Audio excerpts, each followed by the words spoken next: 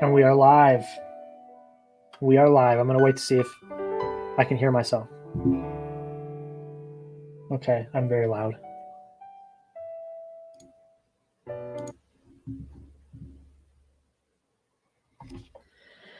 All right. How are we doing, everybody? I mean, is that soundtrack not the best? Let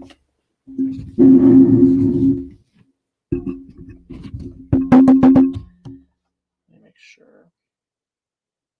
I just totally hit my mic, and I apologize for that.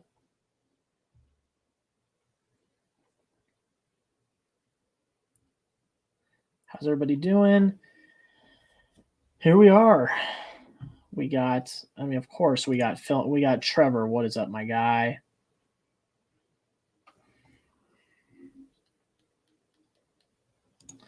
Are you going to check out Boss Love on Hulu? Yes, sometime this weekend.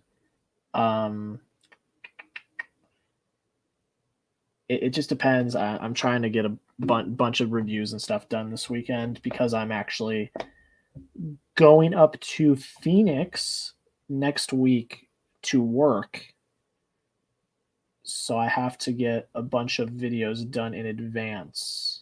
So we shall see. Strange Boy, what's up? What's up? How is it going, man? How you doing? So there's only 2 people in here right now.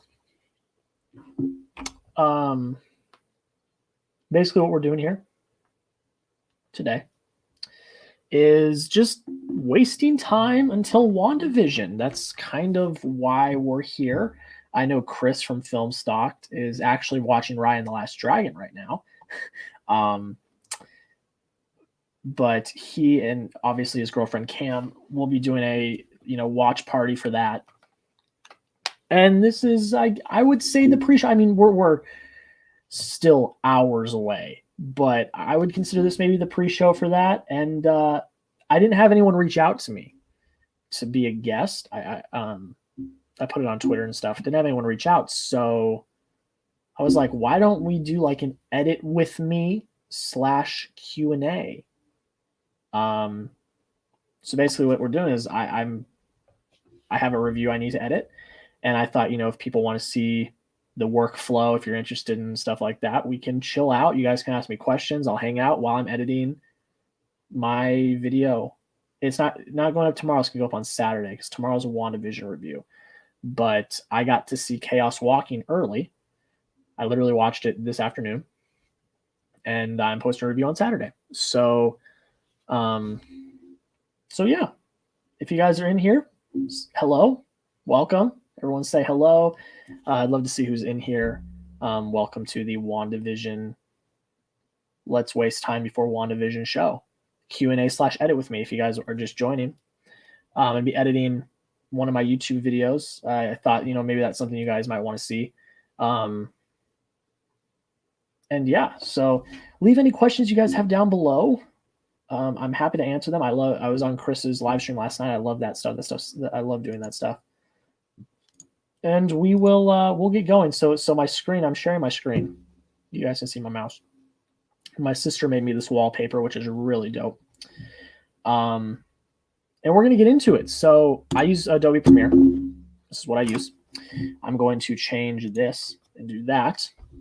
And this is what we're going to do. So we're going to import the media first. I have a Chaos Walking folder that has everything in it. I'll try to just import the folder as a whole. Okay, we're importing everything. You're importing everything in the folder. Strange Boy, favorite sports movie? That's tough. Probably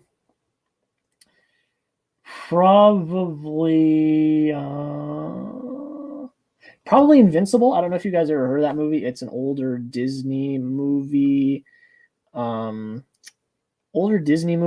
Starring Mark Wahlberg. It is about Vince Papale, who is a real person. It's based on a true story. It is a great movie.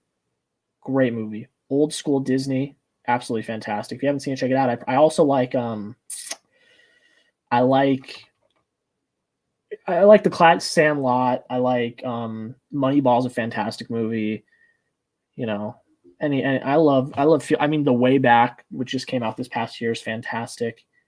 Yeah, I love all of those different movies. So Jaron Talks Movies, my guy. What is up? Proud of you, brother.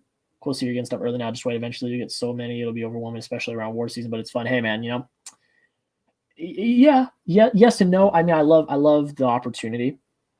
I talked about this a little bit on Chris's live stream last night. I love the opportunities. I'm very thankful for the opportunities. And it's just funny how it's like lightning in a bottle. Like I just started reaching out to people with my credentials and with, stuff like that. And they were just like, hey, yeah, let's send you some stuff. So I've gotten to see Cherry early. I could have seen, the Billie Eilish documentary. I just didn't have time to. I have full access to Apple TV Plus's early stuff. Then I got to see Raya and the Last Dragon early. I'm fingers crossed hoping I get to see some Falcon and Winter Soldier early. Then today I got to see Chaos Walking, and I am in the process potentially of maybe seeing the Snyder Cut early, but I can't confirm that. I'm no guarantee. J Studios, what's up, man? Thoughts on the Bad News Bears? Love that movie. If we're talking the original, I love the original. I love baseball movies. Baseball is by far my favorite sport, so I love that. Bad News Bears getting a Blu-ray release. I saw that. Thank God. Because I had it on DVD. I don't know where it is now, but I love that movie. It's so funny. It's so irreverent, but funny at the same time. And it's just, yeah, it's a hilarious movie. I really love it. And you guys should check it out if you haven't already. Jaron, that's the best way. People reach out asking all the time for stuff. And I'm like, just like you just got to grind, especially we're essentially our own PR agents. Got to put in the work. Yes, we are. I mean, that's all you do is you can't just go to the studio and be like, hey, give me, if you haven't done anything. So this is for people that aren't like, viewers that aren't like, you have to build up cred and reputation, and you have to have credentials. I mean, that's how you do it. You have to, if there's one thing I've learned in the journalism industry, because film criticism I consider under the umbrella of journalism, because it's like critiquing slash like film slash entertainment journalism. Obviously, as you guys know, I graduated from journalism school in 3.5 years, just graduating in December, still looking for a job. But it's the thing I've learned is that you need to, you're not just going to like get stuff from asking. You have to, build up a reputation by doing good work. You have to work hard. You have to talk to people. You have to connect with people. And that's how you do it. You're not just going to get it handed to you. And that's the thing that's been so rewarding, is finally starting to see hard work paying off. Shout out to Music City Drive-In, because I'm writing for them now. If I wasn't with them, I don't know what my chances would be. I mean, they're very reputable. So yeah. Have you seen Blind Spotting? If not, watch it. It's on my watch list. I've not seen it, but I've heard nothing but good things about it. I really want to see it. J Studios, favorite burger chain. So I talked about this with Chris from Filmstock last night. This is going to be a hella hot take. But right now, I think it's Burger King.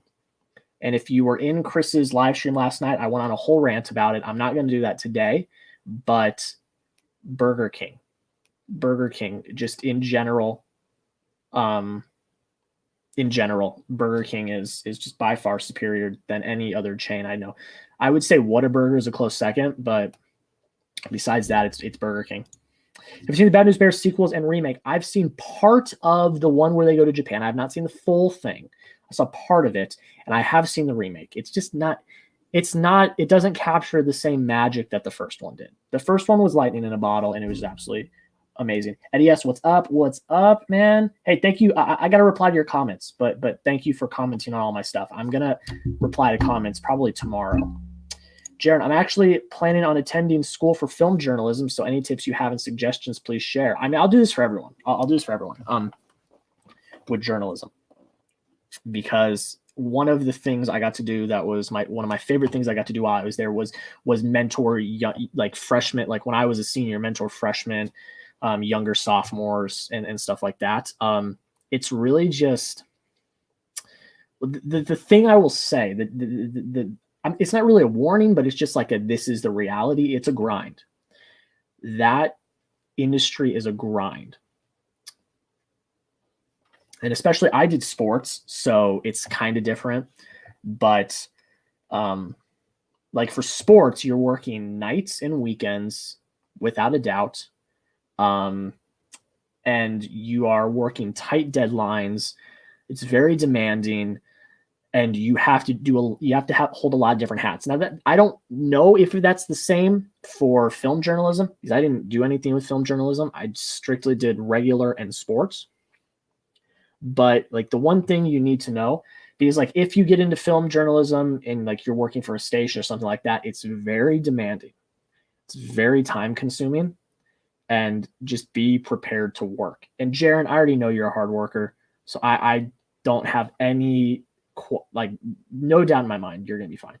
But if you need any help, if there's any like questions you have, either you can ask me in the chat and I'll answer, but you can reach out to me over DMs and stuff, and I'm happy to help you through it. It's very rewarding work. It's a very rewarding work, but it's a lot. But it's a grind. But it's rewarding because it's a grind.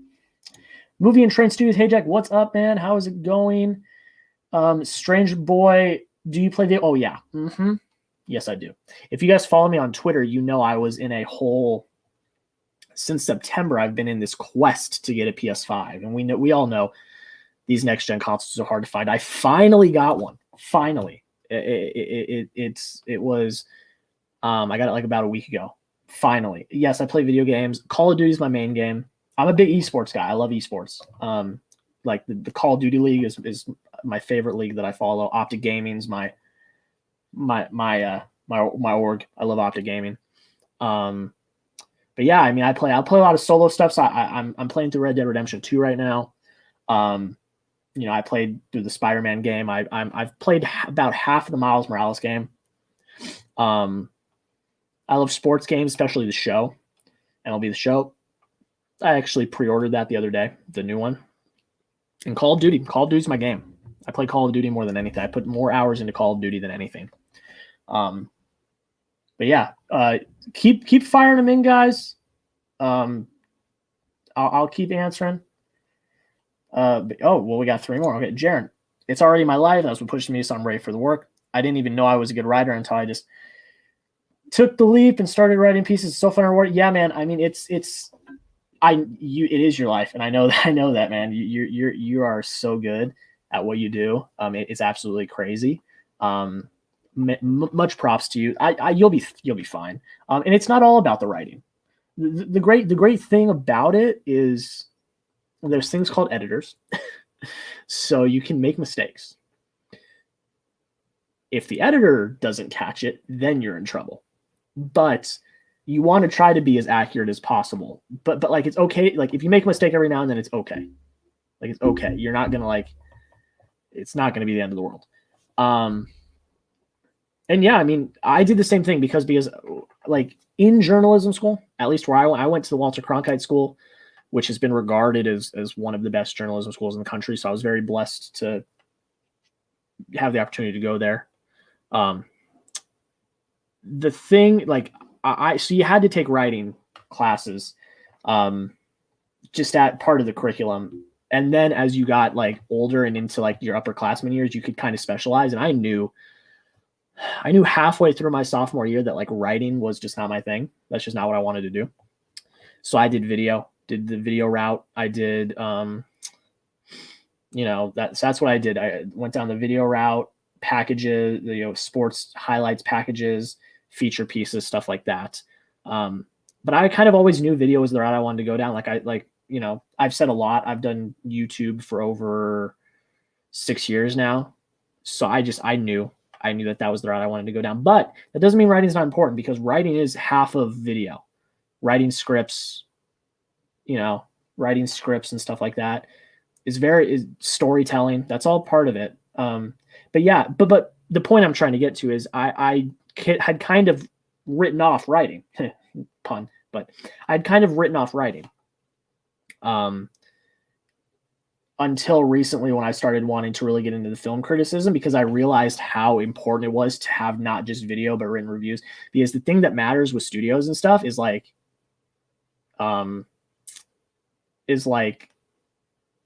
it's just, what am I trying to say? What am I trying to say? It's important. Studios look at that stuff. Critics associations look at that stuff. So I started writing, and I realized I really did enjoy writing movie reviews. So I'm just going for it. Now I write for Music City Drive-In. It's great. Got a little bit of cred, so now I can go to studios and say, hey, here's my credentials, and it's great. So, Jaron, if you got any questions, you need any tips, tricks, just hit me up in the DMs whenever. I'm here to help. I'm here to help anyone. Like, if any of you guys are interested in journalism, sports journalism or anything, I've got a few videos on my channel, a few week in the lives, but yeah. I've been watching Hot Rod, and it's pretty good. What's your opinion on it? Hot take. I don't really like it. I don't know why. I just didn't think it was that funny. I love Andy Samberg. I love Lonely Island. I love all the stuff they're doing. I just didn't enjoy it. I don't know. How many people did you have to be able to get the PS5? LOL, JK. I mean, it felt like a lot, but it actually was kind of seamless. It was like a war. Like, it took me from September to like 2 weeks ago to land one, but that was actually kind of seamless. I didn't have to fight. I just clicked on the link, went through the process, and they're like, "Oh, thanks for your order." I was like, "Oh my god!" I was surprised how easy it was. So that was kind of crazy. Last Call of Duty I played was Call of Duty Go. Hey, Call of Duty Go's cool. The campaign's pretty cool. I like the multiplayer, especially for competitive like esports. Like I was talking about, I love the competitive multiplayer. COD Ghosts, World War II, or Black Ops 4. World War II, it started out okay, but then it kind of just, I ended up not liking it really much at all. COD Ghosts is good for some multiplayer, but Black Ops 4 is awesome. Back to boots on the ground. Great game. I really loved it. Call of Duty Ghosts stinks. I don't completely agree with that. I think it could be better. Multiplayer is pretty fun. Yes, I agree with that. From the competitive, because I always look at it from like the esports standpoint, because that's usually the most I do is like I watch the esports competitions. Ghost was really good for esports. was really good for esports. So that's what I would say about that. Have you realized the links from you for YouTube? Have you realized that links for YouTube videos don't work on mine? Is mine not working? Let me look. Like on Twitter or in my bio, or like in my description. Let me know, because I'll check. I'll go onto my Twitter and see.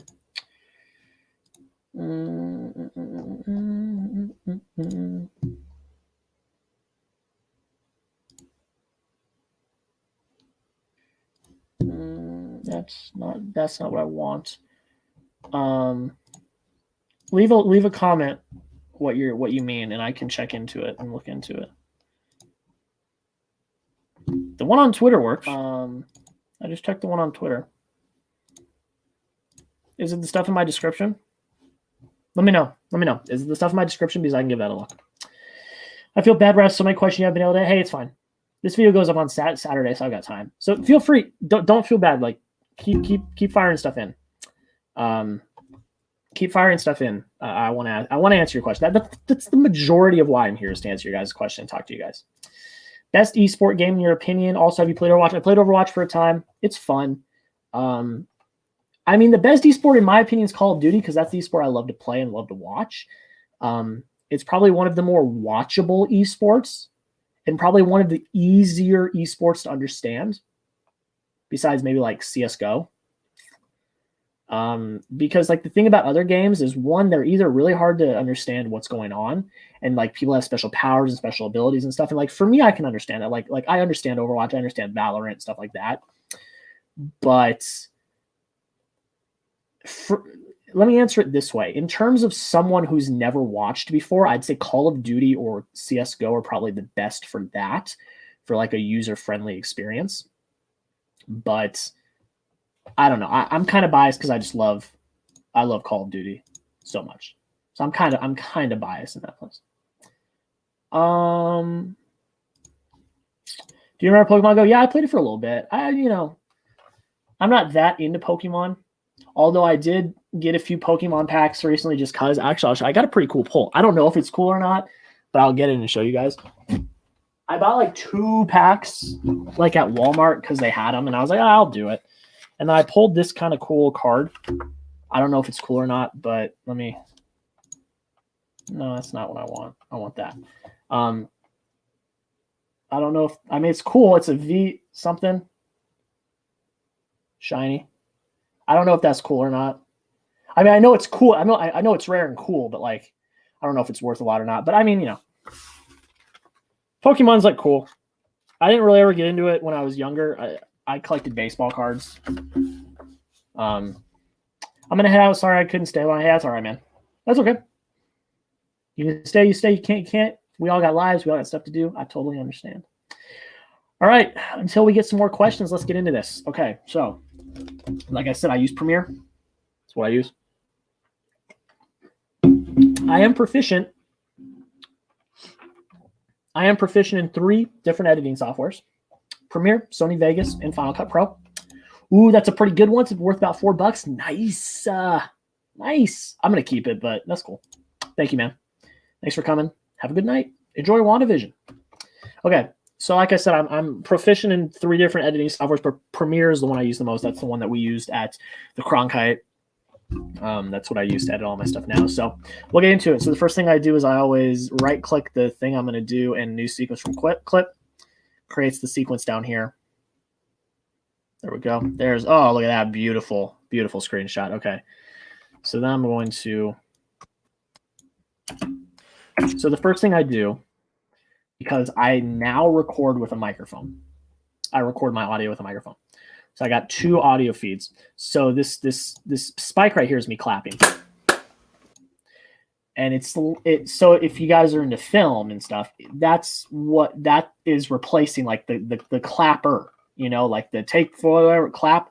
It's to sync the audio. So what I got to do first is just cut that, sync that. I'm gonna get real up close and personal with this.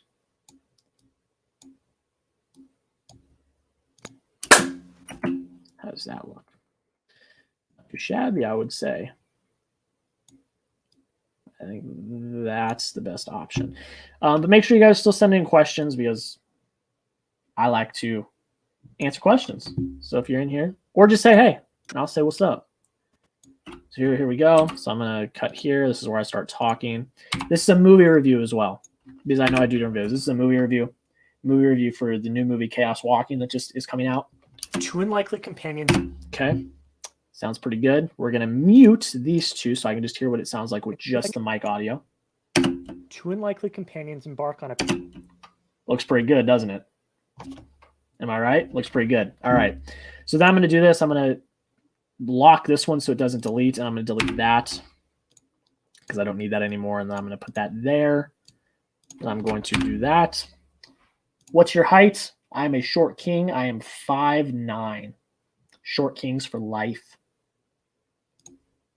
Heck yeah. Short king. 5'11", baby. No, 5'11", 5'9", baby. All right, here we go.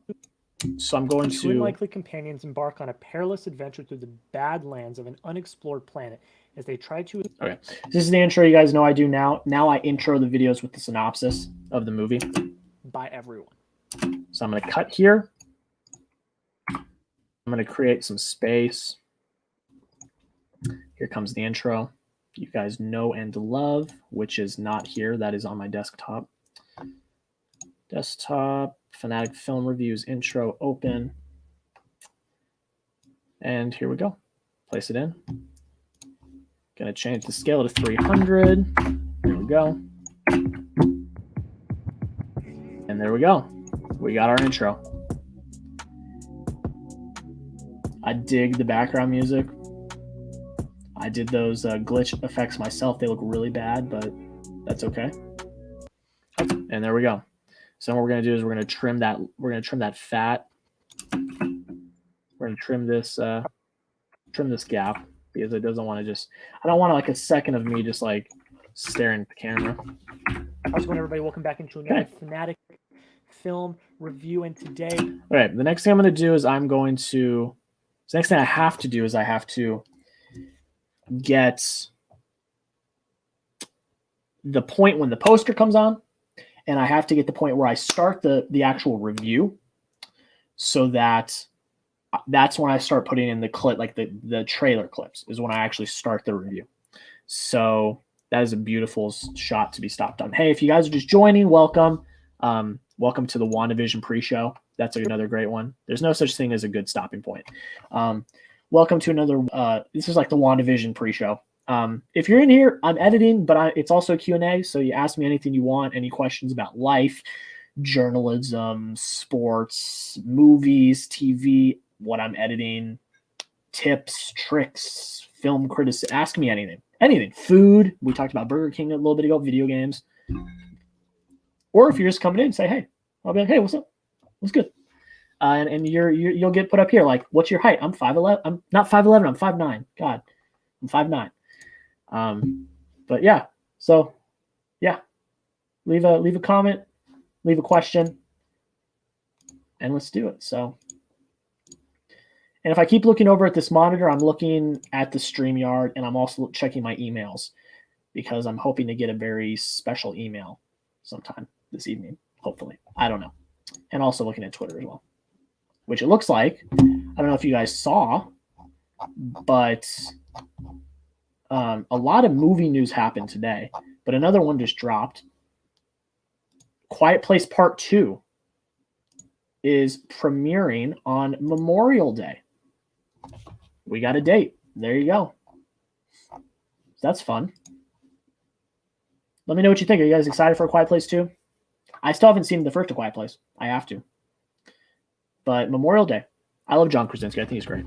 Okay, so back to the edit. And I enjoyed elements about it. So, okay, we're going to get, you got to find where the poster comes in. Scheduling, conflicts, WandaVision. It's coming out on the Saturday, and the film comes out. You guys are also getting kind of first look access at some of this review. You're not going to see the whole thing because I'm going to be jumping back and forth. But you're going to get some of it. You guys are getting a little sneak peek at the video for Saturday. What's up, Michael? I just watched every episode of WandaVision to be ready for the finale. I'm so excited. Yeah, I haven't done that. I've only watched each episode twice. I watch it when it comes out, like right when it comes out, and then I watch it with my mom the next morning. But I haven't rewatched them. I don't know why. Just been busy watching other stuff for reviews and stuff. But thank you for coming in. Hey, welcome. Welcome. Hope you're doing well. On Friday. But today we're talking about the newest film from Doug Liman, Tom Holland, Daisy Ridley from Lionsgate. We're talking about Chaos. Also, let me know if you can hear the audio. I'm pretty sure you can. I'm pretty sure I'm still sharing the audio. Let me know. The cool part about being pressed for this is that you get press kits. And what those are is you get clips, you get posters. So these posters, I didn't have to like drag off IMDb. I actually got these in the press, like the press kit.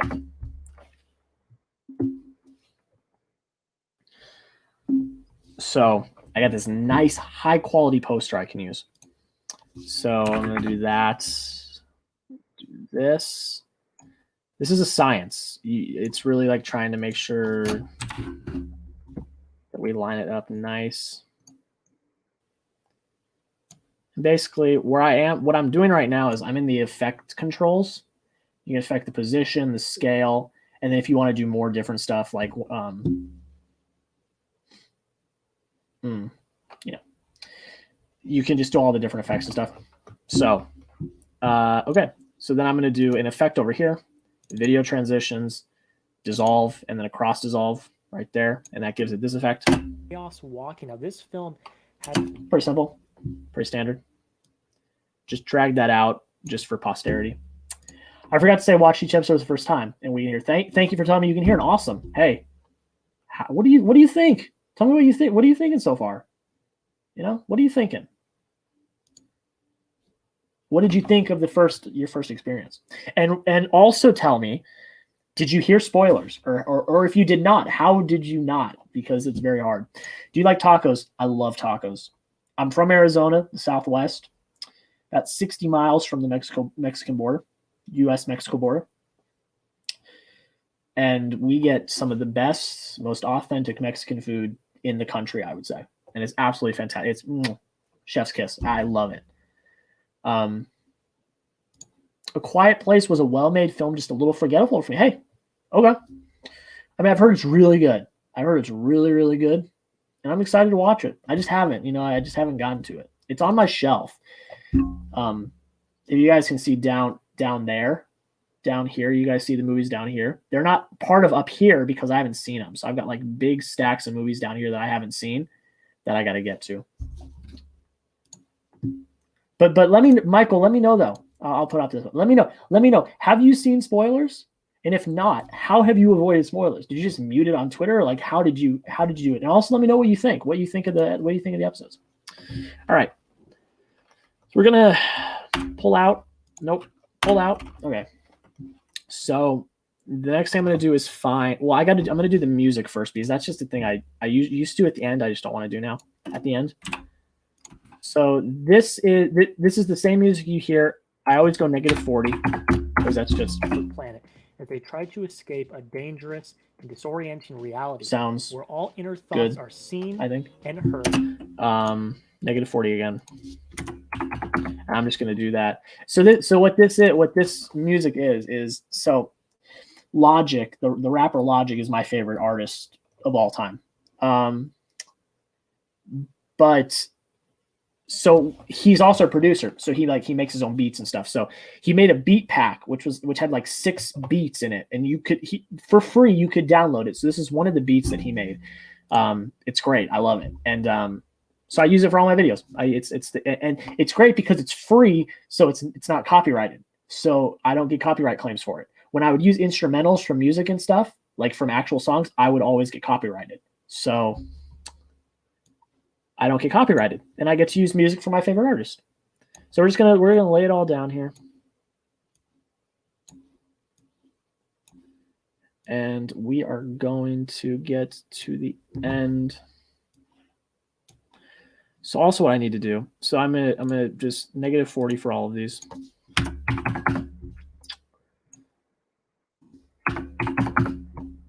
I see I've got another comment in the chat, but I'll get that in just a sec. I just want to do these real quick.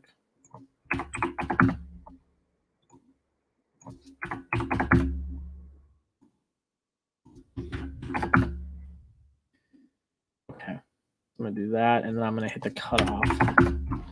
We're gonna come in here. Have a great rest of your day, and we'll see you in the next video. Okay. Right when the camera cuts off, that's where we'll end the audio, and it's gone, and there we go. Okay. LOL. Not really sure how I stayed away from the spoilers. Every episode was great or just meh. That's crazy that you stayed away from spoilers. That's crazy.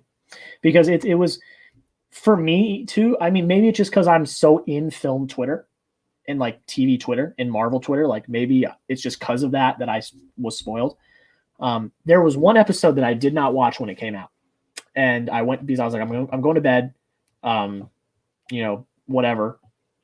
And I woke up and checked Twitter. The first thing I saw was a spoiler for that episode. And so I was like, never again. Staying up, whatever. That's why I'm here now. We're wasting time till WandaVision. But that is crazy. And yes, I'm glad, I had a few Met episodes. Tomorrow's video is going to be a review because I haven't talked about WandaVision except for on live streams and on my podcast, which, by the way, very special guest on the podcast next week. It's not Chris. Chris will be on again, probably the week after. But I have a very special guest, someone I've never collabed with. I'm collabing with for the first time.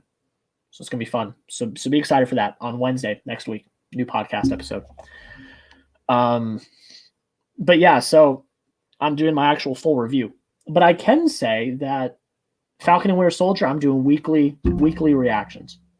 So you guys will get weekly reactions for Falcon and Winter Soldier. I'm not letting that boat sail like I let WandaVision sail. Not letting it happen. Weekly Falcon and Winter Soldier. I'm glad you enjoyed it. Any Blu-rays on your wish list? I mean, a lot. There's a lot of criterions I want to get. I got 2 during the 50% off sale, just because they're expensive. I still have a list on my phone. One I'm looking for heavy right now is Prisoners by Denis Villeneuve. Shoot, I don't know. I mean, Soul is coming out in I believe this month. I want to get that. I don't know, a lot of older stuff. My list is really just of stuff I want to add to my collection that's older. It's such a tragedy though that Best Buy is going strictly online for movie sales. I mean, that's terrible. That's like so bad for the physical media community, for the Blu-ray hunt community on YouTube, because everyone went to Best Buy because it had the best stuff. It's just terrible. But that's what I would say. It's a lot of criterions. And when Soul comes out, I want to get Soul. And Prisoners by Denis Villeneuve. Prisoners by Denis Villeneuve is probably the one I'm looking for the most right now, because a lot of the titles I really coveted wanting to get, I've gotten in the last few months, which has been great. I've gotten really lucky going to some of the used shops. But yeah. Check pawn shops and dollar stores. Found Prisoners for $5 at Dollar General. That is clutch. I have been. There's a place called Zia Records. If you guys have watched some of my old Blu-ray hunts with Josh from Everything Movies, we went to Zia. I've been to Zia a few times in the last few weeks, just selling. I've been going through some stuff and selling some stuff.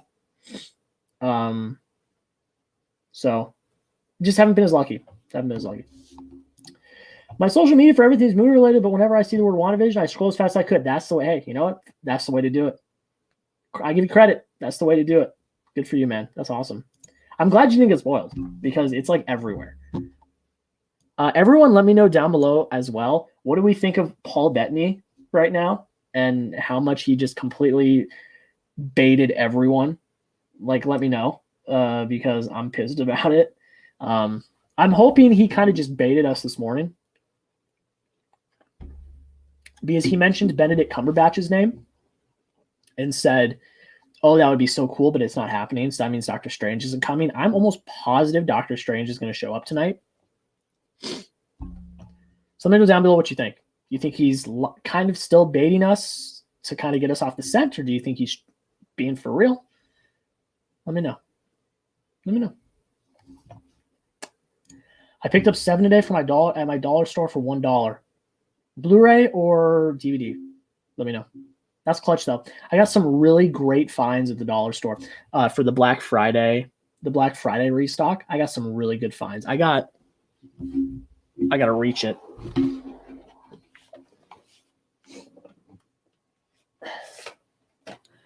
I got this steelbook for The Hangover at the dollar store for $1.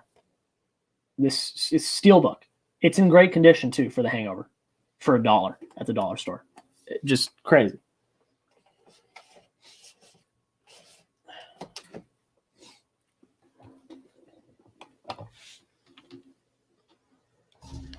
Blu-ray. That's clutch. That's really clutch. Seven's a great movie. Ham or turkey?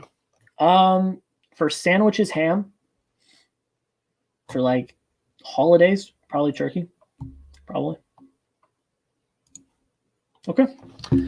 Keep putting stuff in the chat, but we'll get back to the edit. So here we go. So what we got to find next is the line where I start actually going into my review. They're all pretty good. I good performances in here. You've got the likes talked about for a long time, and we finally got it. And I'm excited to talk about it today. It's not my favorite film I've ever seen, but I enjoyed elements about it. So I think without further ado, let's just kind of get into the review. And there we go. So what I do is I just cut everything so I create a clear line. You see right there, I create a clear line so I know where the review starts. I'm going to do the same thing where I know right when I get into the point breakdown. So I know right when I get into the point breakdown where it is, so I can stop inserting trailer clips. So now we're going to go to where I get into the point breakdown. Muddled, messy script. You have the opportunity because of the size. So you can chill on that. And it's, for what it is, it's good in certain ways. And if you have the time, go check it out. But guys, that is pretty much it. Let me know down below. Sheesh. Opportunity, because 3 out of 5 rewatch, and I think gave relatively good direction. Writing 5 out of 10. Writing 5 out of 10. Woo! And that's all I'm going to talk about there. We're going to get into the point breakdown. Give writing 5 out of 10.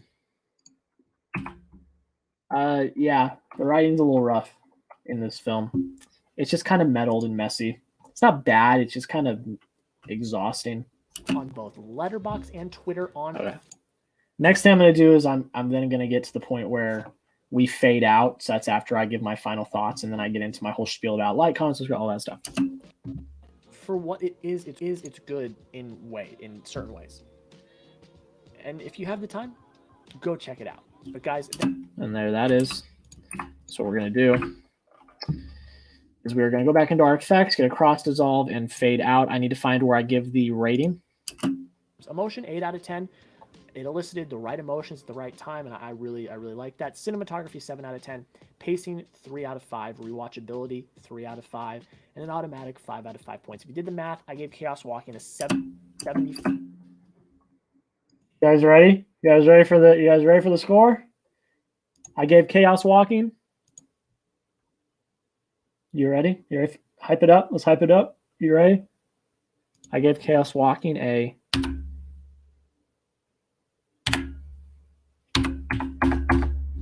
I gave it a 71 out of 100. I gave Chaos Walking a 71 out of 100. So here's how I get my text. So we're going to go into the text. I use Helvetica Noue. I don't know what that is. I bolden it and italicize it. I give it stroke and I give it shadow. And I get shadow up to 100. Take it, get it to where it's big enough.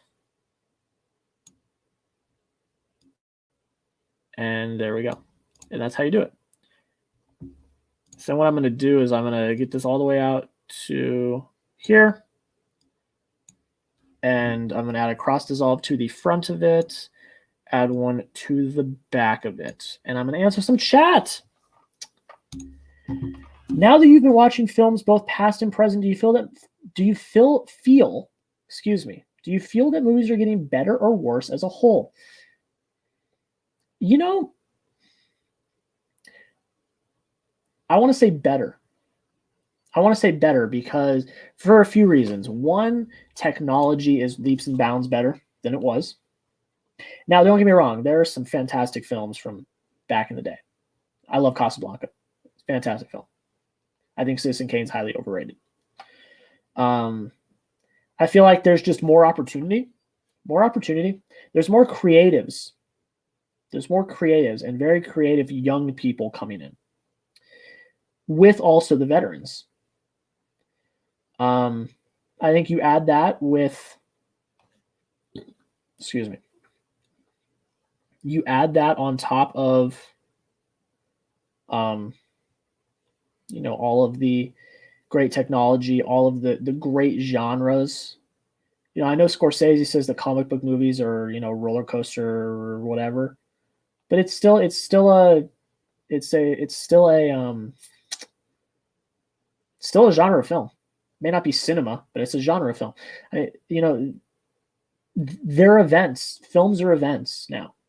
And I think that that's something that's very important because they're culturally significant. And they were back then too, but now more than ever. I'd say better because 2019 was one of the best years of film, I'd say, ever. And I think a lot of the consensus is a lot of people agree with that. I don't think they say it's the best year ever, but I think they say it's one of the best years ever. So, Did you know that Charlie Kaufman wrote the first draft of Chaos Walking? It's completely different now, though. I did hear that, and I did hear that it's completely different. I did hear that, though. That brings my excitement down from the movie then. Not a fan of Kaufman. Well, it should actually bring it up because it's completely different than the original script. I guess it completely got rewritten and stuff. Oh, yeah, it's much different now. Why don't you like Kaufman? Adaptation and Magnolia are my two favorite films. I haven't seen either. I actually have Adaptation down here. Adaptation's down here. I gotta watch it. Kaufman is very stylistic and he's very hit or miss for people. Like I watched I'm Thinking of Ending Things, and I thought it was okay, but I didn't love it. I thought it was pretty good, but I didn't love it. Keep leaving stuff down below. Back to the edit. So now we got this. Nope, sorry. Goodbye. So now we got this. I gave Chaos Walking a 75 out of 100, so not too bad. Run of the mill, middle of the road, but again, I would highly recommend you go check it out. And then we get to the end. Go check it out. But guys, that is pretty much. There we go. Okay. His movies are my cup of tea. I finally managed to. Yeah. That's what I've heard. I mean, he's not like a divisive director, but some people love him, some people don't really like him. Great part about film. Film is subjective, and you can like people that other people don't like, and it's a beautiful thing. Okay. Next thing I'm going to do is I'm going to... Nope, I did it again. My bad. Let me know down below in the comments, what did you think of Chaos? I'm going to add... And the main thing here is if you enjoy... Add my brand new subscribe graphic. So basically what this is I got a template for After Effects because I don't know After Effects really at all. I know how to navigate, but I don't really know how to use it. So I got a template for it, and I enjoyed it. Put it into After Effects, and I was good. So what we're gonna do is we're gonna move it. I'm gonna. You like the content?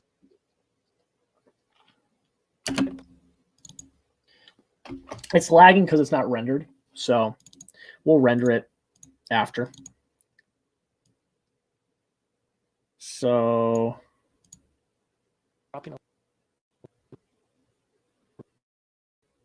okay, so that's as big as it's gonna get. So what I'm gonna do is bump it down. I'm gonna bump it down to 75. Just move it right here. So we got this.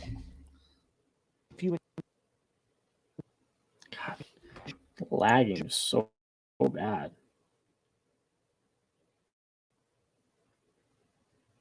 If you like the content, you guys get the point. I don't need to hover over it. my computer's lagging. Like if your computer starts to lag, save your project. Okay. So this is what we're working with right now. This is what the full timeline looks like.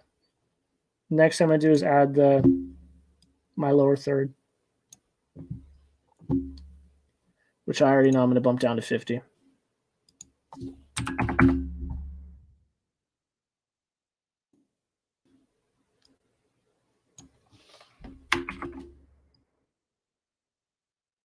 And even more, I'm gonna bump down to like 45. Nope, 35. There we go.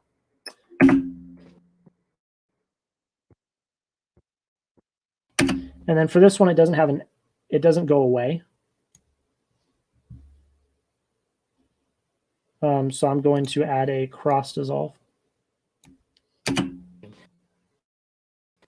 So that goes away.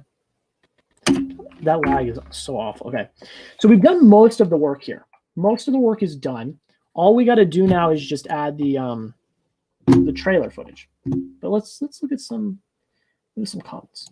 Predictions for the WandaVision finale. You know, if we've learned anything, it's that I just don't predict. The one thing I will say is I am almost certain that Doctor Strange is going to show up in some capacity. Is he going to be in there the full episode? Probably not. He may even just show up in a post-credit scene. But that's like my one prediction. What's your favorite Linklater films? My School of Rock and Waking Life. The Before trilogy, by far. All three of them are all as close to masterpieces as you can. I think it's probably one of, if not the greatest trilogy of all time. The Before trilogy. It's absolutely brilliant. Okay. What are we doing here? Nope, I actually need to do that. Nope, I need to do this. Okay, here we go. Bring that down. Okay. Okay. So now we're going to add the video clips. Let me just check something for posterity real quick.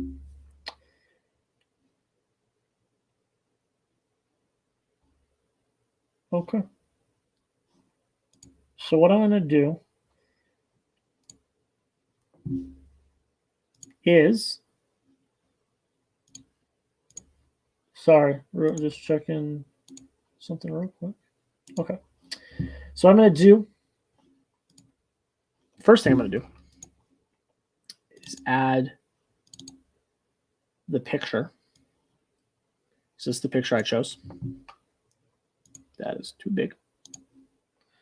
Take that to 50.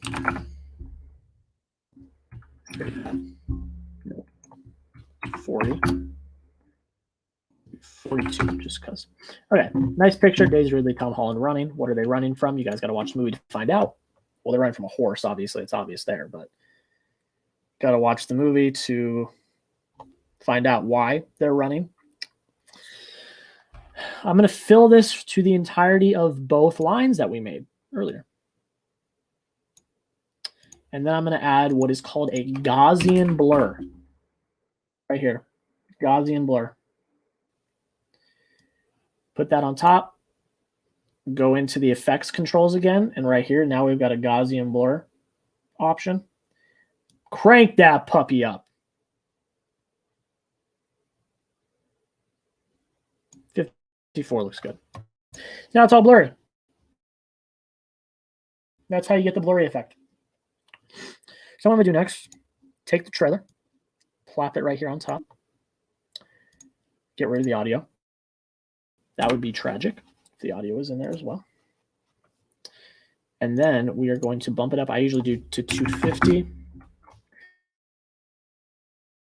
On still from the film, which I also got this still from the press kit that I talked about earlier. Haven't seen them yet. They're on Hulu, and I'd like to pick them up on Criterion. You should. The set's beautiful. You guys know if you watch like my Blu-ray hauls and stuff, I've wanted to get that set for a long time. I finally got it. It's a beautiful set. But I would highly recommend them. They are really good. They're a lot of conversation. It's not a lot of action and stuff, just conversations, but they're so good. Ethan Hawke, Julie Delpy are fantastic.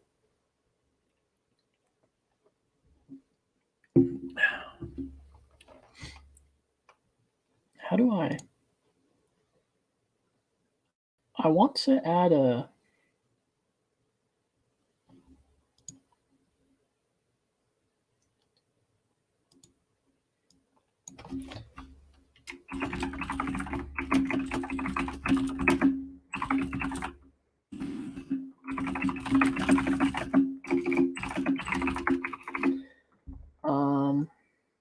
Here we go. Boom! I didn't know how you did that. Okay, cool. Leave your comments and questions in the chat. Cool. For anyone that's just coming in. All right. So what I'm going to do is I'm going to basically come in. So we have to fill. Obviously, we're not going to fill the entirety of this time. You guys have seen my reviews, you know. Like, it goes back and forth. So what I'm going to do is I'm going to get the cut tool. I'm going to do 1, 2, 3. Move this out of the way.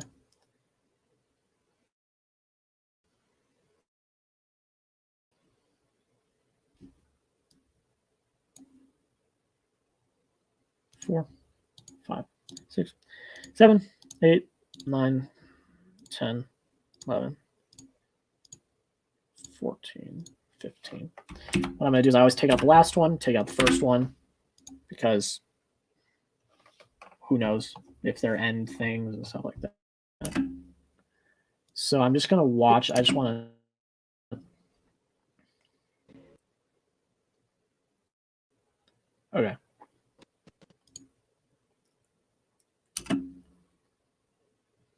Even trying to. Okay. Pretty self-explanatory. Okay, so all I'm going to do is I'm just going to take one, go right up at the beginning, one, right up at the end, and then basically the rest of it is just equal distant, sections. So that's all we do.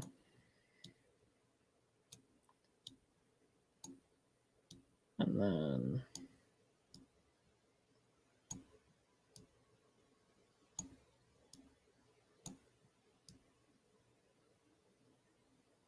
okay.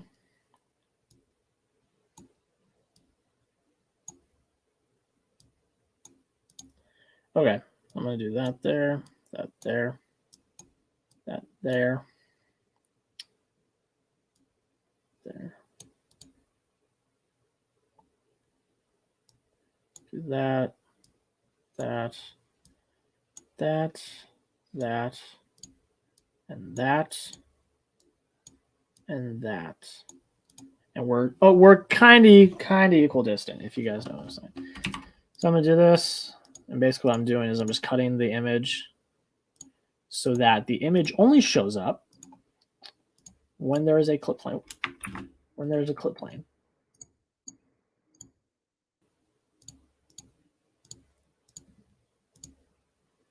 Good deal, good deal, good deal.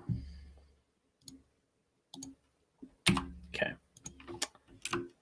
Then I delete all of the ones in between.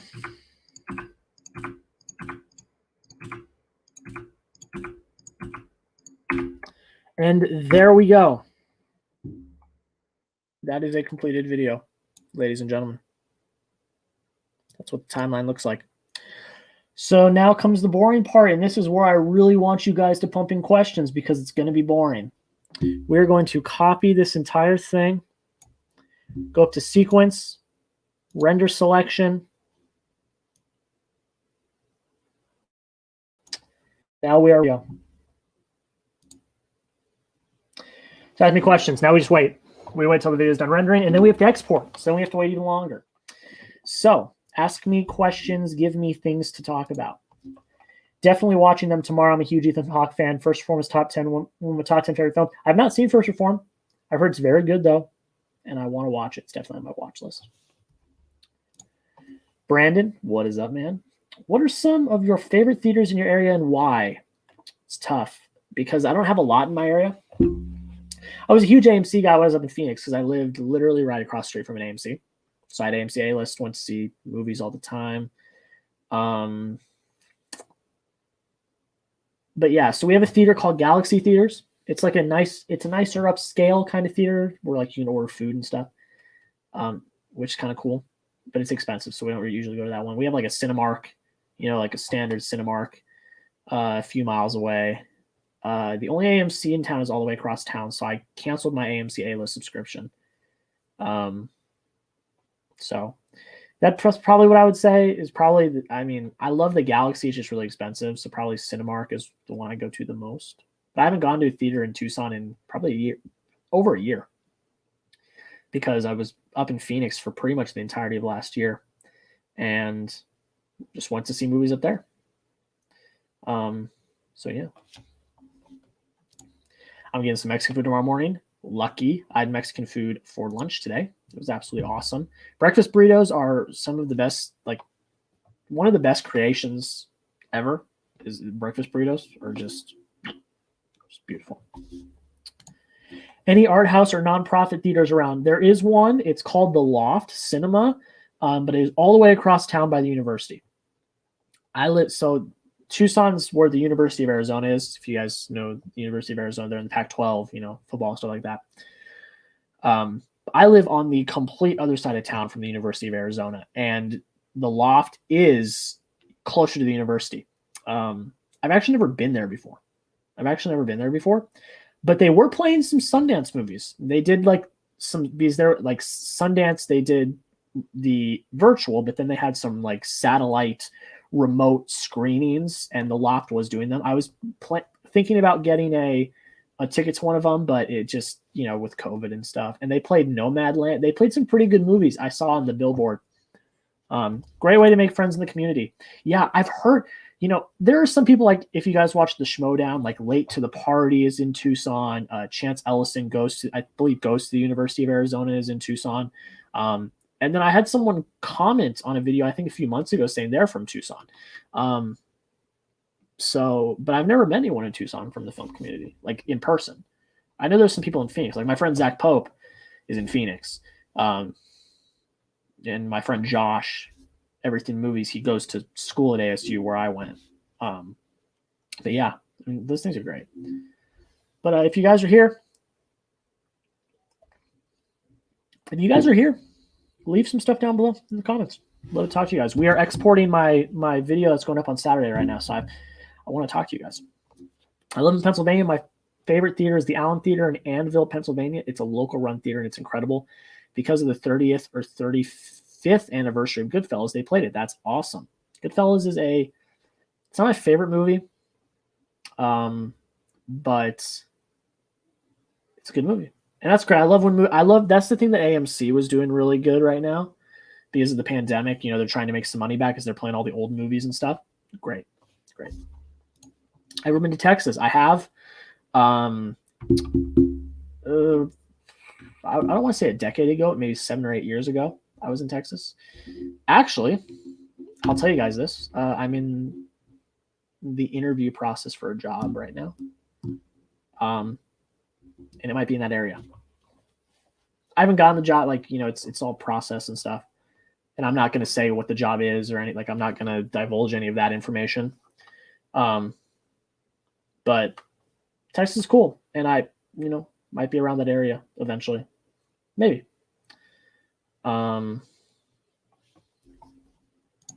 Pennsylvania represent. I'm from the southern tip of Texas near Mexico. Nice. Pretty sure I already told you this, but the best Mexican food I had was at Mango's in downtown Mesa. You told us that in Chris's live stream, and that is a place I need to go. I'm actually going to be in Phoenix all next week.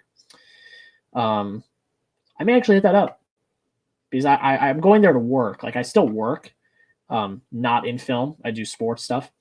So I'm going to be up there all week to work, but I work at night. So I'm going to have the days to do whatever. So I may go. I may redo an AMC A-list subscription just so I can go to the theater one day and just watch a bunch of movies. Maybe. Goodfellas gets better every time you watch it. I was underwhelmed when I watched it the first time, but now it's in my top 5, probably seen it 30 times. Hey, I need to watch it again. It's just tough because there's so many movies I want to watch for the first time that I don't do a lot of rewatches. It depends. It's very specific things I'll do rewatches on. Usually if I'm going to do a ranking or something. Goodfellas isn't a favorite of mine, but it's great to see in theaters. I'd love to see it in theaters. I'd love to see a bunch of old movies in theaters. That's the thing I love. When I did my favorite movie in Y series, which I did 4 episodes of. That was one of the quickfire questions I asked. Was what was one movie that you didn't see in theaters that you wish you did, you wish you could have? I love that question. I love to hear what people have to say. Have you ever seen what Star Wars looks like in Super 8 film? Have you ever seen what Star Wars looks like in Super 8 film? It's awesome. I have not. I haven't seen the film Super 8. I've heard it's pretty good. I've heard it's pretty good sci-fi. But yeah. Hit me with some more stuff, guys. If you want to talk WandaVision, we talk WandaVision, we can talk whatever. I'm down to talk.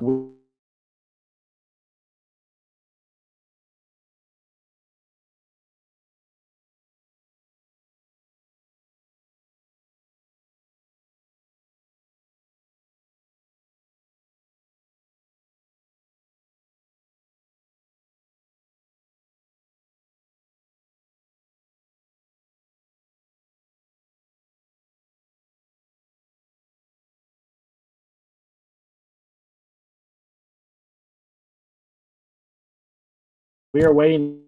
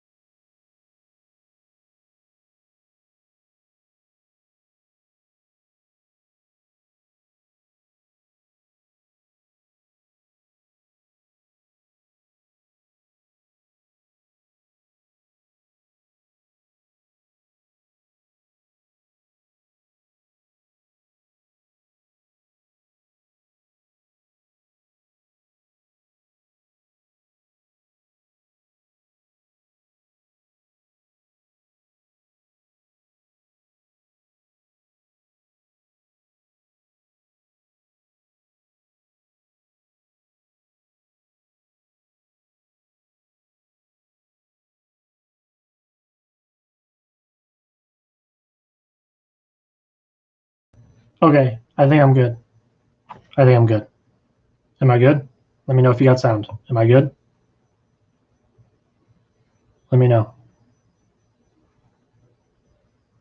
Let me know if you got sound now.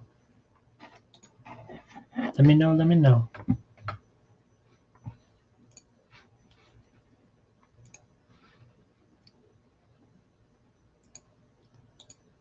My computer is very sporadic.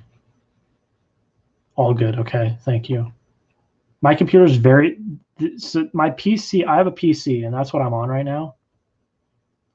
It's not the most powerful PC in the world. It's like a starter PC. I'm looking to get it upgraded. So sometimes when I overdo it, it'll bug out and it'll freeze. That's just what happened because I was rendering on Premiere and stuff. Because Premiere is very, like, it takes a lot. So I'll try to get Premiere open again in a second. I won't render it. I'll just export it. I don't have to render. I just did it for the sake of doing it. Oh, bye screen share. Give me a sec.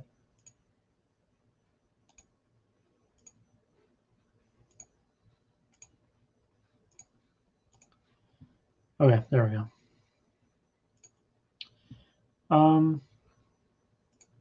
Okay. All right, I'm gonna read some of these real quick, and then I'm gonna let my computer just kind of settle down, and then we'll get back to the edit. All we got to do is export it. So I picked up what you were saying about it's a type of film. Living. All right. Oh yeah, I really enjoyed that favorite movie and watch series. Thank you. Yeah, I felt like I dug myself into kind of a hole by doing it like that, because it's just like a very small niche of people that I could talk to. So that's why I started a professional conversation with, which is going to be it's coming back. I just haven't been able to do a lot of interviews. But if you have not seen the first one I did with Brandon Davis, it's amazing. It was so much fun, and I loved it. So go check out my interview with Brandon Davis if you have not. My favorite Martin Scorsese movie is Bringing Out the Dead, starring Nicolas Cage. I haven't seen that movie. That's cool. Friendly Pittsburgh. Cool. Did it freeze? Yep, it froze. Super 8's the type of film? Yes. Thank you for that. I picked up on that. Did you pick up Monster Hunter? I did not. No desire. Film Stop, my guy. Chris, what's good? Just got back from Raya. What'd you think? Hit me up. Let me know. What'd you think? I want to hear. What'd you think? Did you do it on Twitter? Did you tweet on Twitter? Everyone go follow me on Twitter if you have not.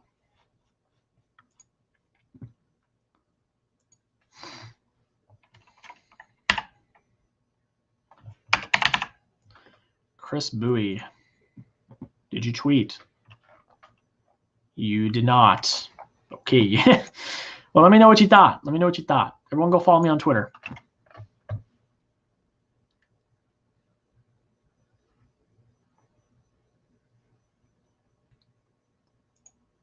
Yeah, go check it out. Go check out my interview with Brandon Davis. It's awesome. I dug it, man. Tons of fun. Haven't put out any word on it yet, actually. About to film a review, but it was a blast. It's so good. It's so good. If you guys have not seen, my video today was a review of Raya and the Last Dragon. I got to see it early. First Disney screener. That's crazy. So crazy. So cool that I get to see stuff early now. I'm very blessed. I mean, I'm very thankful to have the opportunity to do that. I would, but I like staying sane, so I avoid Twitter. Hey, if you're just following me, then you will stay sane. All I do is tweet the hot takes and don't take crap from no one. A really sweet movie too. Hit me in the feels. Yo, I would be lying if I said I did not tear up at the end. I'd be lying if I said I did not. It hit the right feels. It really did. All right, I'm gonna try to get Premiere opened up again. Okay, let me find what we're looking for here. So I'm gonna Adobe.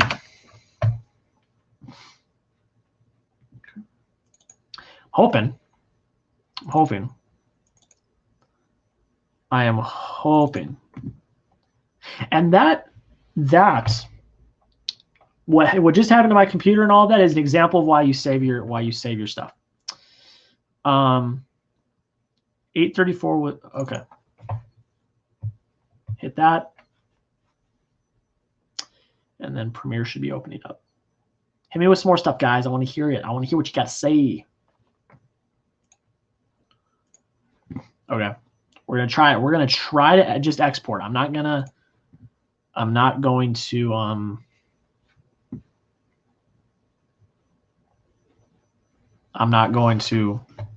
try to render it.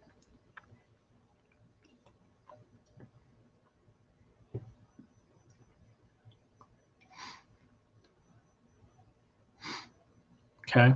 What do we got? We got it? Do we got it? We got it. We got it. Where do you stand on Wes Anderson? Can't remember what you've seen of his. I love Wes Anderson. I have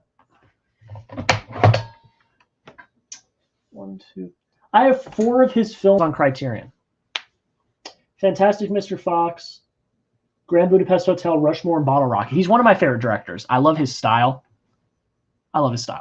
He's absolutely fantastic.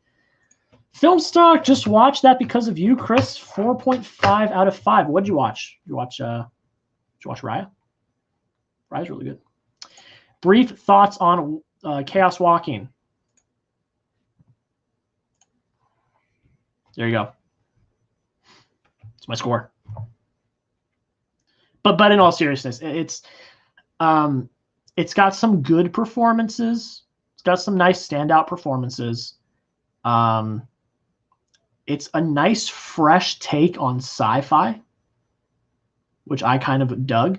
It's got a really nice score, but the writing is very messy. It's a very messy writing, very muddled. There's a lot going on, a lot of plots that never get concluded. Kind of like WandaVision tonight. But look, I gave it a 71 out of 100. But I'd still recommend it because it's a very unique premise, something that I've never seen before. So I'd still recommend it. So I know you just said you're seeing it on Saturday and you're skeptical. You have a right to be. But I'd give it a look. I think Tom Holland Days are really, really good. I think Mads Mikkelsen is really good. So yeah, those are my thoughts. If you haven't seen Moonrise Kingdom, please do so. I have not, and I want to. I do. I want to. What are your thoughts on Paul Thomas Anderson? Easily one of my favorite directors. He is great. I've only seen one of his movies, though, and that was There Will Be Blood. But it is a fantastic movie, and I gave it a very high score. You watched Collateral. Nice. I've not seen Collateral. We talked about that on the live stream yesterday. Okay. So what I'm going to do. So all of this much got rendered. That's what the green means. The green means that much got rendered. So that's what got rendered. Cool. And crashed my computer almost. So what we're going to do is hopefully I've closed everything else except for the stream and Premiere because I had a bunch of other stuff open.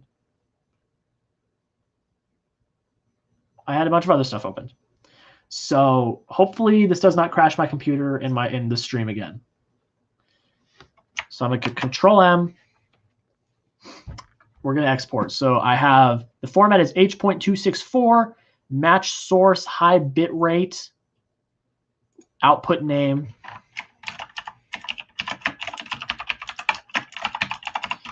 Save to my desktop, and we export. And there we go. All right. Back to the chat. Great movie. Highly recommend it to anyone, honestly, including you, Jack. Yes, I know. I'll get to it. You guys know I will. I'll get to it. What else we got? Hit me, baby, one more time. Hopefully I don't freeze again. I'm really hoping I don't. That'd be a huge downer.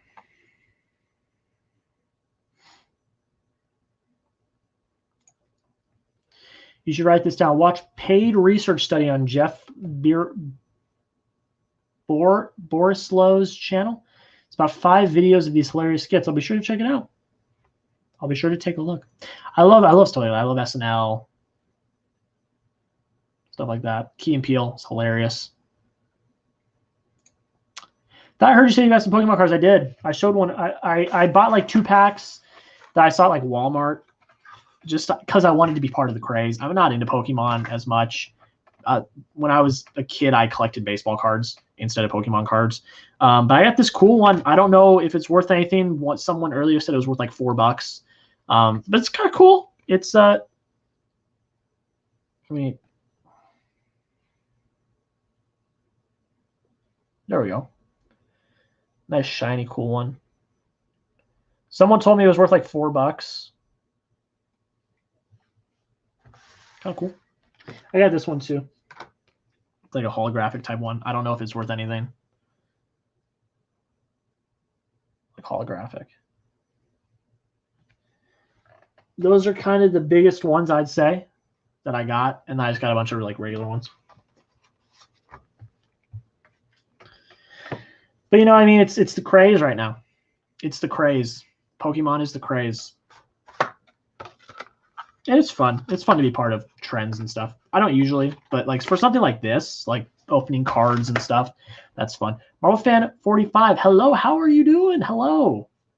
Welcome. Welcome.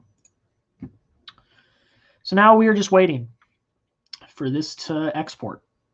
And then, if you guys want, let me know down below in the comments. If you guys want to see my workflow for uploading and tags and all of that and how I do all of that, let me know. If not, I'll just do it later. But if you guys want to see that, some YouTube tips and tricks, then I can show you guys that when it's done.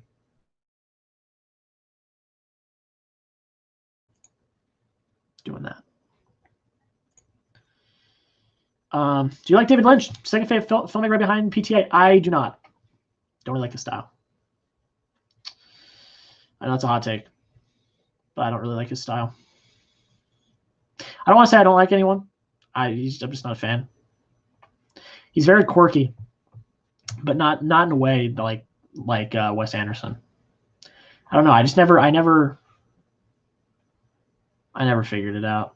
Oh, Chris set up here. Did the Disney short play before a screener of Raya? There was so in the app for the screeners, that was another one. I haven't watched yet, but I'm going to. Did you like it? Let me know. Just found out PTA is married to Maya Rudolph. Maya Rudolph is so funny. People think she's annoying. I think she's hilarious.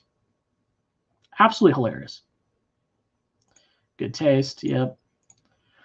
Who's your favorite director? Lynch is the GOAT. I have four of his films in my favorites.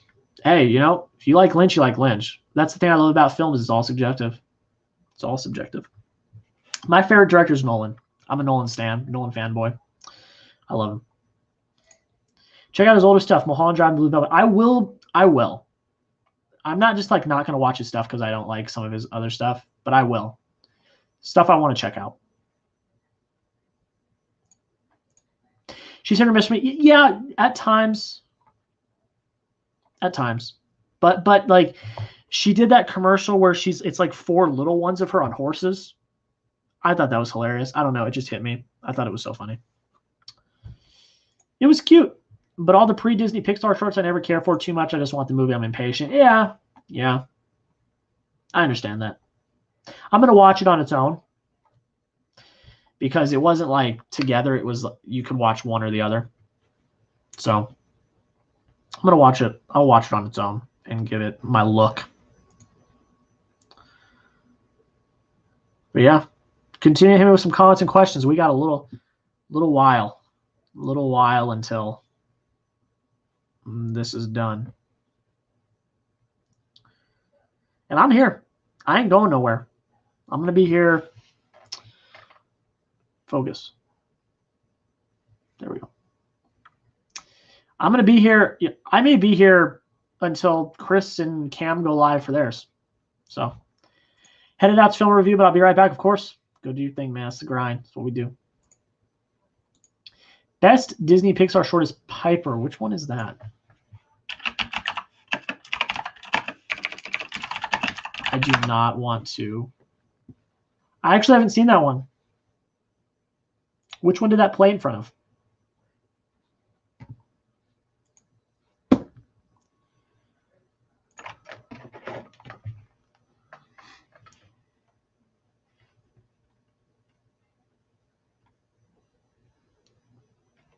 I'm back. Thank God. I thought it froze again.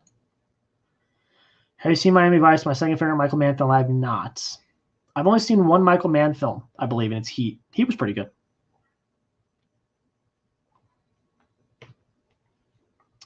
I'm not going anywhere because I'm all jacked up on Mountain Dew, bro. You and me both.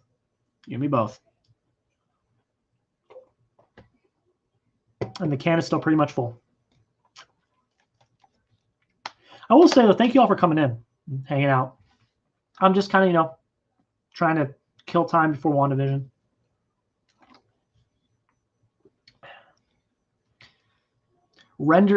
Exports usually don't take this long either. The reason why it's taking so long is because I'm live streaming. Because my computer can't handle doing 2 things. I need to upgrade my computer's RAM.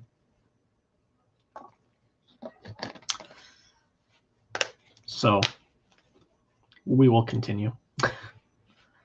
You're one of my favorite YouTubers on here. Hey, man, I appreciate that. That means a lot. I tend to always think that bigger YouTubers are other people's favorites because I'm not the biggest. I've only got, a little over 600 subscribers. But that means a lot. That means a lot. I really appreciate that. That's cool. That's crazy to think that I'm someone's favorite. Sean Chandler's great, Chris Stuckman. Even Chris Filmstock, great. Jaron. Those guys are all great, If you're not subscribed to any of them, go subscribe to them because they're awesome. But I appreciate that. That really does mean a lot. That means a lot. It means a lot. I really hope WandaVision's finale is great. So far, there's only been one episode that missed for me. I'm glad there's only been one episode for you that's missed. I'm glad. I've had maybe like 1.5. Oh, now that I think about it, maybe like 1.5 have missed for me. If I really think about it. I think it will. What needs to happen, what we need to do is we need to go in with low expectations. Not expect a bunch of wild stuff to happen. Because I hate to say it, I don't think a lot of wild stuff will happen. I don't. So I think if we go in with those low expectations, we'll be satisfied. I think. But yeah, I hope it's great too. I'm sure it will be. I trust Kevin Feige and Marvel. I believe it played before Coco. Karsten Runquist made a video essay about the short film. I have not seen Coco, so that's why I haven't seen it. I have not seen Coco. Karsten is fantastic. You guys need to go watch his videos too, if you're not already. He is one of my favorite YouTubers. He's absolutely great. Same. Yep. Carson, John Flickinger, and me. That is some company to put me in. I appreciate that. They're both great. I love Flip-Pick. I love Karsten. They are great at what they do. They're fantastic. Played before Finding Dory. Well, I also haven't seen Finding Dory, so that's why I haven't seen it. I'll show you guys. I don't know if you guys can see this, but I don't need to wear this anymore because I'm not listening. So I'm going to back up. So I've got these. So down here is one row. Okay. One row. So I'm going to try to move the camera down. Okay. So these two rows are films that I own that I've never seen. Okay. This row is films my mom wants to watch with me. This row down here are films that she doesn't care to watch, so I'm going to watch on my own. One of them, since we're talking about it, is Finding Dory. So yeah, these are all down here because I've never seen them. And then once I see them, they go up here. And I'm coming back. I'm coming back. And I'm back. And I'm moving you back up. We're moving on up, ladies and gentlemen. There we go. So yeah, that's how I do all my stuff. And thanks to you and your 100 film challenge you did, I'm finally cutting down my watch list. Hey, all the credit goes to Chris for that, for Filmstock. He was the one that originated it and got the rest of us YouTubers to kind of want to do it. All the credit goes to Chris. He's absolutely fantastic. Finding Dory was an unnecessary sequel, but is damn good in my opinion. Hey, that's good. I'm excited to watch it. I didn't really care for Finding Dory. Just another guy who likes Brave.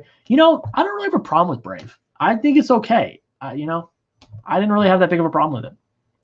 Go ahead and add Pan's Labyrinth to that shelf and buy the Criterion while you're at it. I've considered, but there are other ones I want to get before I get that. There are a lot of other Criterions because this right here. This is my entire Criterion collection right here. Is just this shelf. This is it. And there's a lot more I want to get. But just for the ones we talked about earlier. This is such a beautiful set. This is such a beautiful set. We talked about this a little bit earlier if you guys are new in here. This is such a beautiful set. It's just brilliant. You guys need to see the movie. But yeah, this is my Criterion collection. And there's a lot of movies I want to get that aren't that I don't have. Okay. Great YouTuber to check out would be great. Brando Critic. I am subscribed to Brando Critic. There's just so many. I forgot to mention them all, but he's great as well. I want to have him on some stuff eventually. We've never collabed before, but I would love to have him on sometime. It's not top tier Pixar or anything, but it's cute and a good time. That's what Pixar is. It doesn't have to be like great, but it's cute and it's good. Have you ever seen in a movie? There's a few. La La Land, the Lovely Night dance sequence, one of my favorites. The final drum solo in Whiplash. I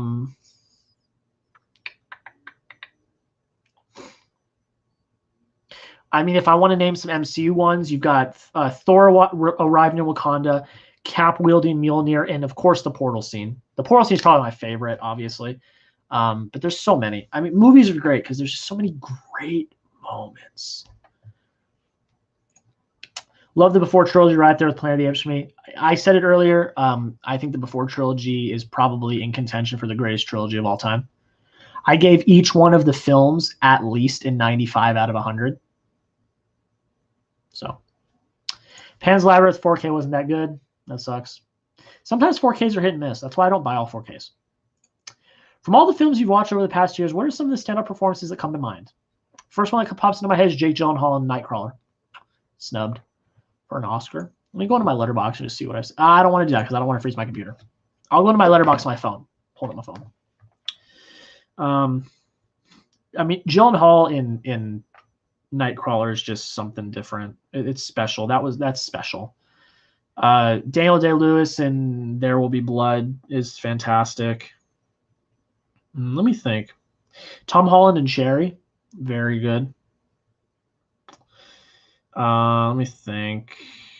Headed out. Have a good night. Hey, thank you, man. Have a good night. Enjoy WandaVision. It's going to be great. Got a review for it coming out tomorrow. But thank you. Have a great night. Back to what we were talking about here. Daniel Kaluuya, Judas and the Black Messiah. Phenomenal. The movie I watched at Sundance called Mass. Jason Isaacs will win an Oscar next year, but the whole cast is fantastic. All four of them are just brilliant. Michael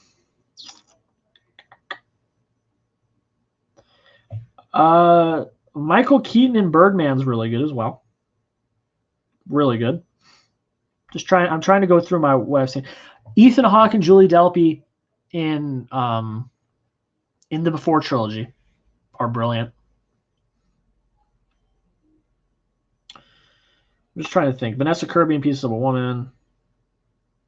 Brilliant as well. Mads Mikkelsen in Another Round. Also fantastic. Riz Ahmed in Sound of Metal. I saw a lot of movies last year. That's crazy.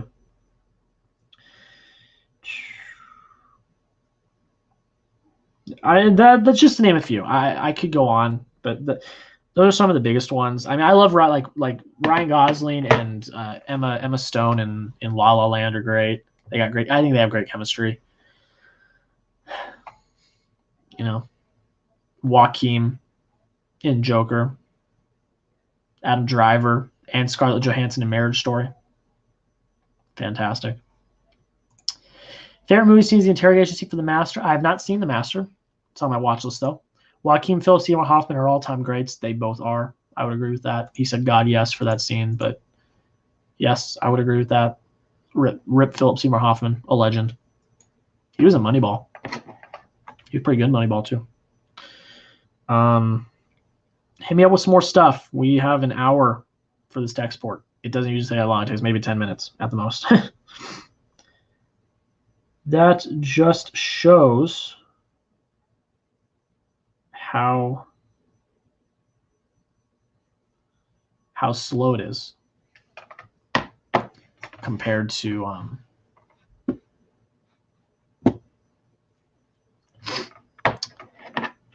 So yeah, hit me with some more stuff. Let's talk. What do you want to talk about? What are you looking forward to? Let me know what content you guys want to see on the channel. We can talk about that as well. Hit me up. Hit me up with some of that good.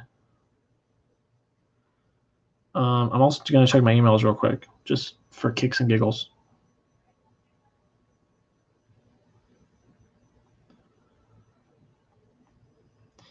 I've been in contact with lots of studios lately, so I am checking my emails to see if they've emailed me back. I'm looking potentially for something really special in the next week or so. Maybe something like the Snyder Cut. Maybe. On the topic of Scarlett Johansson, what do you think of her in Jojo Rabbit? Heartbreaking. Fantastic performance. Absolutely fantastic performance. Brilliant. Do you watch YMS and Red Letter Media?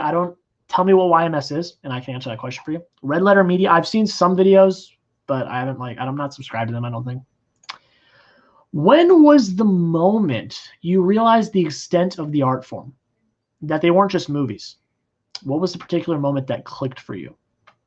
Talked about this in a video a little while back. I'm not going to, I'll answer that question in this way. When I really fell in love, I'll answer the question in that way. When it really clicked for me. Because I will tell you, growing up, I could care less about movies. Straight up. I watched like big ones, some of the big ones. I went to see like the Star Warses when they came out. But honestly, I could care less.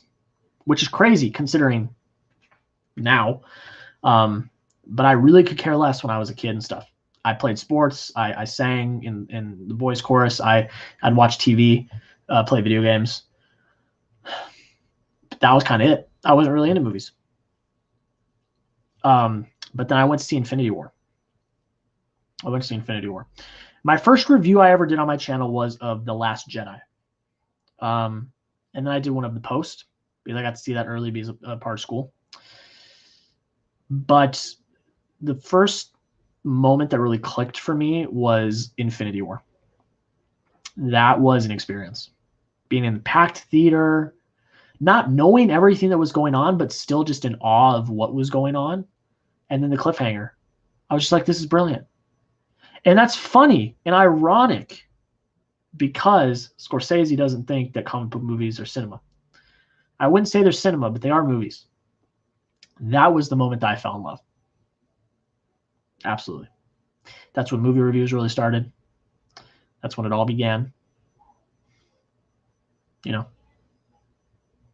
That was the moment. Going to see Infinity War. Opening night. It was amazing. And haven't looked back. And now I've got a huge movie collection behind me and stuff. And I absolutely love movies. I'm wearing an Avengers Endgame shirt. Thought she would have easily won the Best Supporting Actress role. No hate for Laura Dern, but her role in Little Women was better than her role in Marriage Story. Yeah, if I were to have ScarJo compete, it would have been in regular Best Actress because she was the star with Adam Driver. Because Adam Driver was in Best Actor, competing with Joaquin, and he wasn't going to be Joaquin. We all know that. But I never saw Judy, and Renee Zellweger's cool, but I didn't think that she did anything special. I thought Scarlett Johansson should have won the Oscar, but what do I know? I'm not a part of the Academy. And Laura Dern, I thought she was great in both, honestly. I don't know necessarily if she deserved the Oscar, but she was kind of a lock throughout the entire award season, so there was no really arguing it, I'd say. Your Movie Stuck is YMS. Despite the name, it's a really great channel. I have not, but I'll be sure to check them out. It sounds kind of fun. Divisive movie to start. Haha. Yeah, and at the time I didn't know because I wasn't on film Twitter. I wasn't on any of that at the time, so I didn't know. And I think I gave it a really good review too, if I remember correctly. It's still on my channel. You guys can go look at it if you want. I think I gave it a really good review. But I didn't know at the time because, like I said, I really could care less. I didn't care. I was into sports. I was into journalism. I was into all that stuff. Like, I didn't care. So, yeah, now looking back, yeah, divisive movie to start on, definitely. But, it's just the world works in crazy ways. ScarJo should have taken home 2 Oscars that night. Probably. I mean, Laura Dern was good. Should she have beaten Renee Zellweger? Probably. But again, I'm not the Academy, so I don't make those decisions. Did you hear about Army Hammer? Yes, I'm not talking about that. I'm not gonna do it. I will talk about most things, but I'm not gonna talk about controversial topics. It's just not my place. It's just not. I don't want to get in trouble.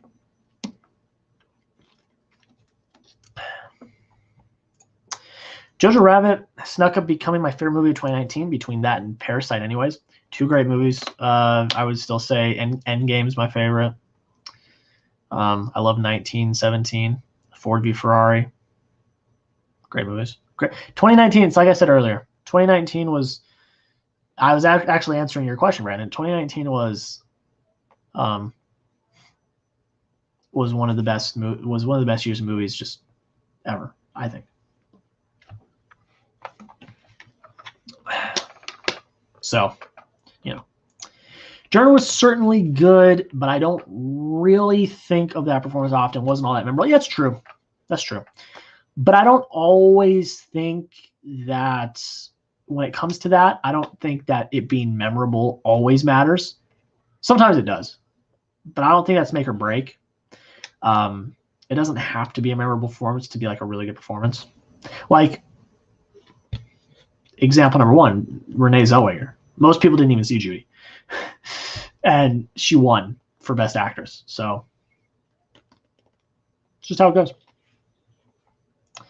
I agree. Parasite 1917 and Jojo Rabbit are top three of a phenomenal year. Phenomenal year. Honestly, I could probably name 20 movies from 2019 that would be 9 out of 10 or above. I probably had that many. Let me look. I'll look on my Letterboxd. Because a 90 would be 4.5 out of 5 for me. So let me just count real quick. Easily. I had 29 movies get 4.5 out of 5 stars. 29. I had 17 get 5 out of 5, which means I got 95 out of 100s or better. Just a fantastic year in every sense of the word. Fair enough. Favorite Alfonso Cuarón movie minus Children of Men. I need to see what he's directed because I don't. He's a great director. But I need to see. Yeah, I've only seen one of his movies. I know that sounds bad, but I have.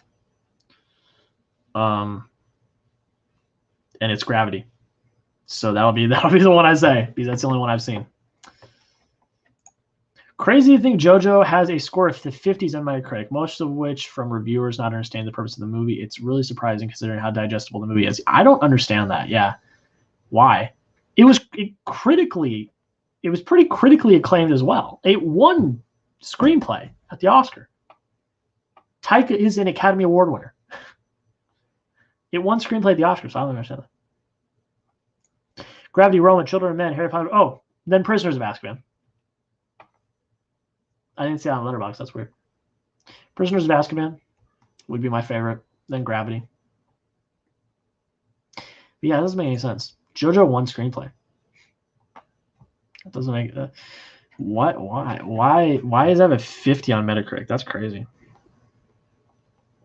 I just thought it was very critically acclaimed. Everyone I've talked to loved it. That doesn't make any sense.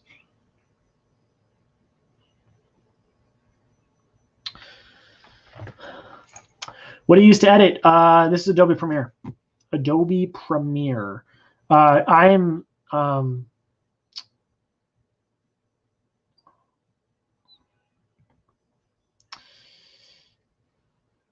proficient in 3 editing softwares: Sony Vegas, Final Cut, and Adobe. Adobe is my main one that I use, though. That's why I used it in college. There's a way I had to use in college. So yeah, I edit with Premiere.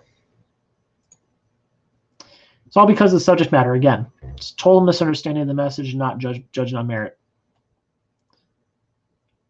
That just doesn't make a lot of sense. Again, it won screenplay at the Oscars, and that's all is about. I mean, I get it, but you'd think when like everyone knows Taika and what he's about. He's about satire. He's about comedy. It's what he does. So you should know.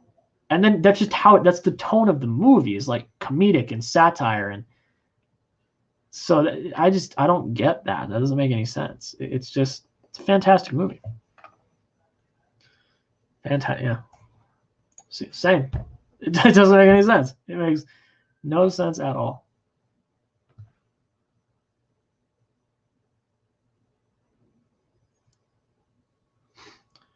Well, that's okay. What's up, certain vids? What is up, man? How are you doing? What is going on, man? Y'all go check out certain vids. He makes awesome video essays. Go check him out. He's dope.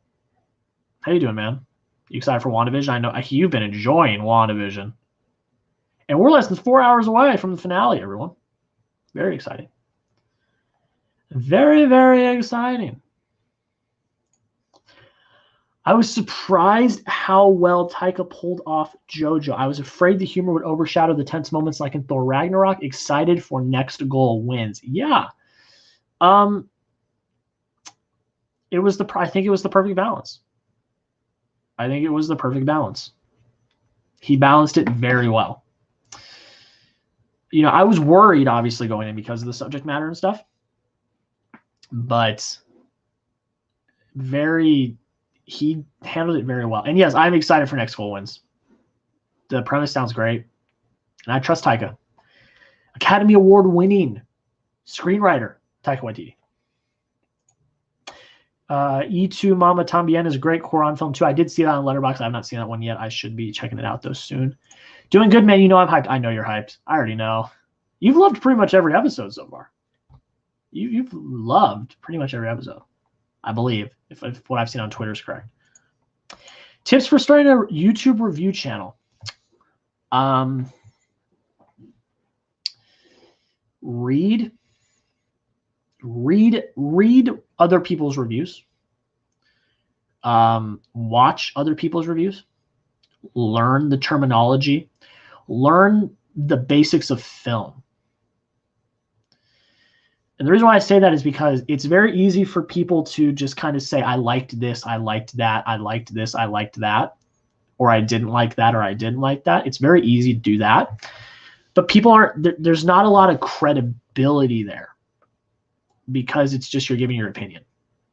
A lot of film criticism is opinion. Yes, that's true. But if you can break it down technically and talk about the technical aspects and talk about the film itself, you gain more credibility and you sound like you are more knowledgeable. One of the best things I did in college was minor in film and media production. I took film, like actual film classes at the film school. I learned how to make movies. I had to make a short film, which you guys responded to great. I posted on my channel in like December. You guys responded to it. It was amazing. Thank you guys for the support on that. So I learned all of that. So I was more educated, and I can go about it in a more methodical and more educated standpoint. Collabing. My channel did not take off until I started collabing. I couldn't even, like, in the first 4 years, I couldn't even get to 100 subscribers. It wasn't until I started collabing with Josh that I hit 100 subscribers. And then I collabed with him more, and I kept hitting milestones. And then I did with Chris and with certain vids and with Nerdy Blurb, and we did those collabs and stuff. And I've been on a bunch of Chris's live streams, and that's how it grows. Get in front of eyes, you know, meet people in different communities, different viewerships. That's how you do it. That would be my biggest tip. Collaboration and reading. Not just reviews, but about film. I'll show you guys. My mom surprised me, got me some books to read that I have not started reading yet, but I'm going to. Because like I said, my goal at the beginning of the year was to become a more well-rounded film critic and actually like know my stuff. So I'll show you just real quick.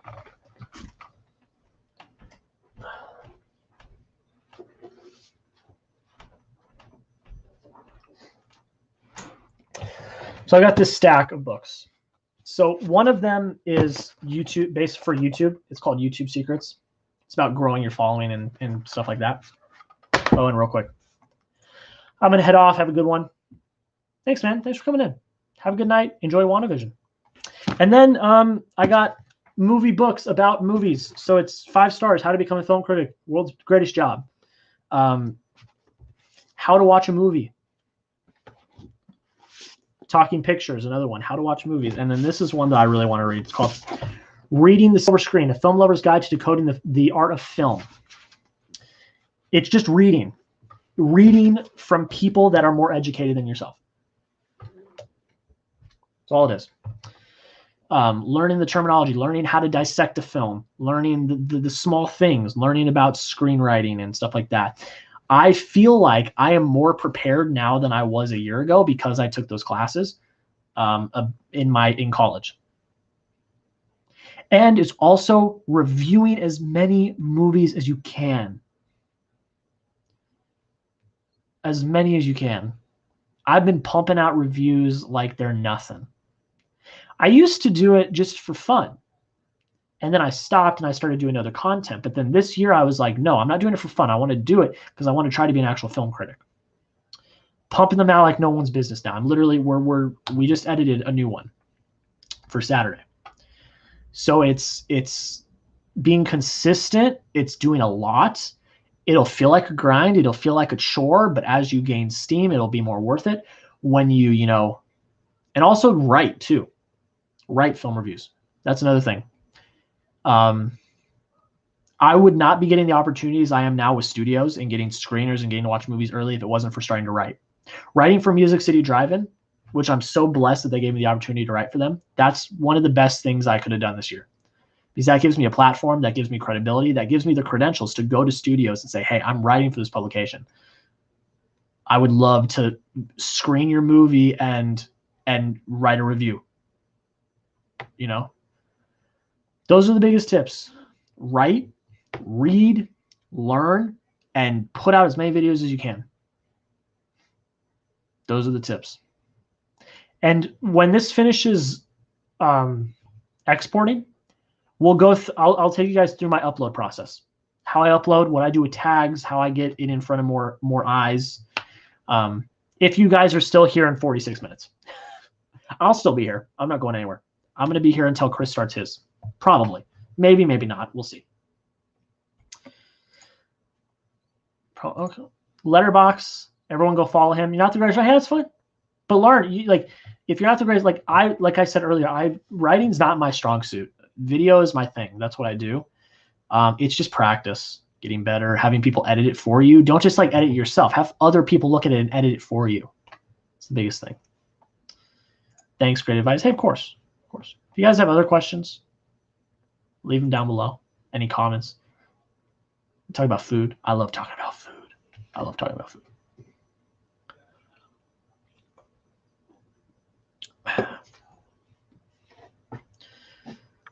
$46 minutes until this is done. Are you guys liking the movie reviews? Let me know. Because I'm going to keep doing them. It's just happening. But are you guys enjoying them? I'd really like to know. I'm also thinking about, because I know at the beginning of the year I had 2 channels, Fanatic Film Review and Fanatic Films, and I just kind of merged them. I'm thinking about starting that channel up again to just be an overflow, because I'm watching so many movies I want to review, but I don't have as much time. My philosophy is only uploading 1 video a day, because it's just, if you do too many, it gets repetitive, and it's just, I won't get as many views because it gets bogged down. So I want to maybe re-up that second channel strictly for other, like Sean Chandler just started Sean Chandler Plus to put videos that he wouldn't originally put on his main channel on there. I kind of want to do that as well. So that may be happening in the future. We'll see. Heart of the channel for sure. Yeah, I appreciate it. It's the heart of the channel now. When I made my content calendar at the beginning of the year, I really pushed. I worked it around the release schedule. And now I have to revamp it. Because originally I did it for the wide release schedule when everyone could see them. But now if I'm getting screeners and stuff, I got to completely revamp it. Like Chaos Walking, I wasn't expecting to watch Chaos Walking actually Chaos Walking kind of makes sense because it comes out tomorrow. But like a cherry. I didn't expect to do a cherry review until another week, and my cherry review's been out for maybe 2 weeks now, week and a half. So I have to completely revamp my content schedule. I'm really hoping I get Snyder Cut. I really am. I know a lot of people got premiere invites today, which is great for them. I'm very happy for everyone that got invites to the premiere. I'd love to just like get to see it early so I can do a review. I don't necessarily feel like I need to go to the premiere. I am not I'm new to this.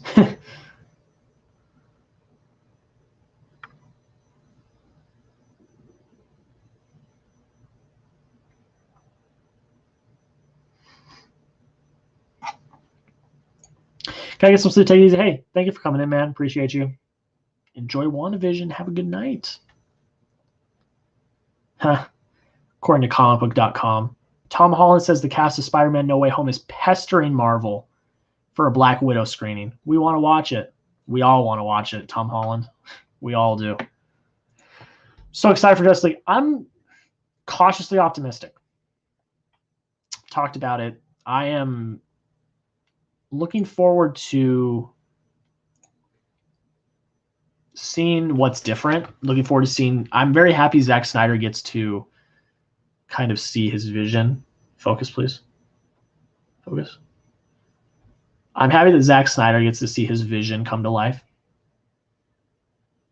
So I'm looking forward to it. I think it'll be good. Better. Which is not very hard to say because the first Justice League's not fantastic. I enjoyed it more than most people did. I did enjoy it. I enjoyed aspects of it. But I mean, it's no secret that it's not the best thing in the world and that there's controversy and stuff. But I'm not going to talk about that because I just don't want to. I think it'll be better because all the theatrical cuts. I think it'll be better because all the theatrical cuts of Zack Snyder's films are worse than the ultimate director's cuts he makes later. Yeah, I think that's true. Because he just was like, I'm just gonna keep everything. It's like a 4-hour movie. It's like I'm just gonna keep everything. So yeah, bring it. I'm ready. I'm ready to sit down and just one sitting. Just sit down and watch it. I'm a lot of people are like, oh, I got to watch it in like 6 different parts. And I get it. I can get it in some merit. I get it. But for me, I'm just going to sit down and watch it in one go. I may take a break to go to the bathroom, but I'm just like, it's only an hour longer than Endgame. I was able to sit through Endgame. So, I mean, I was going to the bathroom at the very end. I had to go really bad. But if you watch it at home, you can take breaks. So. Also, it's going to be an episode, which makes things feel shorter. Is that true? Is that why they gave those titles? Are they actually cutting it up into episodes, or is it going to be one long thing? Is that true? Is it going to be episodes? And is that why they put out the titles? Because I saw that they did that. I was like, oh, that's cool, but like, why? If it's episodes, I'm going to binge it like it's a TV show. Which will make it easier than just one movie. Yeah, I'm very interested to see that. I think it'll be interesting, to say the least. I mean, I'm like I said, I just like people complaining that they don't want to watch a 2-hour movie, but then watch 5 episodes of a 30-minute show. I mean, it depends because, a show feels quicker. Because it's like, 30 minutes credits. You feel like you're getting through it quicker.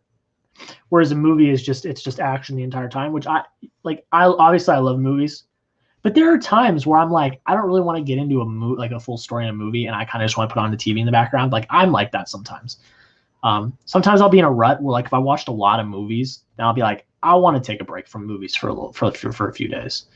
I've definitely been there. I'm one of those people. I've definitely been there. But I can understand it, though.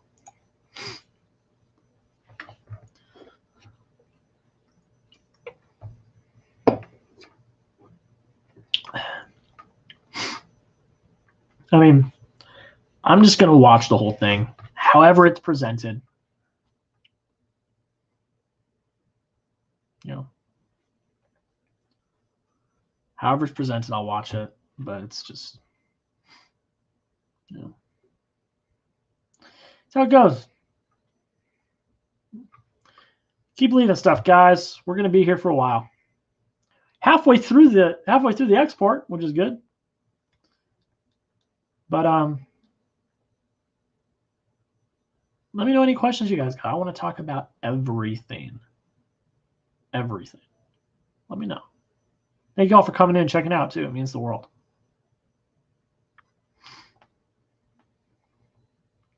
I keep looking at my phone and just checking emails. I'll try to see if I'm getting any updates on my screener requests, which it's 9 o'clock Mountain Time, which is 11 o'clock Eastern Time, so probably not.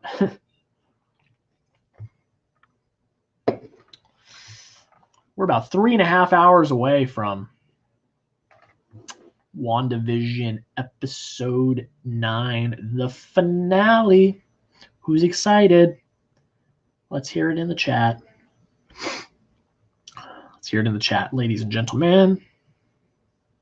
Oh, and I guess I'll show you one behind the scenes as well. This is my review notebook. It's got a DW sticker on it. This is my review notebook. Anytime I watch a movie, it's new from this year. So it started at like midway through Sundance. But like Raya is in here. This is Raya. It's Chaos Walking. I need to add the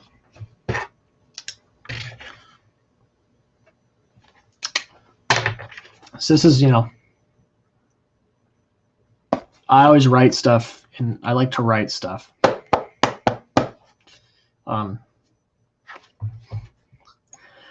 Sucks I can never stay up to watch WandaVision because I work at 8 a.m. I'm sorry, man. Make sure you stay away from spoilers though, especially tonight. Especially because God, I hate it. I get it, but I hate it. I get it because, you know, we gotta get out content quick to hit the wave. You know, you want to hit the wave of people. Like right after the episode, I'm gonna make a video and upload it. That'll be tomorrow's video. But yeah, I get it. I get why people do it, but I don't like people tweeting about it as much. I give my like short reviews, but I don't really reveal anything.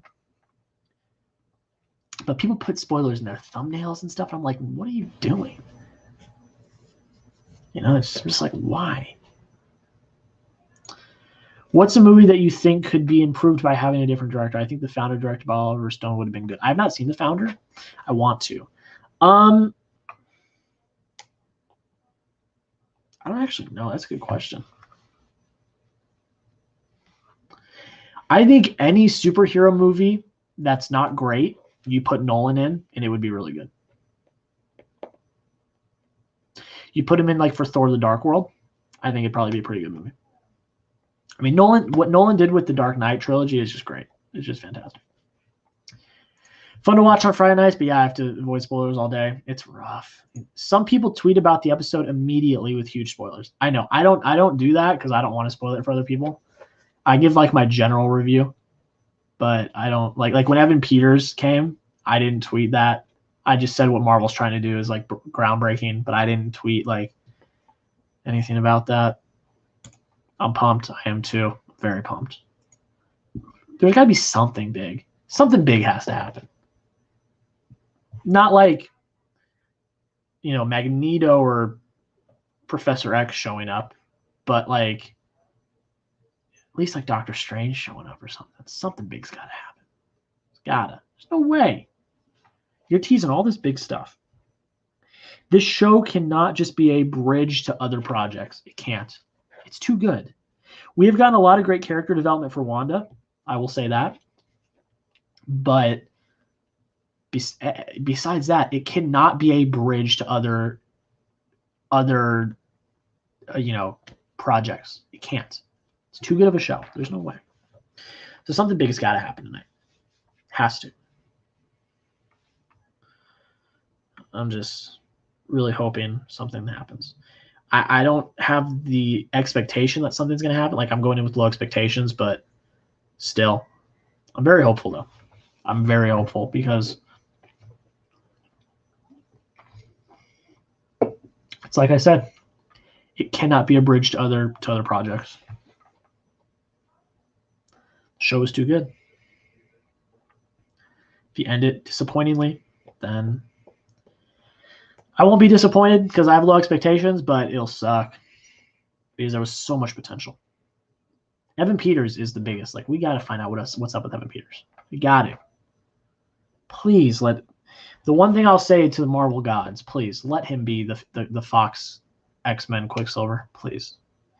The only reason I'm pushing that so hard is just because of the significance, how significant it would be, because it's the first character from the other universe crossing over into the MCU. You know, that'd be very significant. So I really hope I really hope that happens. I really, really hope that happens. I wouldn't be surprised if it doesn't, though. I wouldn't be surprised if it's just like a trick, because that's what a lot of this stuff has turned into. Just a trick. Paul Bettany, man, he is on the top of everyone's hit list right now. That's crazy. Let me know what you guys think down below. Let me know. Let me know. Let me know. I have to keep checking my phone because I can't go on my computer because it's going to crash if I open another tab.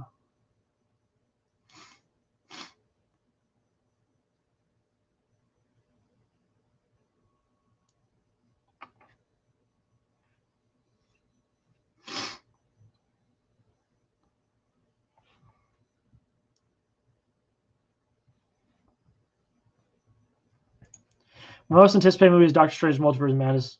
Sam Raimi is going to make Marvel better than ever, hopefully. I'm very excited for that movie, especially now.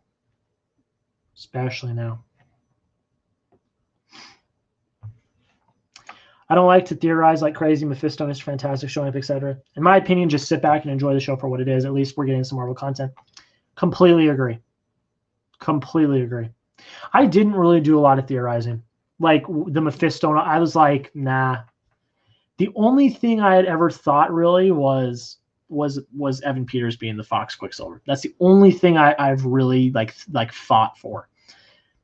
I listened to the other theories, like the astrophysicist or whatever, or the and I listened to them, but I was like, okay, well, we'll see. Let's see. But I never was theorizing like that. I like to listen to the theories, but I'm always skeptical. I'm always like, we'll see how it plays out. But I'm 100% though, we're getting Marvel content. I mean, that's the biggest thing. We had over a year. We had about a year and a half, actually. We had a year and a half of no Marvel content. We had a year and a half. So I'm just happy that we got Marvel content back. If you theorize too much, I feel like it takes away from the fun when something actually crazy happens. Yes, I believe that. Like the whole thing with Agatha, most of us knew it was going to happen because people had already gone into the comics and theorized and like Agnes, so she's going to be Agatha. I think that was probably going to be supposed to be one of the biggest like things that was going to happen and be the most shocking reveals. I think when the writers were writing this story, that was supposed to be one of the most shocking reveals. And it just wasn't because everyone had already figured it out. It was cool how it was executed. Like Agatha all along is a certified bop. It was very cool how it was executed. But it killed it because we already knew. So I hope Doctor Strange has Raimi's Spider-Man style. Yes and no. I kind of want to see what he can do unique with Doctor Strange because Doctor Strange has a very awesome style. Like Scott Derrickson, what he did. Scott Derrickson with what he did with the first Doctor Strange is really good. And I'm very interested to see what Raimi can bring to it. I don't think it has to be like carbon copy Spider-Man style. Because also that style was for the time, like the early 2000s. But we'll see. I trust Sam Raimi with superhero movies. So we'll see. I didn't see it coming because I don't look into the stuff. I just watched the show and it was a big reveal for me. Hey, that's great. That's great. I'm glad that you had that because it is supposed to be a big reveal. I'm glad it was a big reveal for you. I still liked how it was executed, but it just wasn't a big reveal for me. I was like, oh, okay, there it is. It wasn't if, it was when, basically, for me. So, but I'm glad it was a big reveal for you. That's awesome. Because it's very significant for the MCU. That whole thing. It's very significant. So I'm glad that was a big reveal for you. That's great.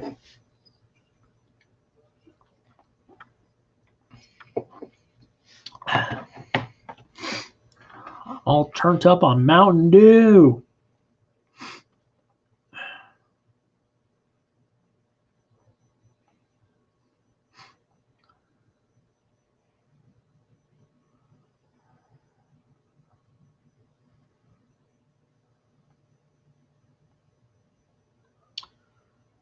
Leave some stuff, guys. Let's talk about something. We'll talk about whatever you want. Unless it's controversial, then we're not. But there's very few things I will not talk about. Talk about sports. Hit me with some sports questions. I mean, in the end, that is what I majored in, was sports journalism. If you don't want to, you don't have to. But if you want, hey, we hit 620 subscribers. Thank you guys. That's sick. I appreciate that. That's awesome. That means a lot. Thank you guys. The growth on the channel has really meant a lot. This year has started out very hot. I started the year with 507 subscribers. That's awesome. So thank you guys. That really means a lot. I really think we can hit 1,000 by the end of the year. I really think that is a goal of mine. I think that is,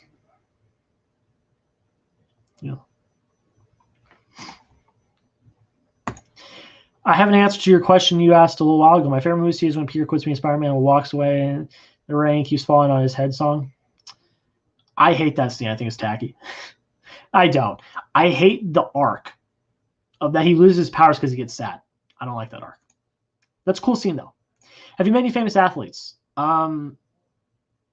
Yes, but not through coverage. Well, I take that back.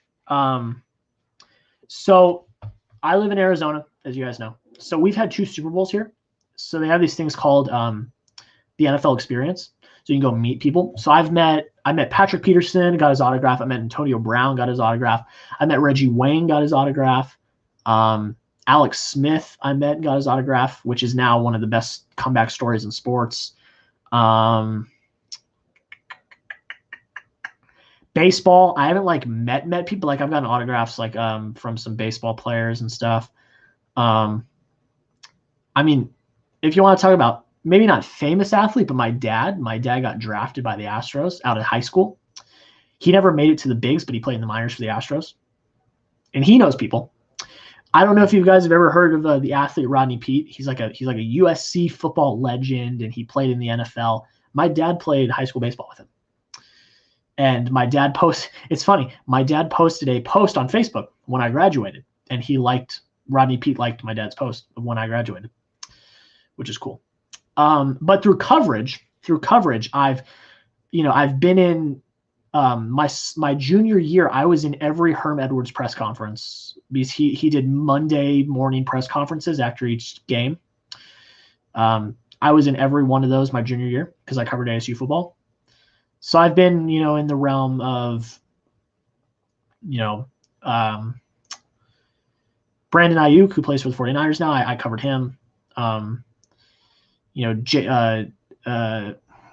Jane Daniels, who's going to be, Heisman candidate in the next 2 years. I covered him.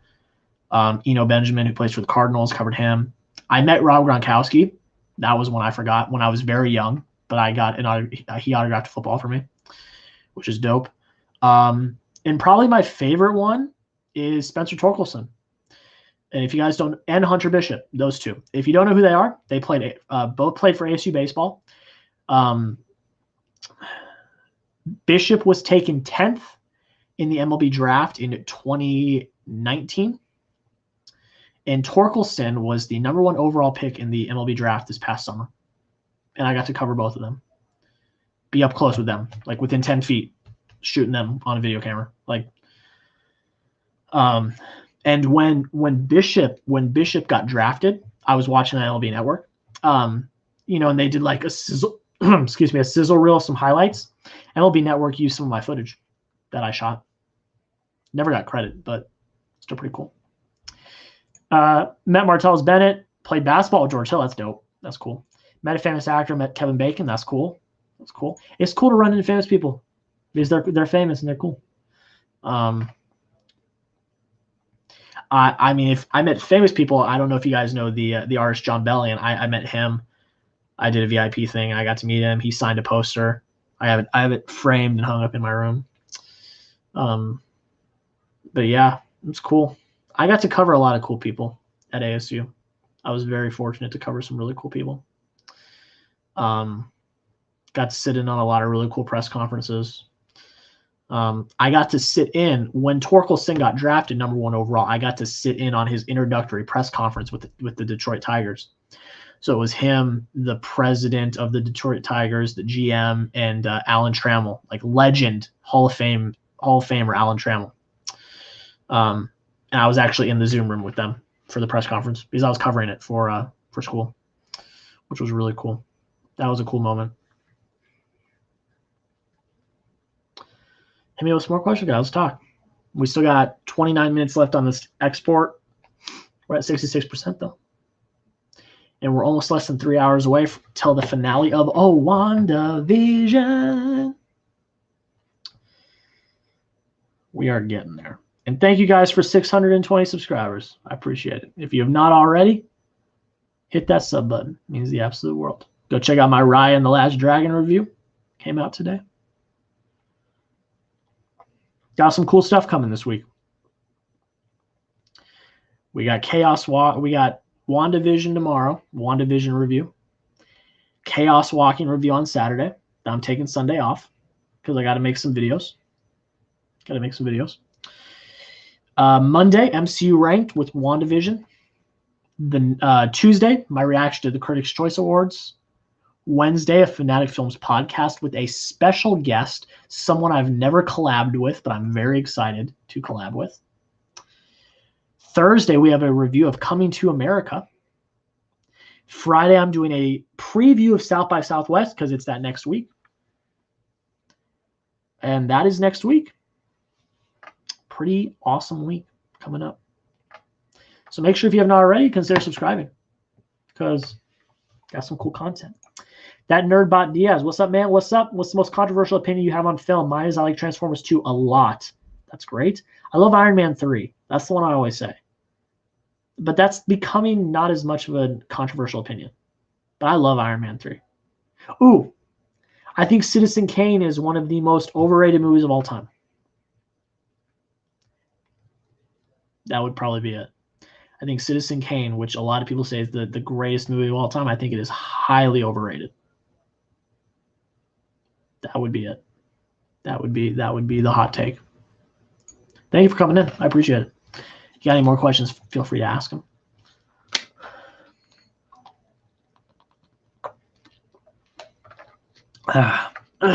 Talking for this long makes your throat hurt.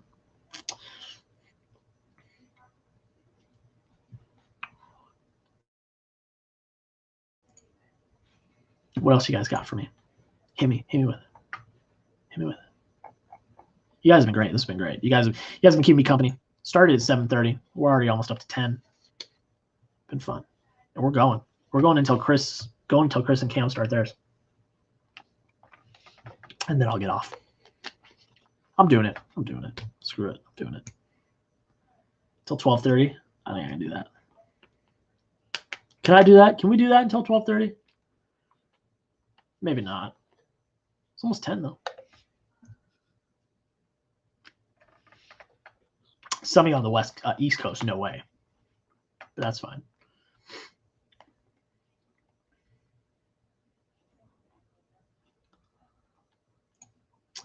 Nice talking to you. Got to get some sleep. Look forward to seeing a new videos. Peace out. Hey, thanks, man. Appreciate it. Have a good night. Enjoy WandaVision. Enjoy it. It's going to be fun.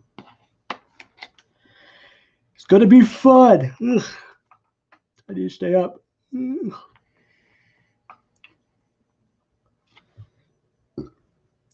Need to stay up. Need to stay awake. Probably back sometime later. If I'm still here, come back, say what's up, but get some sleep. Get some sleep. And if I'm not here, enjoy WandaVision. I'll try to be here till 12:30, but if not, then maybe not. But I just want to try to be here until Chris and Cam go on. Just followed you on Letterboxd. I'm thinking you're talking to Michael, which is cool. I'm pretty sure you already followed me on Letterboxd. I'll check though, see if you did. If you did, thank you. I'm pretty sure you already do.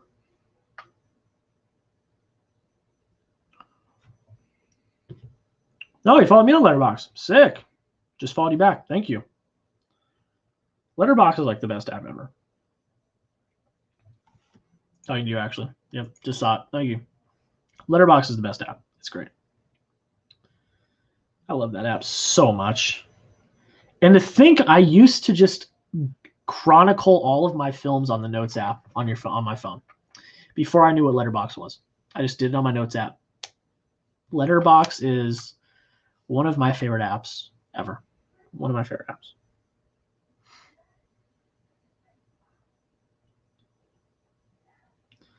Well, probably not getting a Snyder Cut premiere invite. Probably too late for that now. Which is okay, like I said. Did not expect that anyways.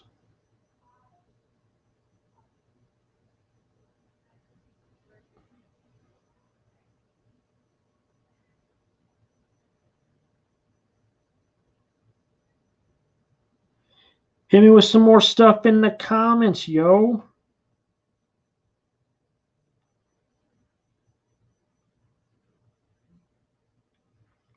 Let's talk about whatever. I'm chilling. I am at least finishing this export and uploading this video tonight for you guys. At least. We could go longer. We could.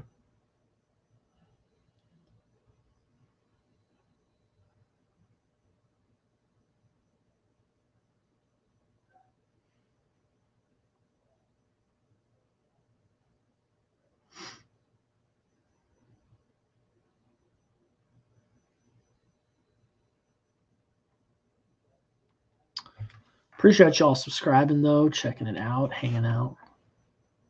Favorite NBA team, minus the Spurs, Celtics. Celtics, baby. I don't really watch the NBA that much, honestly. Baseball and football are my sports. But Boston, everything Boston. So the Celtics, love the Celtics. When they won in 08, it's great. When they lost in 10, I was pissed. Paul Pierce is the truth. Focus. I don't know why. I got this great webcam. It's absolutely fantastic. Just got it recently. The autofocus is cool to a point. But like, what's that? What is that? What are we doing here, guys? What is this?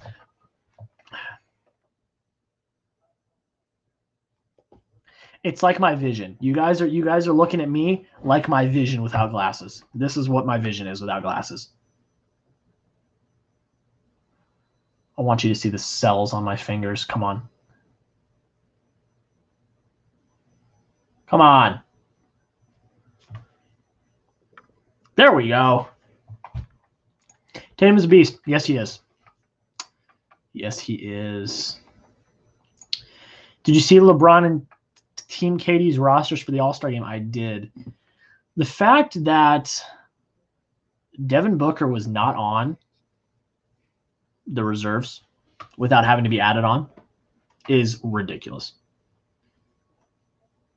Booker's been having a year. And I'm not just saying that because I'm from Arizona. Like, Booker's been having a year. And he should have been on. Anyways. So that didn't make much sense to me. Some people were more mad about it than I was, but I was very like, why Why is he not on this Why is he not on the roster?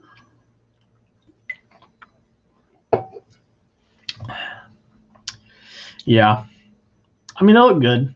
Like I said, I don't really follow the NBA as much, so I don't know who's having great years, but like I know Booker's having a great year. So that kind of surprised me.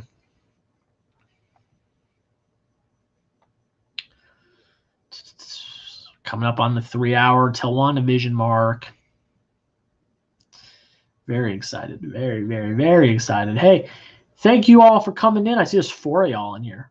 If you're in here, say hey. Don't be shy. I'm just talking to Eddie S right now. And I love the conversation. But don't be shy. Say what's up. Ask me a question. Whatever. We're waiting for this damn video to render. That's all we're doing right now. Waiting for WandaVision, waiting for this video to render.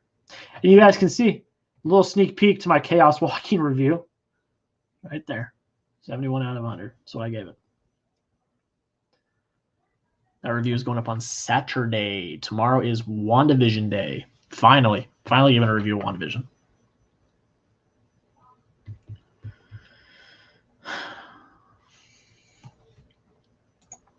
It's a great question. If you could interview any athlete, who would it be and what would you ask? I'm going to say 2 to cheat. I'm going to say Tom Brady because he's the GOAT. And I've, love the Patriots. And Dustin Pedroia, second baseman for the Red Sox who just retired. I would ask Pedroia because his story is amazing because he was like a short, tiny guy like me. I would ask him, what is your advice to someone who has always been considered not big enough, not strong enough, not good enough? What is your advice to that kid, the kid that you were? What's your advice to the kid that you were? What's your advice to any kid that's like that now? That's what I would ask him. And for Brady, I would just basically be like, how does it feel to go from backup, kind of overlooked, picked in the 6th round guy to being what many are claiming is the greatest quarterback in the history of the NFL? Like how does that how does that feel? Because I just want to know how it feels. I don't need to get into like some big intellectual question. I want to hear the feelings of these guys. I want to know like the stories of what they've been through and the struggle, not just the struggles, but like how they feel now that they've gotten where they wanted, Very much I like to hear what he has to say, I mean, the best questions are simple questions. I think people try too hard. I think people try too hard to sound smart and sound intelligent. You don't need to. The simple questions are the ones that matter. The simple questions are the ones people want to hear. Has anyone verbatim, and they may have, and I don't know, but has anyone verbatim gone up to Tom Brady and said, how do you feel now? Looking back on where you came from, how do you feel? Has anyone verbatim gone up and asked Tom Brady that?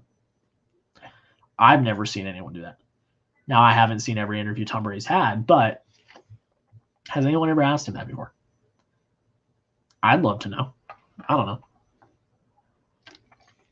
I just think people try too hard sometimes with questions. Ask the simple stuff. Ask the simple stuff. Best way to be effective when you're interviewing. I mean, I would also probably ask them, I love the question. I ask this in all my interviews. What's one thing that you know now that you wish you knew when you started? I mean, that is my favorite question in the world for anyone.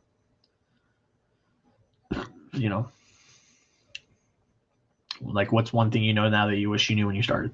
It's the most effective question. Because then people get into, tangents about life and where they've come from. Like you get that out of them organically because, they have to like look back and reminisce on where they've been. That's one of my favorite questions. Do you have any favorite sports reporters? Rip Stewart, Scott Legend. Stuart Scott's a legend. Bob Costas is probably my favorite. I love Mike Greenberg. He's not really a sports reporter, but he's more of like a host. Love Bob Costas. Matt Berry. Matt Berry is alumni of the Cronkite. He's fantastic. Pedro Gomez. You know, he was a big proponent. He didn't go to the Cronkite, but he was a big proponent of the Cronkite. Actually, a memorial fund got set up, a scholarship fund got set up for the Cronkite in Pedro Gomez's name, which is great. But rip Pedro Gomez, he was such a talent, especially in baseball. But yeah, I mean, Pedro Gomez is great. Matt Berry, Greeny. I love Colin Cowherd, but he's radio. Tom Rinaldi's fantastic.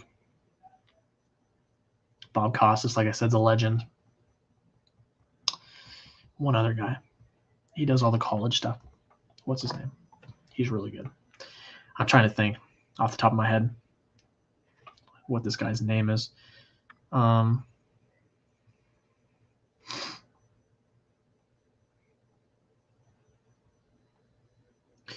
one guy that does like the college game day stuff that I really, really like. I just want to. God, where is he? I don't remember his name, which sucks because I really like him. Let me take a look. I'm sorry if I'm being annoying, but just give me one sec. God, what's his name?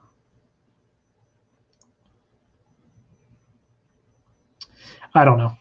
Someone on College Game Day that does stuff is really good. Can't stand Rachel Nichols. I think she's all right. I don't watch a lot of basketball stuff, and all she really does is like the jump and stuff on basketball. I think Cassidy Hubbard's great. She's really great. I think Diana Rossini is really great as well. I think they're both fantastic at what they do. Doris Burke is great.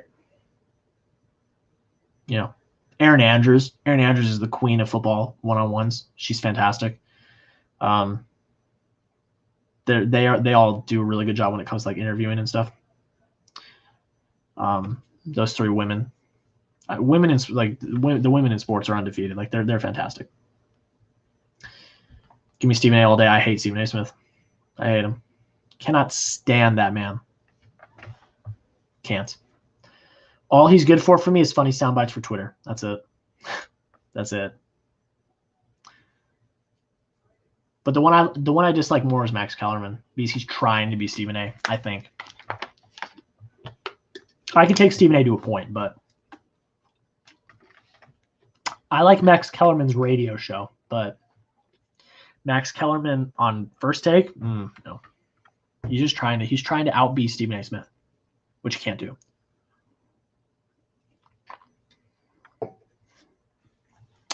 Same with Skip Bayless Game 3-2. Hey, no doubt they're getting paid because that's the type of content a majority of people like to see. People like to see the hot takes. People like to see the arguments and the yelling. I miss the days when you would wake up and Sports Center would just be on. The classic Sports Center. That's what you'd wake up to. It wasn't any of the First Take yelling and Sports Center. I miss those days. When I was like in elementary school, wake up, eat breakfast while watching Sports Center, and then get in the car with my dad and listen to Mike and Mike on the way to school. Those were the days. I miss those days. Sports now is all about hot takes and yelling and commentary and stuff, and it's just I miss the old days. 4-year contract with Skip Bayless, yeah. That's the dream. That's the dream, but I don't want to do stuff like that, so it sucks. I want to be like a Tom Rinaldi, doing like feature pieces and stuff. Or like a Matt Berry, but Matt Berry does more anchoring now than anything else, which he's great at. He's one of the best, I would say, right now.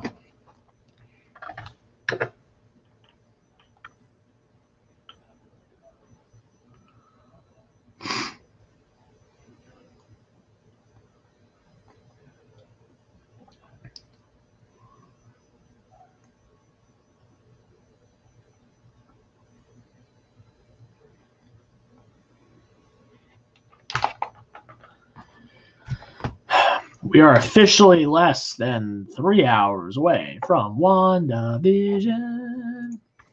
I miss when ESPN would cover all teams, not just the Lakers and Bobby teams. Yeah, to a point. I miss like when baseball season was going on. You get every game, highlights from every game. during baseball season. I miss baseball tonight. Where's baseball tonight? Like, where's baseball tonight? That used to be my favorite show. So 10 minutes of Laker game highlights, one of Spurs. Yeah, and then they'd add like in the segments and like commentary and stuff now. It's like LeBron played good. You don't need a 20-minute segment on how good LeBron played. We all know LeBron's going to play good.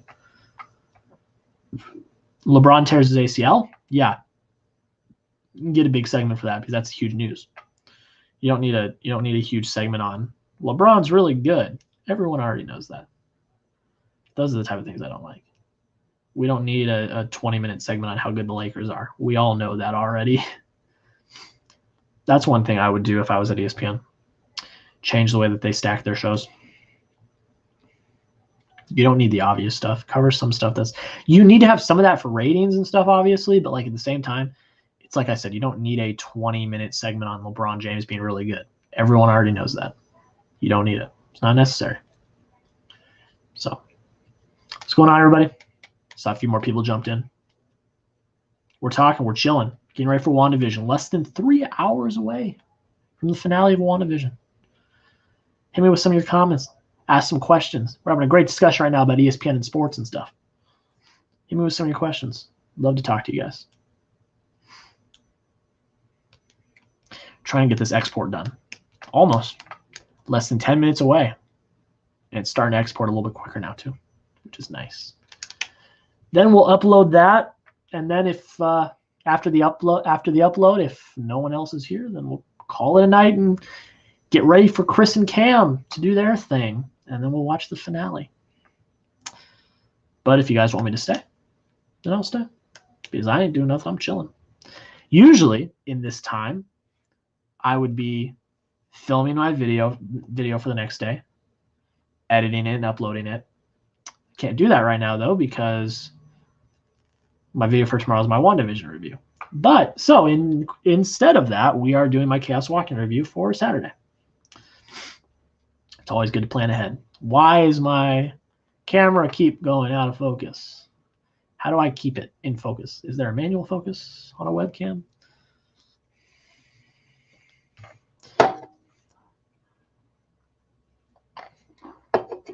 Always comes back into focus when I put up the Mountain Dew can. Premiere is hauling now. 5 minutes left in this export. We've been sitting here for about an hour exporting, when it usually only takes 10 minutes.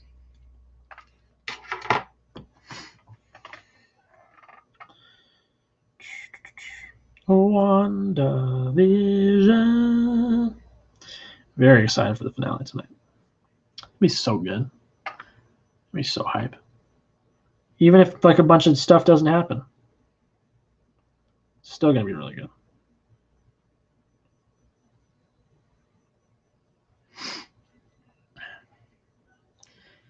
I'm gonna try to do more streams. More streams are fun.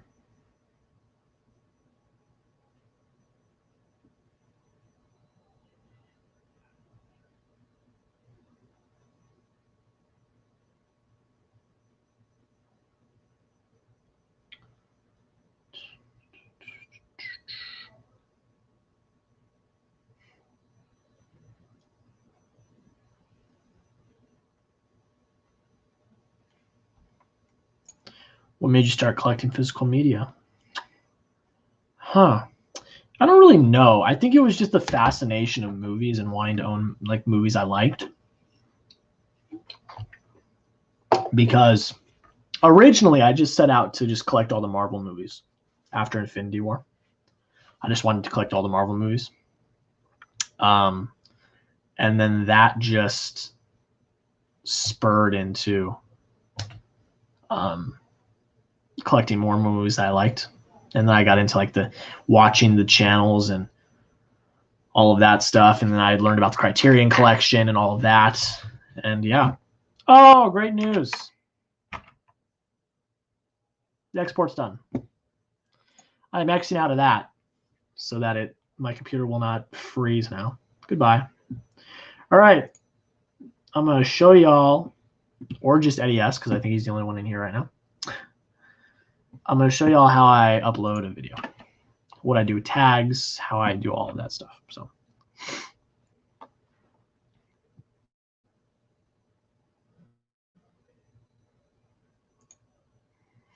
I need to get into my account first.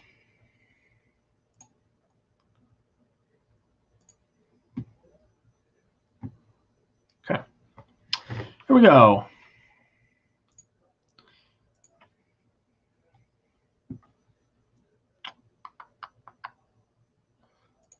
All right, select file.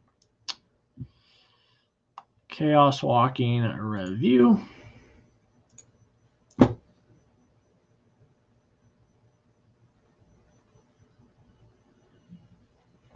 here we go. Hopefully this doesn't freeze my stream or crash my stream, but we're going to try.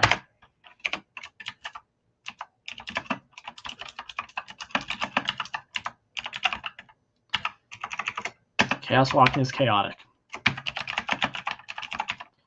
Because it is.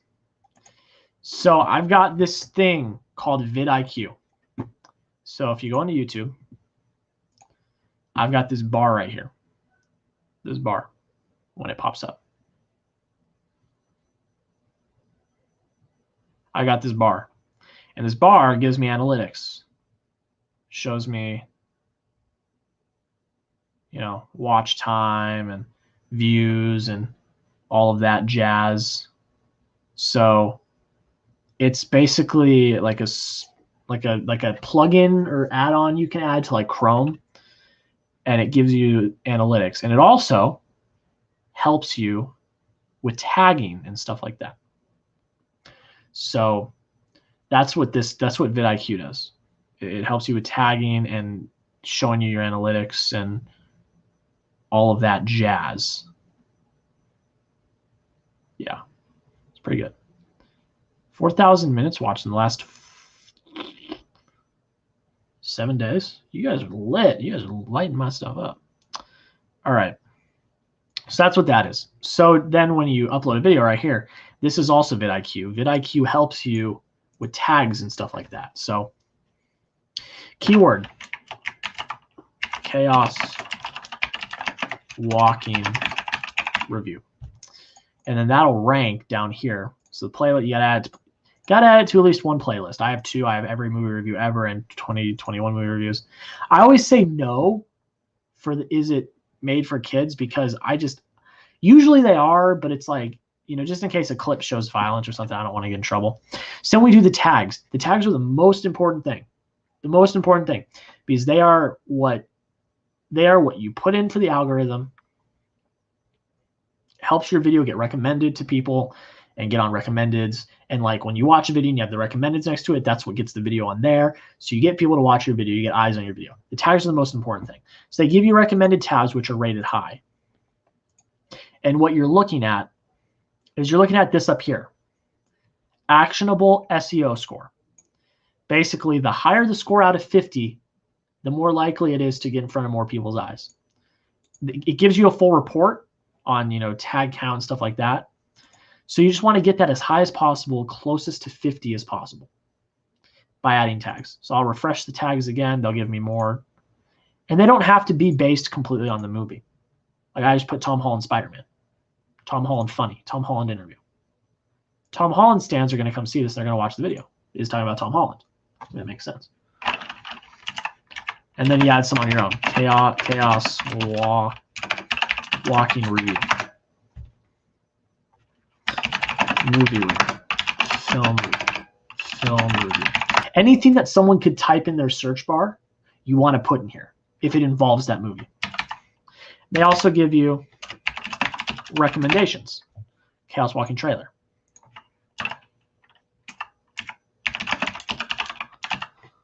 Chaos Walking, I already got review. I'll put clip, Chaos Walking clip.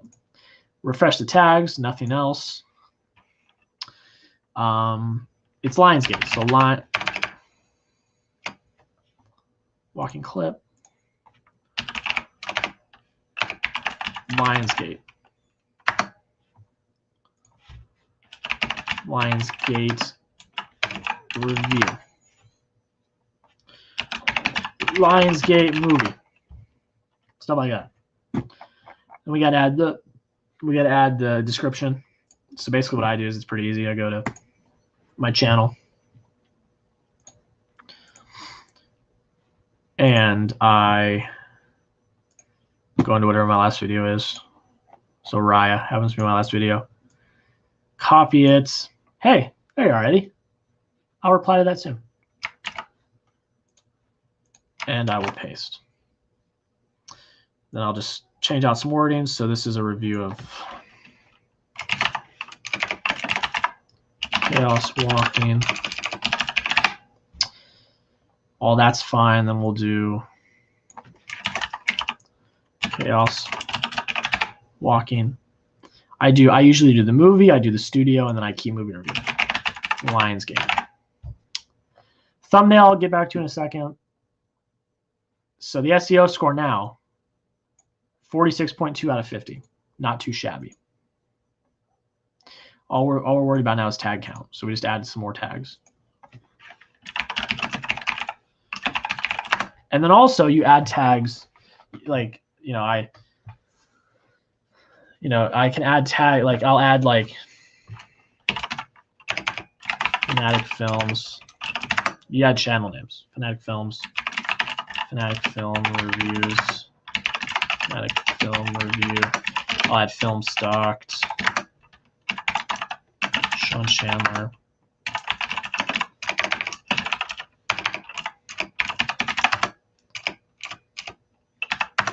Chris Stuckman, Jack Pope, because I want to get recommended on their videos. So I'll put them in the tags, and then I could potentially get recommended on their videos. Pretty cool. Delete a YouTube video and delete it. That happens. Nice thing behind the scenes, of course. I love showing behind the scenes stuff.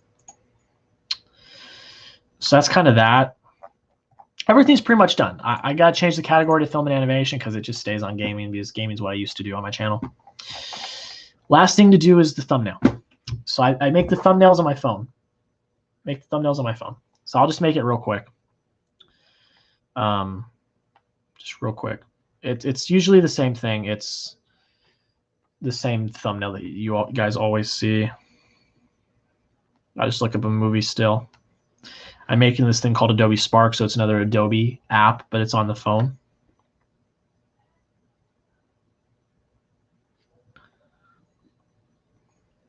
So I'm just gonna make that real quick. Okay.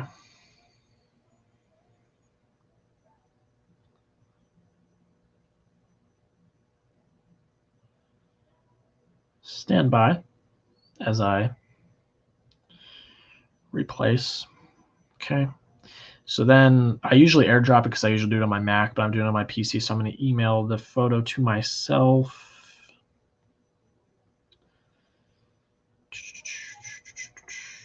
There we go.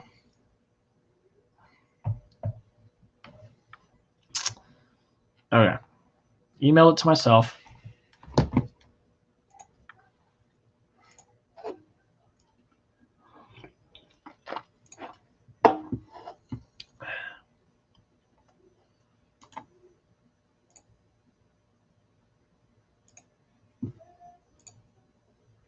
Okay. All right. Thumbnail 1, open. God, bigger than 2 megabytes. That sucks. I hate when that happens. Okay. Oh, I just moved that over to my other monitor. Oh, okay.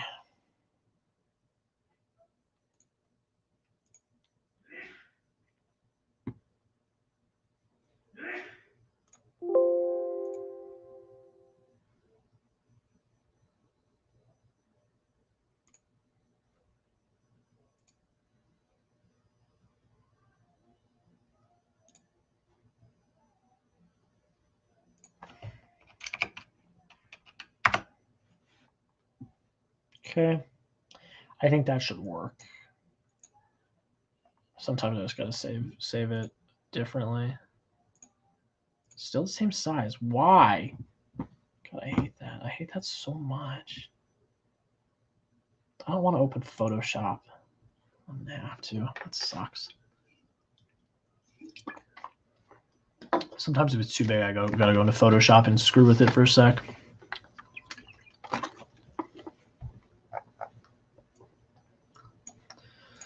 All right, can crash soon. Hey, thank you, man. Appreciate it. Have a good night and enjoy. Well, have a good day at work and then enjoy WandaVision.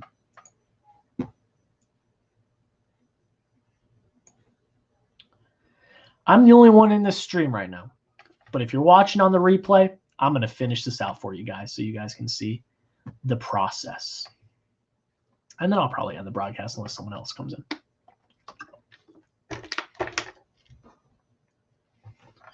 I'm going to retweet it, see if anyone wants to come in.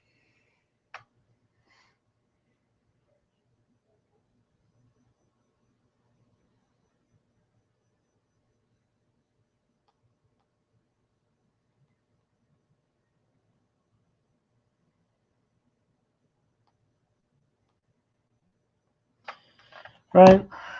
So you guys can't see this because it's on my other screen.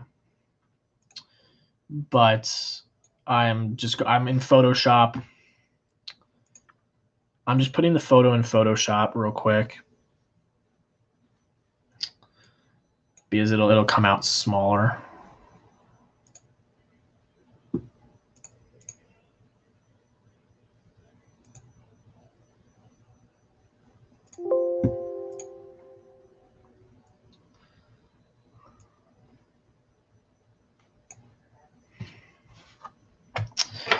Okay.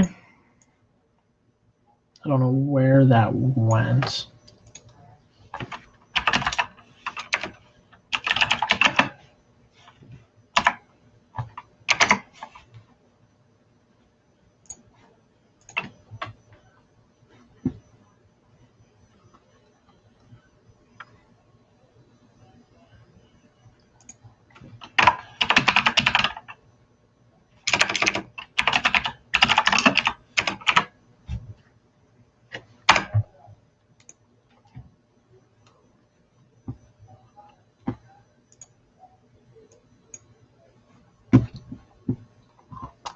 Okay, where are you? Where are you? Where'd you go?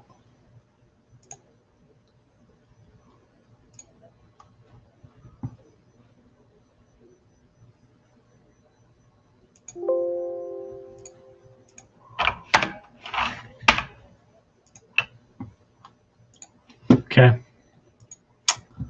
I'm thinking that should work. Yep, it's gonna work. There we go. Thumbnail is in. That's all in. Last thing I do is the video elements. So I add an end card, same end card at the end of every video. It's my subscribe. Most recent upload, subscribe, and best video for viewer. Save that. And then I add cards.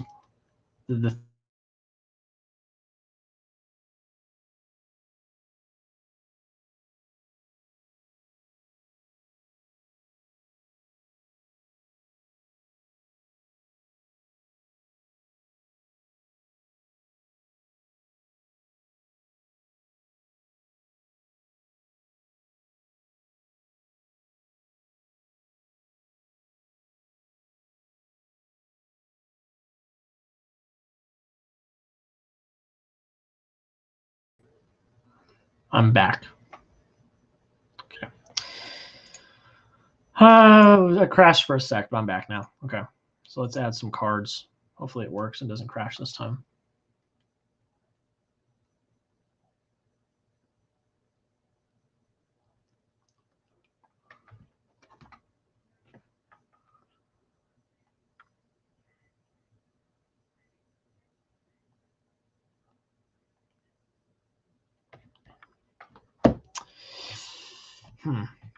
Cards are not pulling up. That's fine. All right, so we're not going to put any cards on for now. I'll put them on later. Visibility, schedule. I always do 10 a.m. my time, but it's on Saturday. 10 a.m. Mountain Time, which is 9 a.m. Eastern and 9 a.m. Pacific, noon Eastern. That's when I do it. Schedule. There you go. That is how I do a video. It's not scheduled. No copyright claims, which is lit. And yeah, that's how I do it. If you're in here, welcome. Thank you for coming in. If you got any questions, you want to say hey, say what's up, hit me down in the chat. I'm gonna chill here until either I don't want to anymore or I crash, which I'm not crashing because I'm staying until WandaVision. So let me know. Hit me up. I want to say hey. I'm chilling. I am chilling. We just hit the 3-hour mark on the stream, so I've been streaming for 3 hours. That's pretty crazy. Oh, dropped a pen. You guys got any questions? Let me know. Let me know.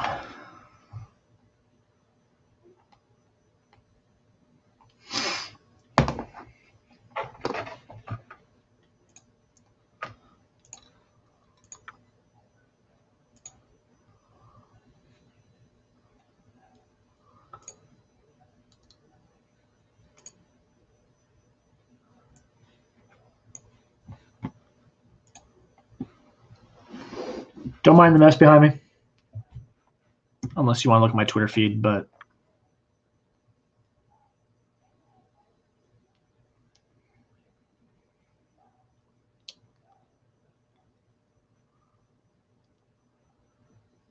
if you're in here, say what's up. Love to talk to you. Talk to you about whatevs.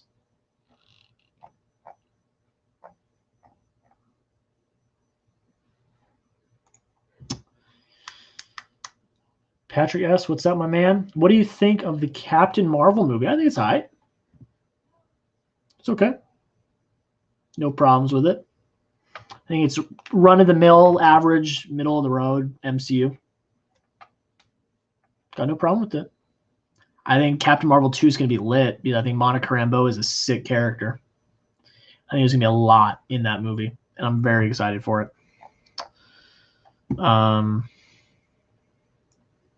Yeah, I'm excited. Thanks for coming in here saying what's up. If you got any more questions, hit me up. I'm going to put this back on. Put this back on so you don't see that mess. What's your favorite non-Avengers Marvel movie? Captain America Civil War. Captain America Civil War. My top 3 are Endgame, Infinity War, and Civil War. Civil War just hits. And it's written really well. I've talked about that and talked about that a few times in the last few weeks. It's a really well written movie, and I think that it leaves a mark, and it's a big catalyst in what happens in Endgame and Infinity War. I love that movie. It's really good. I should rewatch it soon. It's a really, really good movie. What do you think of Alita Battle Angel? I saw it in theaters, actually, 2019 or whenever it came out. Pretty good, actually. I actually enjoyed it. I like the character of Alita. I think the CGI and the visual effects are stunning. I think they are done very well in that movie. Script is all right. I don't think it's like spectacular, but I think it's pretty good. The love interest was not. I didn't care for the love interest, but overall, pretty solid movie. No qualms about it. Had a fun time with it. Got it on Blu-ray. Bought it on Blu-ray because I liked it so much. That means something. If I don't buy every movie on Blu-ray, I only buy the ones I really, really like, or ones that are like historical. You know, I like to have some historic pieces as well. Like I have Citizen Kane in my collection, but I think it's highly overrated. I still have it though because it's a piece of cinematic history. That's what I like to do.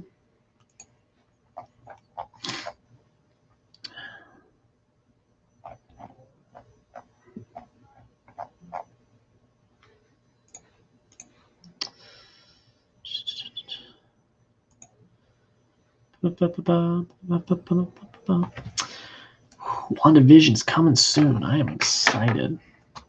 I am excited for WandaVision.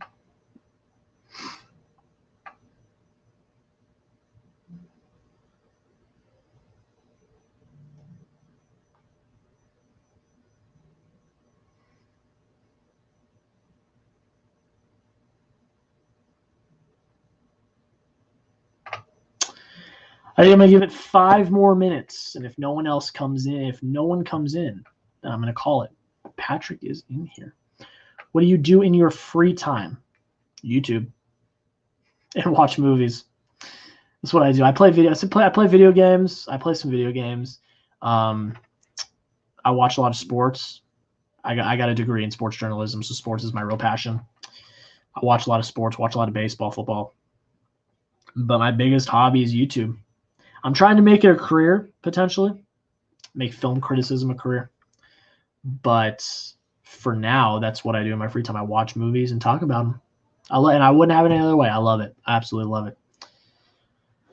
One of my favorite things to do.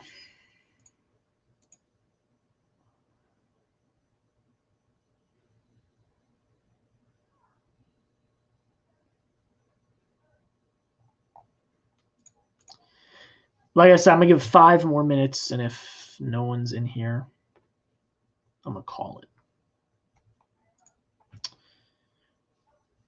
Did you before COVID watch games live in Phoenix?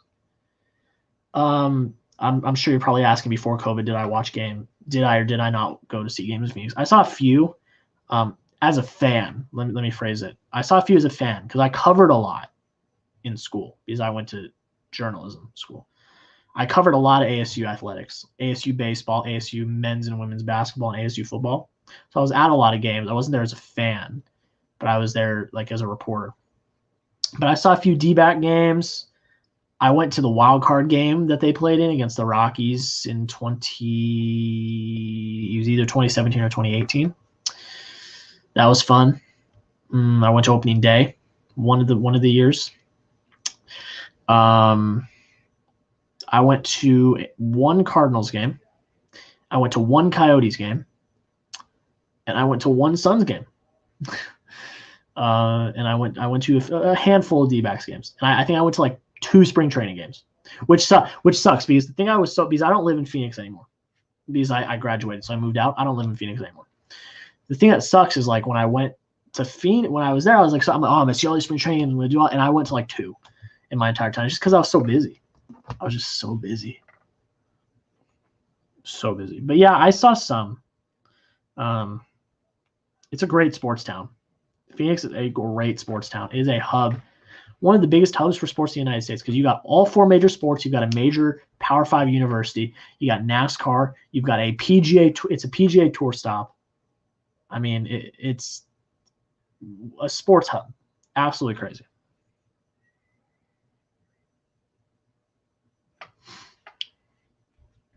But yeah, before COVID, I did. And it was nice to be able to. I was going to go see more spring training games, but then COVID hit. So I wasn't able to, which sucked. Thank you for all the questions. I appreciate it. We are 2.5 hours away from WandaVision. Boop, boop, boop, boop, boop, boop, boop, boop. What movies are you looking forward to this year? Non-Marvel. Oh my God. Dune. Suicide Squad. The French Dispatch. Space Jam. The Conjuring 3. A lot. Godzilla vs. Kong. I think the Snyder Cut will be all right. I'm not like really looking forward to that one, but like I think it'll be okay. I have a video. I did a video at the beginning of the year, my top 10 most anticipated of the year. You can go check that out. Because I don't have them all off the top of my head. I've seen a few of them already. Like I saw Nomadland, I saw Judas and the Black Messiah. Like those were ones I already had. But yeah, I don't remember all of them off the top of my head. I'll go look at my thumbnail. Usually my thumbnails are the movie posters.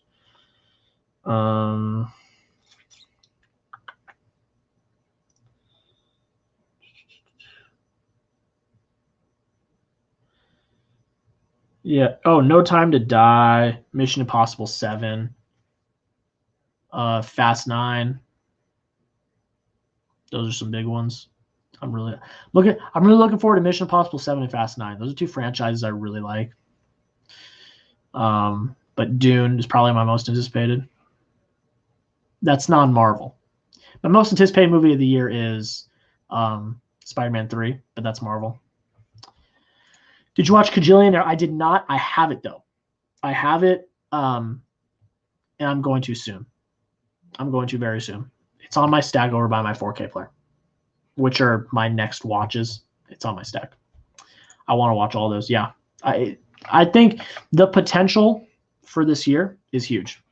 I think this year has some of the best potential strictly because so much stuff from last year got pushed to this year. So now you've got Oscar season right now. You've got right now is Oscar season because a lot of stuff got pushed. So you got right now is Oscar season. Then you have summer blockbusters. Then you're going to have this year's Oscar season. So you have 2 Oscar seasons and you have summer blockbusters. I mean, it's going to be crazy. Yeah, we were talking earlier. I don't know if you were in here earlier. But we were saying 2019 was probably one of the best years of film ever in the history. That's kind of a consensus. But this year could rival. It really could. It's just because there's so much potential because so much stuff got pushed back. So now you've got like 2 years of stuff just clashing.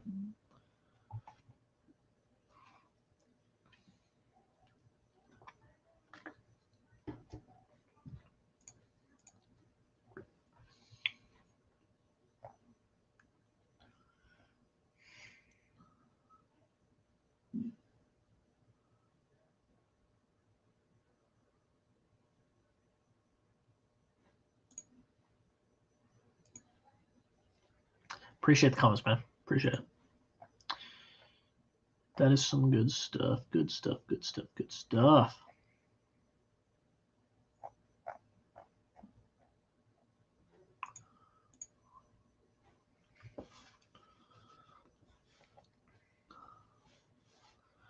Did you watch Fatal? I surprisingly liked it. I have not. I'm going to be up in Phoenix this week, and I to work, and I work only at night, so I'm gonna have like all the days off, and I may just like go hit up a movie theater like and just watch movies all day before I have to go to work. And if that one is still in theaters, which I think it still is, that may be one I go see. It looks alright. It does not look too bad. I kind of like thrillers. Thrillers are pretty cool. But yeah, that may be one I go see. It might be. We're all requested for a screener. But I mean, it's already come out, so I don't think they're giving screeners anymore. But it is Searchlight, and I am in good with Searchlight right now. I just got on their press list today, or yesterday. So, yeah, I'm definitely going to go check that out. I'm tired. I need to stay up. We still got a pretty good amount of time before WandaVision. Pretty good amount of time. Pretty good amount of time. A lot of people have already gone to bed. I commend them. I can't wait. I got to watch it right when it comes out. Gotta. There's no way.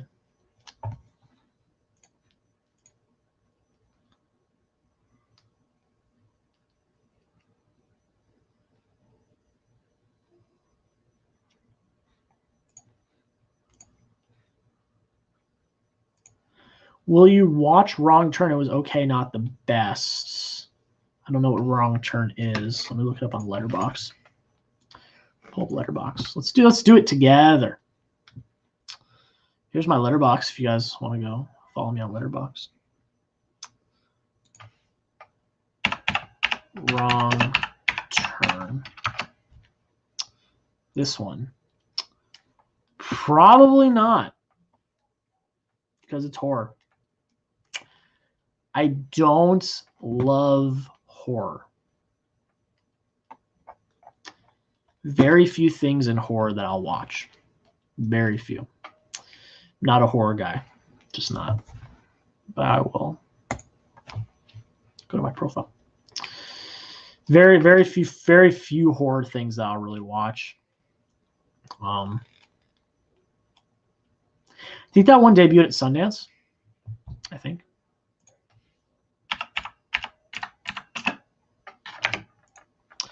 Did it debut at Sundance? I think it might have.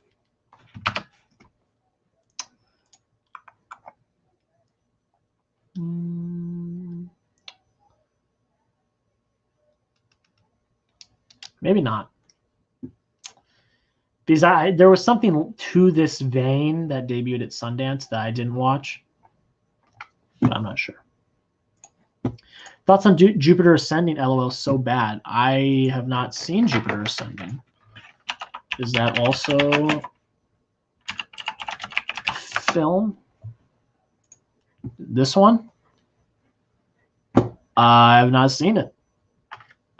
I don't think I will, though. It doesn't look too fantastic.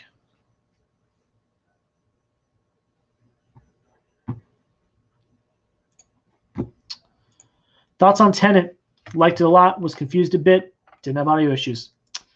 Well, I will tell you what I thought about Tenet by going over to my lists on Letterboxd and going to my movies of 2020 ranked.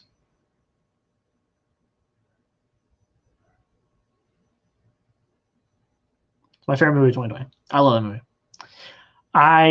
It broke my record of most viewings in a theater by a single movie. I saw it 4 times in theaters. Saw it 6 times last year. 4 times in theaters, twice, actually 7 times. 4 times in theaters, 3 times on home release. I watched it the day I got it on 4K.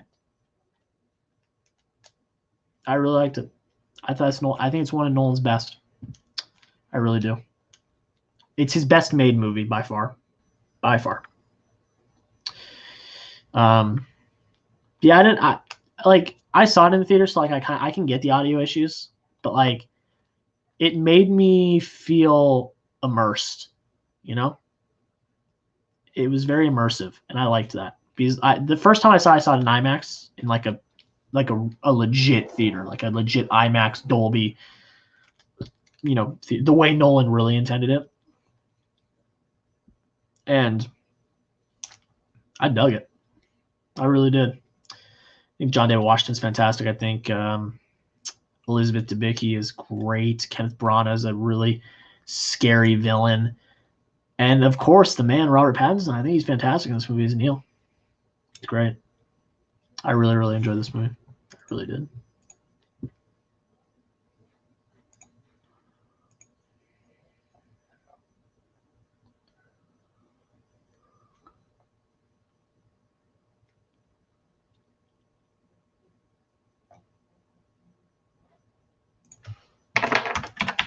Is Drake releasing something new?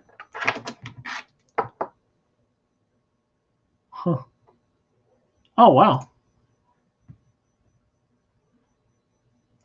Scary Hours 2?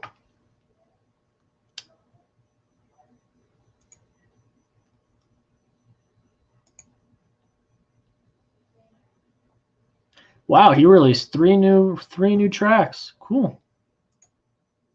Cool. I'll listen to those later. Yeah, Drake just released 3 new tracks. Cool. Coming to America thoughts. I have not seen it. I did not get a screener for this one, so I did not see it. I am gonna watch it though. I'm gonna watch it this weekend. Movie star crushes top 3. So are you saying like celebrity crushes? I'm assuming you are. Florence Pugh is by far my biggest celebrity crush right now.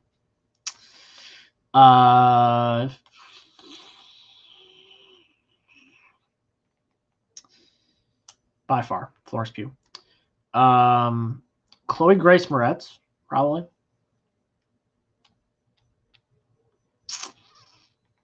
God, I don't know. I do not know. Maybe Alison Brie. Definitely Florence Pugh though. Florence Pugh's number 1. She is by far my number 1 celebrity crush. She's amazing at what she does. She's also very nice on the eyes, but she's amazing at what she does. She's one of the best working actresses today. Jesse, I know you. We go to school together. We went to school together. This may have already been asked, but do you think Dottie will be involved at all in the finale for WandaVision? I don't know. And we didn't talk about this earlier, but we talked about the concept of over theorizing earlier. I think Dottie was probably another plot point that was over theorized. Honestly. It's just unfortunate because we've been trained as film fans and MCU fans that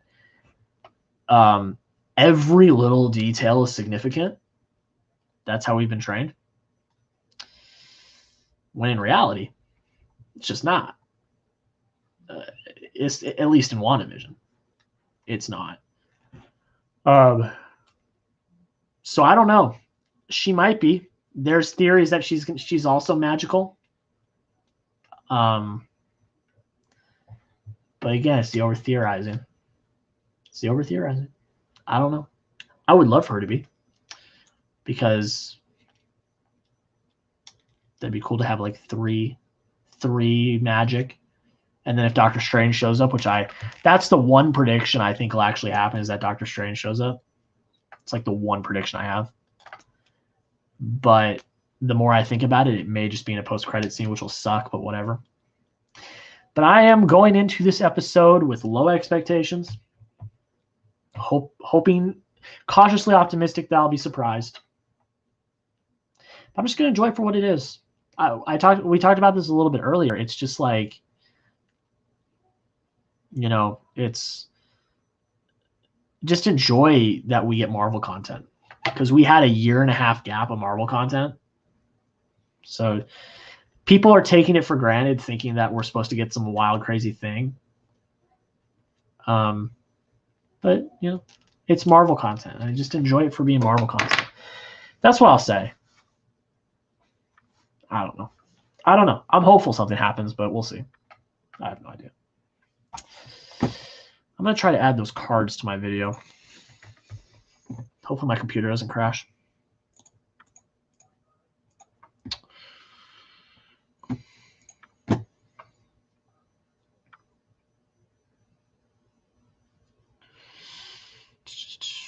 Okay. So if you guys weren't here earlier, the first big part of the stream, I was showing y'all how I edit my reviews and videos. So if you want to go back, you can go back and watch that section of how I edit my movie reviews and stuff. But all I'm doing is, my end cards weren't working earlier and it was going to crash my computer. So I'm going to see if I can do them now. And I can. Sick. Raya review. Podcast episode 3. Golden Globes. Put another review. Cherry review. And then I always finish off with a playlist. It's usually a playlist that the video is in. So it'll be 2021 movie reviews. Pretty sure my dad is watching. Game of Thrones downstairs. I can hear it. What a great show. Okay. And that's it. We already did all the other stuff. So now it's completely done. And this one's going up on Saturday.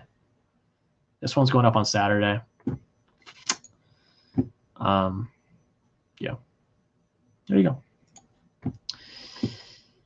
I'm just hoping the show finishes the main plot points, but also leaves a couple cliffhangers for the future MCU. That's exactly what's going to happen. Exactly.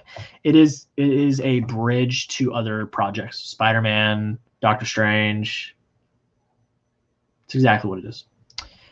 What are your favorite Tempe area restaurants? That's hard to answer because I didn't live in Tempe.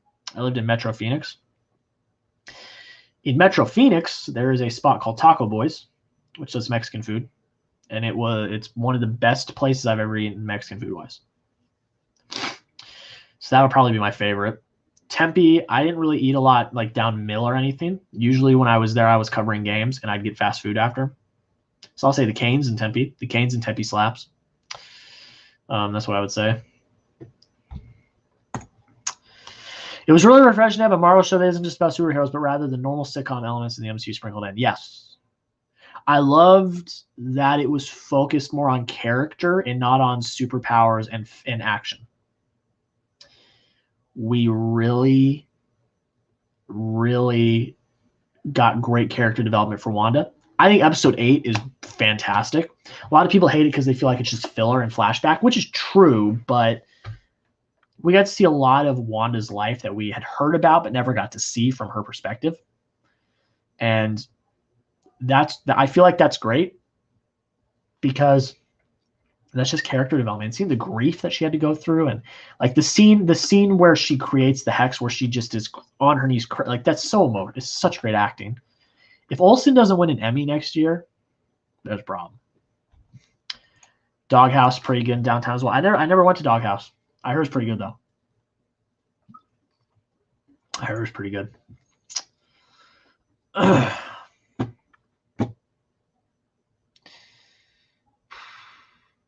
I'm tired. Gotta stay up though. Gotta stay up. Can't fall asleep.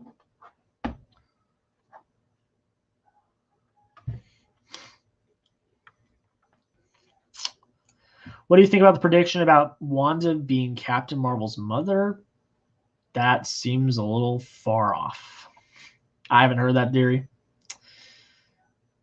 Nope. I don't even think in the comics that's a thing. So I'm going to say, in my semi kind of expert opinion, that's not going to happen. There was a lot of parts where people thought Captain Marvel was going to show up, but now it's pretty much confirmed that she's not showing up. I mean, I could have called that. I didn't think she was going to show up.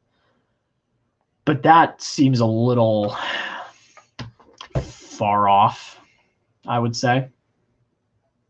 A little far off. Because we know how Captain Marvel got her powers. We saw that in her first movie. We know how she got her powers. So I don't know. I don't know. What movie do you want to see this? What movie this year do you want to see most? Spider-Man 3, by far. But you can, if you want, go check out my video that I did at the beginning of the year, my top 10 most anticipated of the year. I've already seen a few of them. Nomadland, Judas and the Black Messiah, both great movies. But Dune, looking forward to. I answered this question about 20 minutes ago, but Dune, Conjuring 3, Snyder Cut. I think I'm excited to just see it. I don't know if it's gonna be good, but I think it'll be fun. No Time to Die, Mission Impossible 7, all that stuff. Fast 9, very excited about that. All Marvel, The Eternals. I mean, Chloe Zhao. Oh my God, they're saying that they're in awe with what Chloe Zhao's given them. Rightfully so. She's going to win the Oscar for Best Director for Nomadland. She's going to. It's going to happen. That's why we haven't gotten a trailer yet, because they're waiting to put Academy Award-winning director Chloe Zhao in the trailer. Rightfully so. She directed the best movie this year. Nomadland is breathtaking. She makes an Arizona sunset look breathtaking on film. That's very hard to do, especially for someone who's lived in Arizona all their lives. She made it look breathtaking on film, which is something not a lot of people can do. What do you think about the theory that Thanos is Agatha? Nope. Thanos got snapped at the end of Endgame. I don't believe that one bit. I think it's time to move past that storyline. I think it's time. We did it. We did the Infinity Saga. It's done. It's done. Evie, what's up? Oh my God. WandaVision less than 2 hours. Yes.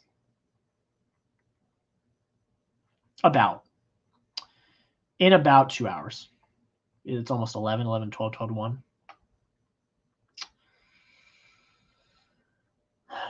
10 minutes till. 9 minutes till. Yeah, I mean, I'm very excited. I think it's going to be I've said this a few times. I've been streaming for 3.5 hours. I just hit 3.5 hours. I've been streaming for 3.5 hours. And I've answered this a few times. I'm going in with very low expectations. I think it'll be good, but I don't think it's going to be staggering like we thought it was. So,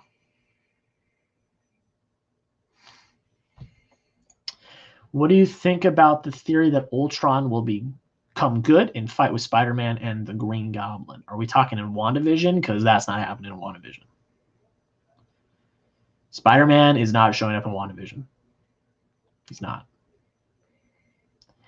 I'm just going to say this right now, Patrick. Any theory about some big person showing up in WandaVision, I do not think is going to happen. The only thing I really think is that Doctor Strange is going to show up in some capacity, and it could even just be a post-credit scene. For real. I halfway through the season, I would have had a completely different mindset. But after everything we've heard, after the interviews and everything, we're not. It's not. We're not getting anything. It'll be a good episode, but we're not getting anything special, I don't think. It pains me to say it, but I don't think we will. Which sucks. But these theories, I've all these theories you're throwing me, I haven't heard any of them, which is crazy. They're so outlandish, which is so funny. I love how people theorize this stuff. Yeah, that's so crazy.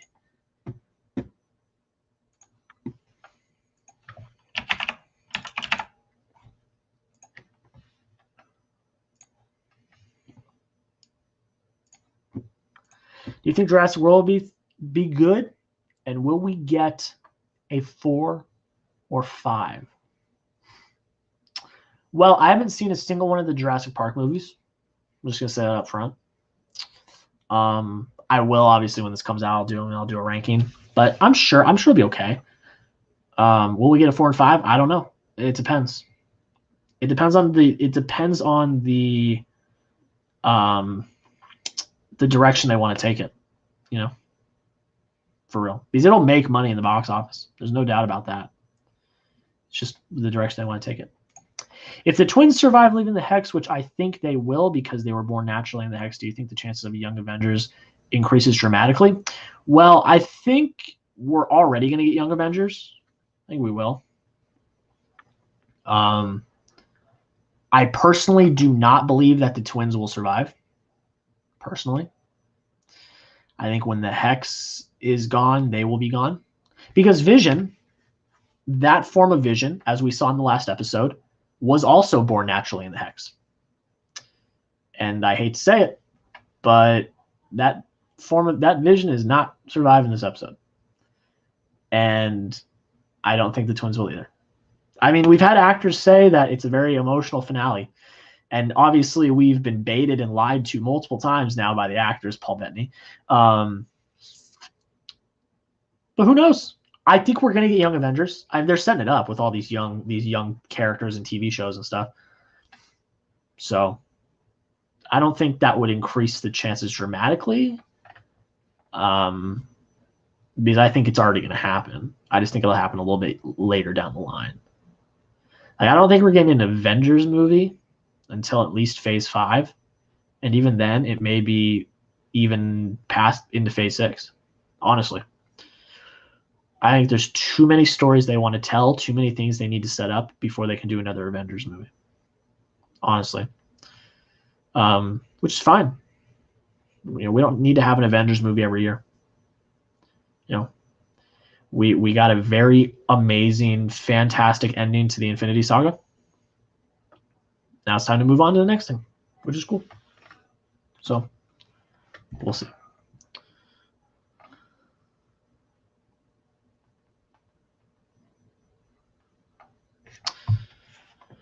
Do you like 3D or IMAX 3D? I don't really care for it. I mean, it just feels kind of tacky at this point. It just feels kind of tacky. It's a gimmick. It's gimmicky. It takes away from viewing experience. When I get a heart attack when something jumps out at me, then I'm like, oh, well, that sucks. And then you can't take the glasses off because then it's like the blurred red and blue. So, I mean, it was cool like when it was a fad, but like now it's like, I like IMAX though. I saw Tenet in IMAX and it was lit. Agreed. They need to rebuild the entire deck before they have another Avengers like series movie. Yeah, they've got the characters to do it, but I don't think it's the time. I think they have a great Phase 4 set up. Phase 4 is set up really nicely. A lot of solo stories, a lot of Disney Plus shows. which I'm hoping to review early now because I'm in with Disney. I requested Falcon and Winter Soldier yesterday, so we'll see. Thanks for having me, dude. I had fun. Hey, man, have a good night. Enjoy WandaVision. Have a good time. Chris is back! My man! How'd your review go? Yeah.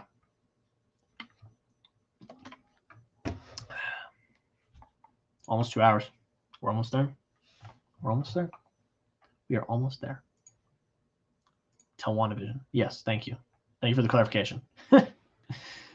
We're almost there, man. I'm tired. But I had my Mountain Dew too early. I'm starting to crash. And I can't have another one, or I'm gonna get kidney stones. Which is TMI, but that's my life. I keep checking my email thinking I might get a Snyder Cut invite. It's not coming at 11 o'clock at night, I'll tell you that, ladies and gentlemen. Everyone got invites to the premiere today, and I did not. I'm hoping to at least get a screener, though. Well, I did. Well, I didn't get one, but they put in my request for a Snyder Cut screener. They said they'd reach out soon. So hopefully that's in the next few days. I want to see it early so I can review it before the embargo drops, which is the 15th. The embargo drops on the 15th. Focus! Focus, please. You got a nice-ass webcam, and it won't... There we go.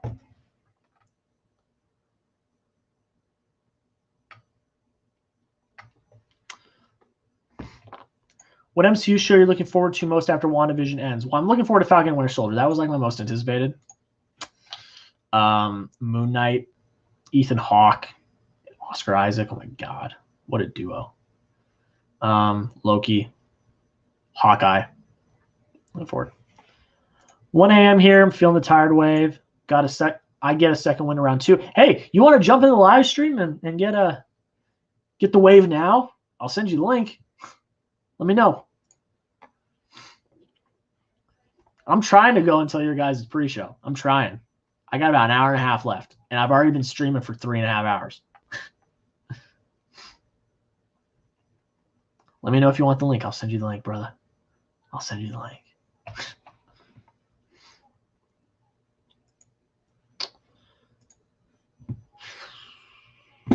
So, yeah. If you guys are in here and you didn't hear before, WandaVision review tomorrow. Chaos Walking review on Saturday. Monday, then I'm taking Sunday off because I think I deserve an off day. Monday, MCU Ranked with WandaVision. Tuesday, reaction to the Golden Globes. Not the Golden Globes, the Critics' Choice. And Wednesday, I've got another episode of the podcast with a special guest who I have never collabed with that I'm very excited to collab with. Very excited. So be on the lookout for that podcast. I'm very, very excited about that podcast episode. So much so that I moved the recording date to Monday to make sure I got it in. Very excited. Uber excited. Super, super, super duper excited.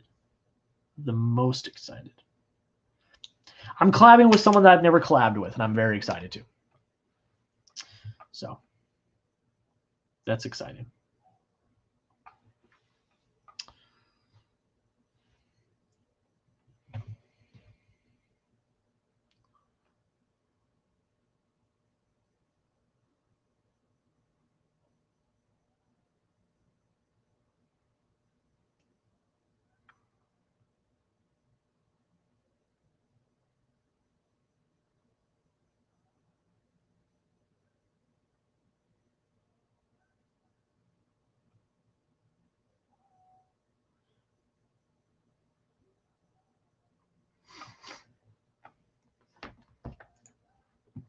Sorry for you to get to do something that you love with this man. You deserve it. Hey, thank you. I appreciate that, Jesse. You're dope. I'm glad you're doing well with the esports stuff at ASU. I've been seeing your stuff. That's pretty sweet. Hopefully you guys are holding down the Holding down the esports for WCSN. That's my baby. If you guys let that thing go into the ground, I will be so mad. So that's my legacy at that school. Chris, let's do it. Yes. I'm sending you the link right now. How do I get a link? Wait, how do I get a link? Oh, invite. Okay. I got it. Copy to clipboard. Okay. Chris, I'm getting you in here right now.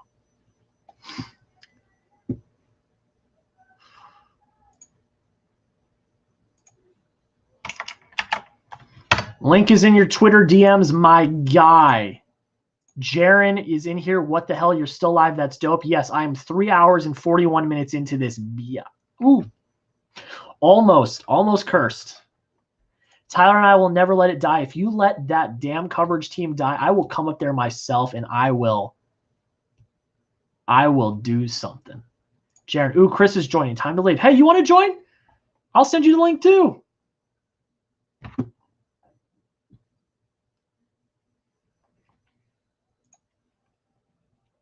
Yeah, but back to what I was saying. If you guys let that coverage team die, I will drive my ass up to Phoenix and make sure that something is done about that. That is my baby. That is the thing that I fought for when I was there.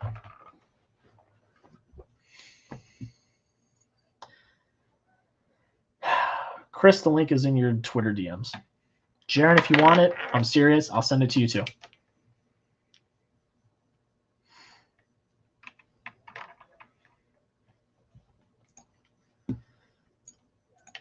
If y'all didn't see, Drake dropped 3 songs. That's lit. I'm not listening to them because of copyright, but it's pretty cool.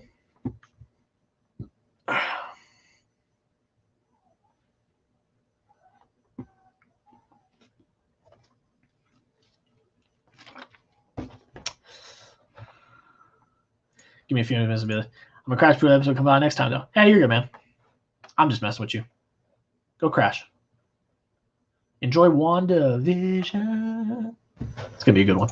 If you guys don't know what I'm talking about, though, when I was up in college, I fought tooth and nail.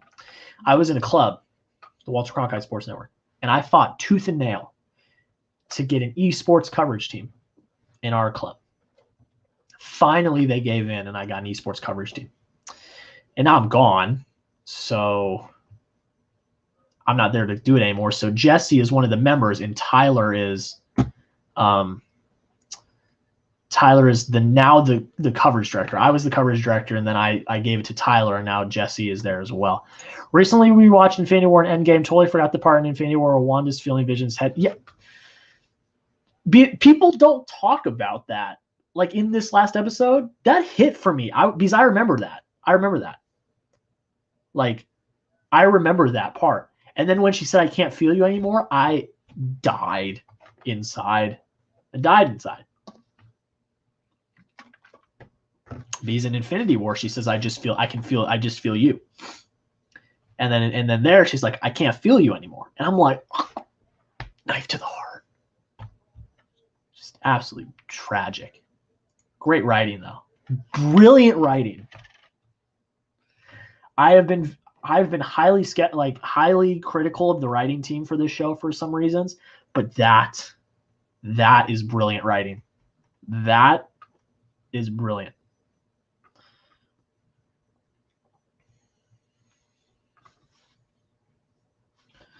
And I am jealous that you've watched Infinity War and Endgame recently. I have not.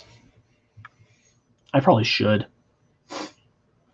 Also, by the way, thank you all. 620 subscribers. Hitting milestones. Hitting those milestones.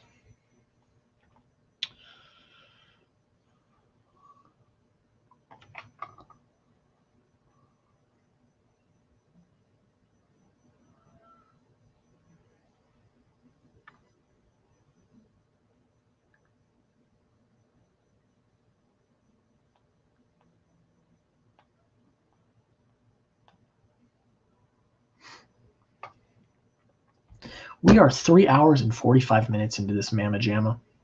The longest stream I've ever done. I take that back. It's not. I did a live. I tried to do a 24-hour live stream right when Call of Duty World War II came out. I think I got 15 or 16 hours in, and then just called it. I was tired. How long into the finale do you think it will take until Monica and Pietro appear? I don't think very long. I think we're going to start off again with the standoff in the middle of the street. I think the characters will all converge on the standoff. I think.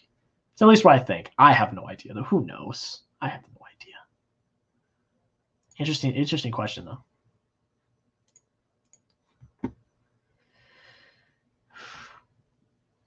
I need Chris to get in here to wake me up. I need to get a drink that's not water. It's putting me to sleep. I just can't have another soda. I can't. I've already had 2 today. I can't get any more kidney stones, man. Those things freaking hurt. But it's WandaVision finale, though. It's a special occasion. Ah, God. I'm gonna have to think about that one real hard. Nah, I'm doing it. I'll be right back, everybody. I need to get another water bottle anyway.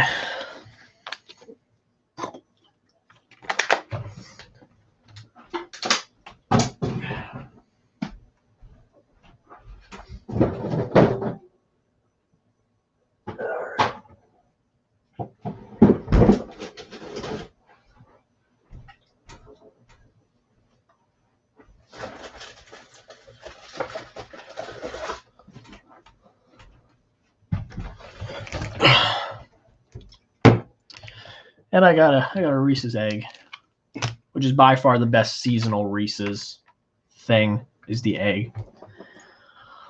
What do you think the hardest battle will be? Vision versus White Vision, Wanda versus Agatha, or Darcy versus the Traffic? That's funny. First off, very funny. But if I'm talking serious, though, probably Vision versus White Vision. No, though, but Wanda and Agatha. Probably Wanda and Agatha, because Wanda is supposed to be one of the most powerful people in the MCU, and if Agatha is more powerful, then sheesh.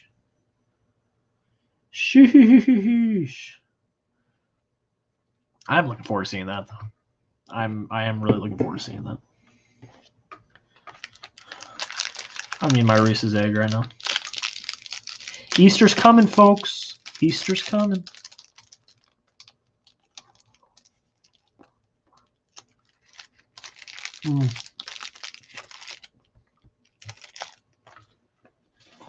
One bite, man.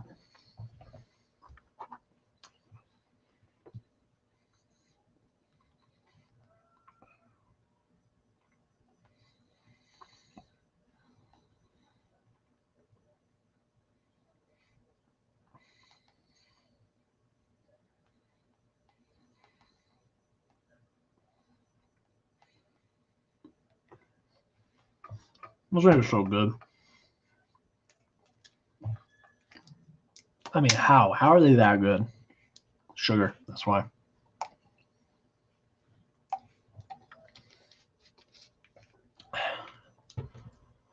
Hey, man.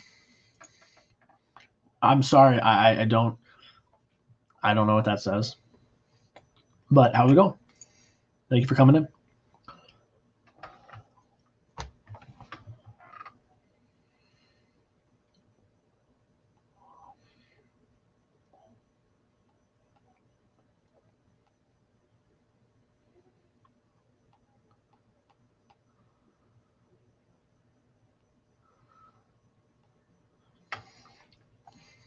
My expectations for the show have already been blown away. So unless they really screw up the finale, I will be more happy about this show. Yeah, I mean, look, the thing that, and I talked about this like way earlier, because now we're creeping up on 4 hours.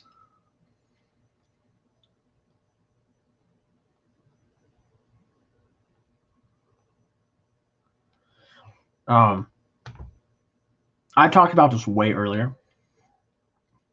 The problem with what was happening is Sorry, I'm texting.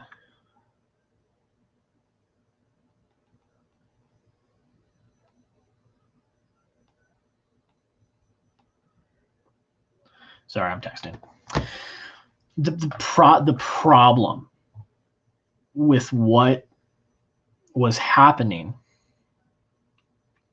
is that everyone, and I kind of mentioned this a little bit ago,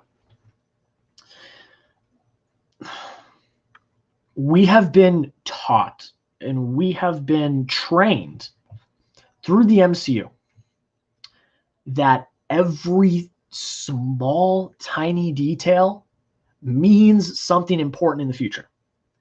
That's what we've been trained throughout the MCU. That comes to bite us in the ass with stuff like this.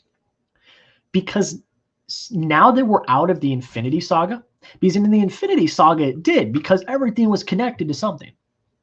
I literally did a video about that. You guys can go check it out. It came out right before Endgame came out. Now, since there's not a big overarching story, at least right now, obviously there will be in the future, but since there's not a huge overarching story right now at this moment, everything doesn't mean something. But that's how we've been trained. That's how we've been trained. So if you look at it in the vacuum of what we've been given, it's fantastic.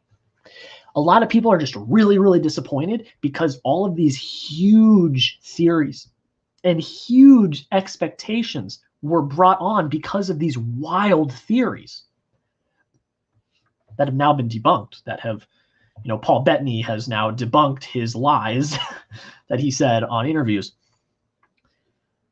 So I'm very happy either way, no matter how it ends. They would really have to screw the pooch for me to not be happy. It's Marvel content. We've had a year and a half without Marvel content. This is our first content we're getting. And honestly, it's pretty good. It's pretty good. Strange Boy, whoa, you're still live. Yes, I am. 3 hours, 53 minutes, and 10 seconds in. And I have not stopped. Thank you for coming back. All the people that crashed like 2 hours ago to get some sleep before WandaVision are coming back now. And they're like, whoa, you're still here? I'm like, yeah, I am. I've been live since. I've been live, to put it into perspective, I've been live since 7:30 my time, since 7:30, and it is 11:15 my time now. And I've been live.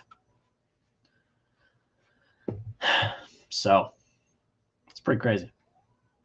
Chris, where are you at, bro? Brother, you said you were coming in. Where you at? Where you at, bro?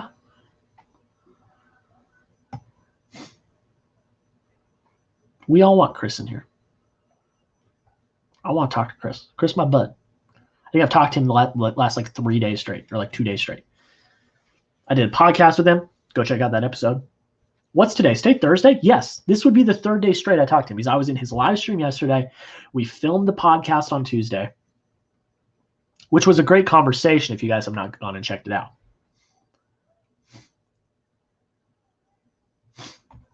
My brother is forcing me to wait until 8:30 tomorrow to watch because he didn't want to stay up. Hey, do what I do with my mom. Do what I do with my mom. Like, I watch it right when it comes out because I don't want to be spoiled. And then first thing in the morning, I watch it with my mom. So you get to watch it twice. Do what I do. You don't have to tell them you watched it. That's a little bit of a fib, but you don't have to tell them you watched it. But if you're already up, and I know you're in Phoenix, unless you're doing all your school from home this semester, but I'm pretty sure you're in Phoenix. You're almost there. Well, we're all almost there. It doesn't matter if you're in Phoenix or not, but we're almost there. So, like, I don't think you'd wait up this long to just wait till 8:30 tomorrow to watch it. Just do what I do with my mom. Watch it yourself and then watch it the next morning with your brother. Easy as pie. That's what I do.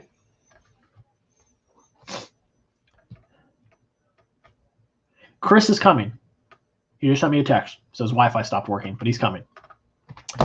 My man is coming. Cracking open another cold one with the boys. Black Ops Cold War. I got the regular this time. I had like the new watermelon one last time, which is really good, by the way.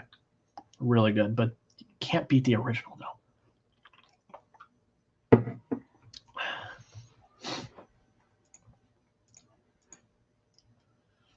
I will ask you, Jesse, have you been following the CDL this year? If so, what are your thoughts so far? I want to hear what you got to say. I watched some matches today. Watched Optic put a beating on the New York Subliners.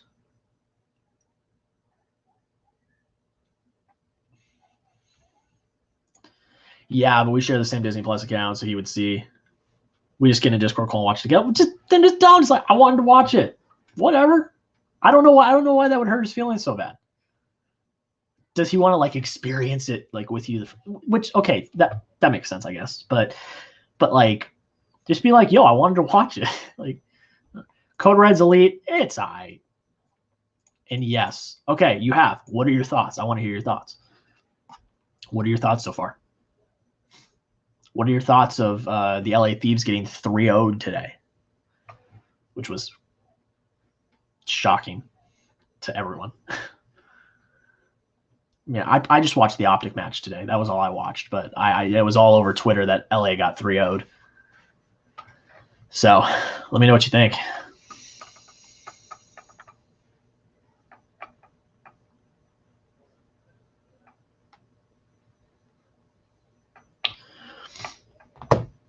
Yeah, that was the shock of the day. LA getting 3-0'd by who? The Gorillas? LA? Gorillas? I just love that Nade Shot's back in Call of Duty. I just love it. I love these guys on team now. And I love that Optic's back with Hex.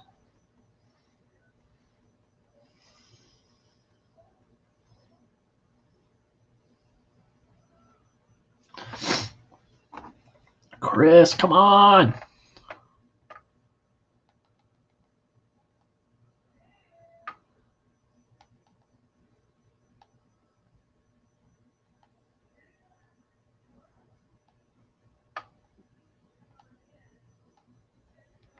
Here we go. Optic and FaZe are looking at the top two teams. Dallas gaining momentum, but still missing the Clayster effect. Clayster's can't got. Yeah, I don't understand why they didn't keep him. Why did Dallas not keep him? Like, it would be different if they didn't just win the championship. Why do you not keep your championship roster? I get they had to cut down from 5 to 4. I get it. Keep him as a sub. Keep him as a sub. It's that easy. Keep him as a sub. Keep one of them as a sub. But yeah, Optic looked good today. Again, that's the only one I watched. But they looked good. And New York didn't look that bad. They only really got stomped on the search and destroy. You know? So, I don't know. Pissed the LA Thieves lost earlier, but they have looked shaky the last week. Yeah, lost to the Gorillas, played Toronto Ultra. What if they lost to Ultra tomorrow and got knocked out of the major? What if? Wouldn't that be crazy? That would be so crazy. We're coming up in 4 hours. We're almost there. I guess they wanted to go with young guns. Didn't think he would still be that good going into yesterday. I know. He had the best KD in the league. Clayster is proven. He's a proven talent in Call of Duty. Proven. All right. 5, 4, 3, 2, 1. 4 hours. 4 hours. 4 hours. We did it. We did it, y'all. 4 hours. Thank you for watching. Yeah. But I don't know why. I don't know why you get rid of a proven leader, proven talent. I don't understand. I get young guns, but like it's just like baseball. Young guns, minor leagues, or on the bench. let them grow, let them mature. And if Clay doesn't perform, bench him. I mean, it's like a regular sport. That's the thing I love about esports nowadays. It's like a regular freaking sport. Like just I don't even know. Just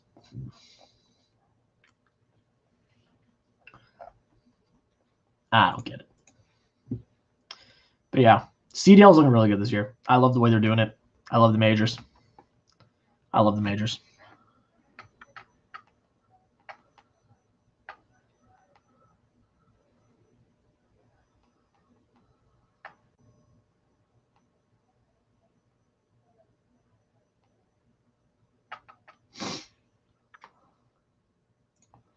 If Thieves lose tomorrow, I'll be pissed, but glad they would hit that disappointment early so they can run it up later in the season. That is true. The best teams lose and then get back up and keep going.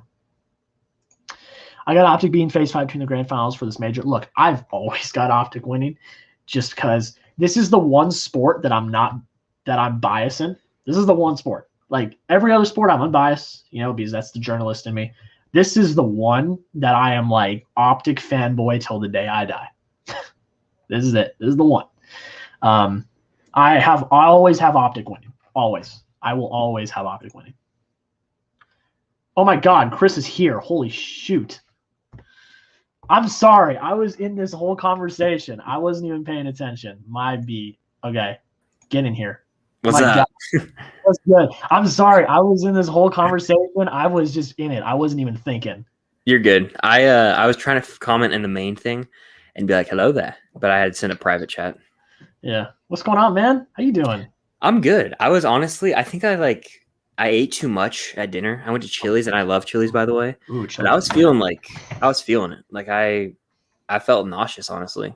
So I was like laying down with like a wet rag on my head. I took some Tums. That's my go-to. Tums and is the man. It's the GOAT. And now I feel a lot better. So I'm catching a second wind, and I got this thing right here with me to power through. So. Oh, yeah. I still need to get me one of those. I still need to. Cam's over there too. She can hear. That's why I'm not wearing headphones. Cam. Hi. I love Cam. She's the best. She is the best. She got me this. Well, see, now that's a gift. A girlfriend gets a boyfriend right there. That's a good gift. That is a gift. It is. Holy moly. Oh. It's making a ruckus. But yeah, 4 hours, 3 minutes, and 30 seconds. I see it in the top left corner. We're doing it. That's insane. I'm going till your guys' pre-show. Do it. Now that you're here, I've determined I'm going till your guys' pre-show. Yeah. Do it. Yeah. I just got a text from Trevor. I'm surprised he's awake. I'm going to tell him I just hopped on Jack's live. I've had 3 people come. So I had 3 people start the stream, then leave to go sleep, and then come back in and say, oh my God, you're still live? Yeah. I've had 3 people do that so far. I'm like, yep, I'm still here. I'm on my second Mountain Dew. I'm ready. You said you are drinking a second because I heard you said you might not crack another. Yeah, because kidney stones, but you know what? It's a special occasion. So yes, I did crack another. Exactly, yeah. This is my 3rd one of the day, but it's about to hit midnight, so it's technically we're going into tomorrow. So yeah, I mean it is tomorrow. Isn't that crazy? Look at this. It's tomorrow for you. It's still 11:26 here. Friday, March 5th for me. It's weird how time works. Hi, Cam. Hi. Cam's the GOAT. She is. But we filmed a review for Raya. Yeah. So thoughts? What do you think? It's good. I was getting super nitpicky. Like, and I'm gonna cut out that part. We said we were gonna do a half regular, half spoiler, but I was like, nah, I'm gonna cut out that part in the actual review. There's this trope that happens. I won't spoil Raya for anyone in here. There's a trope that happens in movies that bothers me involving. I don't know if you've seen Black Panther. You know what I'm talking about. It happens when a character or characters like you think they might be gone for a little bit and then they may or may not come back. That's all I'm going to say. But it's something that happens in movies frequently, and I'm always just like, oh yeah. Mm-hmm. But I get it. Know. I know what you're talking about now. I had to think about it for a second. I'm like, no, I got it. Mm-hmm. Yeah, I was dancing around spoilers heavy there, but I didn't know. I didn't know what was going to happen in that moment. I was like, oh, wow, what? We're doing that? But honestly, by the end of the movie, I had a big smile on my face. I was like, okay, this is a really good movie. It's better than Frozen 2. I don't like Frozen 2. I don't know if that's a hot take. It's better than Frozen 2. I think it's better than Wreck-It Ralph 2. I'd put it on par with Moana, honestly. Like, it's really good. I loved it. Moana and Mulan had a love child. Yeah, perfect analogy right there. That's what a lot of people have been saying on Twitter. That's what a lot of people have been saying. I tend to agree. I think it's like peak Disney and like Disney animation. I think like impressive animation. Like this shot. Well, yeah, not even just the anime, but like Disney Animation Studio. Like it's like it's like peak. Like they really hit their stride with this one, is what I thought. But yes, the animation. I literally said in my review, this movie is a work of art. Oh, yeah. It's not even just a film; it is a work of art. I love how there's a scene where she's like crying and she wipes away the tear, and you can see the residue of the water on her face. Yeah. Okay, Yeah. So the water. Holy crap! I'm a big water guy. I don't know if that's weird. No, I love water. I was floored by the water. In Yeah. this film. It looked real as water can look. Yes. Like for real.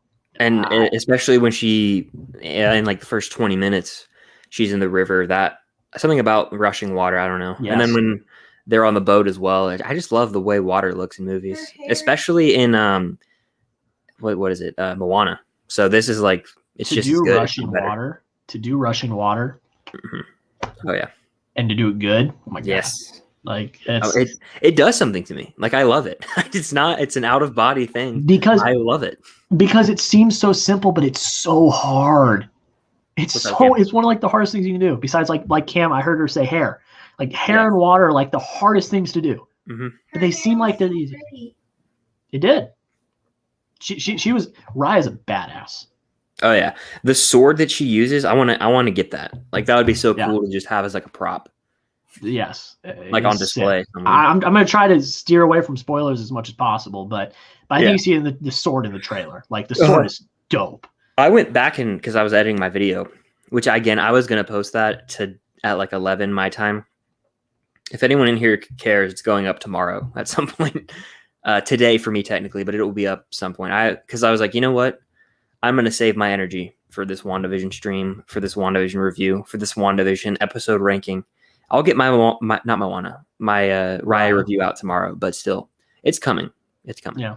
Yeah. I just like I'm pushing my Chaos Walking review to Saturday, so I can just spend tomorrow doing WandaVision. Yeah, that's like Chaos Walking's fine, but yeah, I got the screener late anyways, so yeah.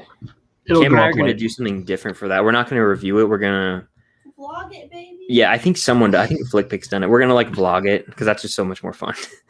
Vlog it, baby. And then after we're going to be sitting in the car and do a review of it. Yeah, but I love when you guys. What do you say, Jack? I said I love when you guys vlog stuff because you guys got a good dynamic. I appreciate when you guys vlog stuff. We have fun doing it. And she's laughing right now. She's laughing at me, but like I'm laughing because sometimes we yell at each other. We do. And that just gets edited. It is. I can't imagine you guys yelling at each other. Oh, I can't. You can't. I mean, it happens. It's not like it's not like every day though. I don't think. It's just like it's every other day. It's every other. Yeah. It's not like malicious. No, it's like it's like I'm trying to describe it. It's like out of love. I don't know. No, and it's not even like we're mad at each other. It's like the same. Not to like make it sound weird, but it's kind of the same way siblings fight. It's like we've known each other for 4 years, so it's like 4.5 almost. So sometimes when Chris tells me to do something, I'm like, "Shut up," but in a loving way. No, yeah, and like obviously when you're at Disney. Like it's hot in Orlando. Oh, we made an agreement at the very beginning of our relationship to not take what the other person says. We both get hangry when they're hangry. Yeah, like funny. My parents call me the Snicker Man. That's so funny. I'm not myself when I'm hungry. That's what they say. That's great. Yeah, but I think you guys have just such a great relationship. I mean, obviously every relationship has bumps and bad stuff, but you guys are so. He's coming over. See, there it is. See? The money. it's just it's so I love it. You guys are awesome, and I love the connection you guys have over this geeky nerdy stuff. It's just awesome. Oh yeah, I love that we talk about WandaVision. We're gonna keep doing it too. And Yeah. we're gonna talk about in 15 days. Your Falcon obsession. Soldier. Your obsession. Yeah. I'm excited because I'm doing weekly stuff for that too. So Yeah. I'm excited. That's gonna Oh, be lit. Because I said in what, hour 2.5 or hour 1:45 something. I said I'm not letting that boat sail like I did WandaVision. I said not happening. What do you mean? Like the theories? No, like Doing it like covering it weekly, reviewing it weekly. Oh. I said I'm not letting that boat sail like I did WandaVision because I didn't do it for the first few weeks, and then I was like, I can't just hop in now. There's no way. it's So, a little too late, but Yep. you know, you're gonna get some WandaVision content today for me, tomorrow for you, and and tomorrow for me too. I'm gonna have some. I'm doing a review. Yeah. So because originally I was like, I'm gonna treat them like movies because that's what they are. They're all long movies. But then I was like, but it's weekly and people are getting a lot of views. And Especially WandaVision, it's been so long. It's been 9 weeks. yeah, it's been and and Fun I've talked about this a lot in my stream tonight. It hasn't even been a year. It's been like a year and a half since we got Marvel content. Yeah. So it's July, like everyone was fiending for content. Mhm. They wanted it. Honestly, dude, I think that has altered some people's positive I was about to say thoughts on I it. was about to say- You were? I'll say what you're trying to say, but in Say my way. Say it. That's why people are so like gung ho happy and like praising the crap out of WandaVision because we haven't gotten Marvel content in so long. They kind of like they would accept anything. It's the exact opposite of how everyone felt when Brie Larson was the first girl to get a solo Marvel movie, and everyone thought it should have been Black Widow. Mhm. You know how like that's like a big reason why a lot of people didn't like her movie. Mhm. It's like Which that is exact same thing, but opposite. Irrelevant. Yeah. Yeah, it's like everyone's like, "Ooh, Marvel, gimme. There's nothing wrong with it. Marvel's perfect. I've missed Marvel so much. There's nothing wrong with it ever." Yeah, we even talked about this on the podcast episode, which everyone should check out. Dude, you're my guy. You're my guy. It was I can't get over how much fun that was to just sit there and just talk, you know? Like I love doing that. Sometimes I'll feel like, oh, I gotta get this video perfect. I gotta get this perfect. Is that why you said you wanted to start a podcast? No, yeah, I've been really wanting to Chris is bring one Chris back. is coming over to co-host mine. It's just I'm acquiring him Low from the key. Star channel. Low key. Except next week, I keep hyping it up. I have a very special guest next week. I am so excited. Someone I have never collabed with before that I really have wanted to. That's It's awesome. happening. It's been scheduled. We're doing it. It's me. Yes, it's Cam. Hey, Cam, if you're free sometime, I'll get you on 1 week. Yeah, professional conversation with the famous TikToker. I'll go on the podcast. Actually not. That would actually be an interesting one. That would I be. want That to would get be. in the mind of a TikToker. No, that would be interesting. Let me on his podcast. I'd love to be on your podcast. It was about a All right, 4-week Cam, podcast. we'll get it set. I film on Tuesdays, so give me a Tuesday you're free. We'll do it. Yeah, All right, sounds good. I'm just gonna drop some bombshells right now. it. What? I think that I'm gonna. I have like 3 podcast ideas. Trevor, if you're ever listening to this, we want to bring one back because me and him have great chemistry, great friends, obviously. And like, I'm not gonna drop the name. Podcast. What'd you say? Are you bringing back the Film Saga podcast? A variation of that, but it would be more like a behind the scenes look at us. It wouldn't be like strictly movies. It would be us like chilling. I don't know how we're gonna do it because like it's hard. Oscars were so good though. I appreciate that. That was such a great idea. We might resurrect it though, because I know people have asked. Like apparently, Bring it back for like special occasions. Like Yeah. like don't make that the focus. But like Mission Impossible is coming out this year. Mission Impossible Mockskers. No Time to Die is coming out this year. James Bond Mockskers. There's 2 podcasts right there for you. You're welcome. And then of course we could always do, and like animated Star Wars if that makes sense. We could do like a Clone Fast Wars 9's or coming a out this Rebels year. one. Speaking of Rebels, then I'll continue. Season 2. I just finished season 2 last night, and I kid you not, the finale of Did you say something about my water? No, I was going to send you your pops. Do you want your water? I thought you were getting up, but you Do can. you want your Honestly, I do, but you don't have to. Whoa! Holy mother of God! Bees? What the hell? I just got a big stack of food. Just my Benjamins. I was mean, gonna show I these got off the whole in a second. freaking just Taj Mahal back here. Yeah. Show off. What was I saying? Show him The Twilight of the Apprentice, where Ahsoka and Vader kind of have a duel, might be one of the best Star Wars things I've ever Show him seen. the pops. Mhm.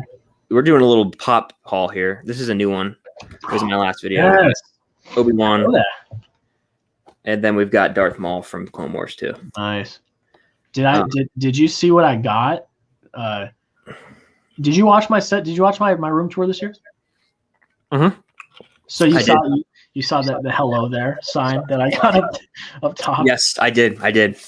Which I love because I was wearing a Hello There shirt yesterday, or when we went live on my channel yesterday. Should I make when I make sweatshirts for my embroidery shop? Should I make one for Hello There? Yeah, Hello There. I love my Hello There shirt.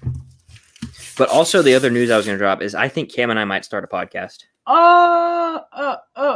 where we would just talk once a week. Because I mean, we talk about nerdy stuff all the time, Yeah. and it would just be like on her channel, and we could think of a cool name, and that would be it. on my channel. Yeah. You're gonna be editing and posting it though, right? Yes. Sorry. Wait, real quick.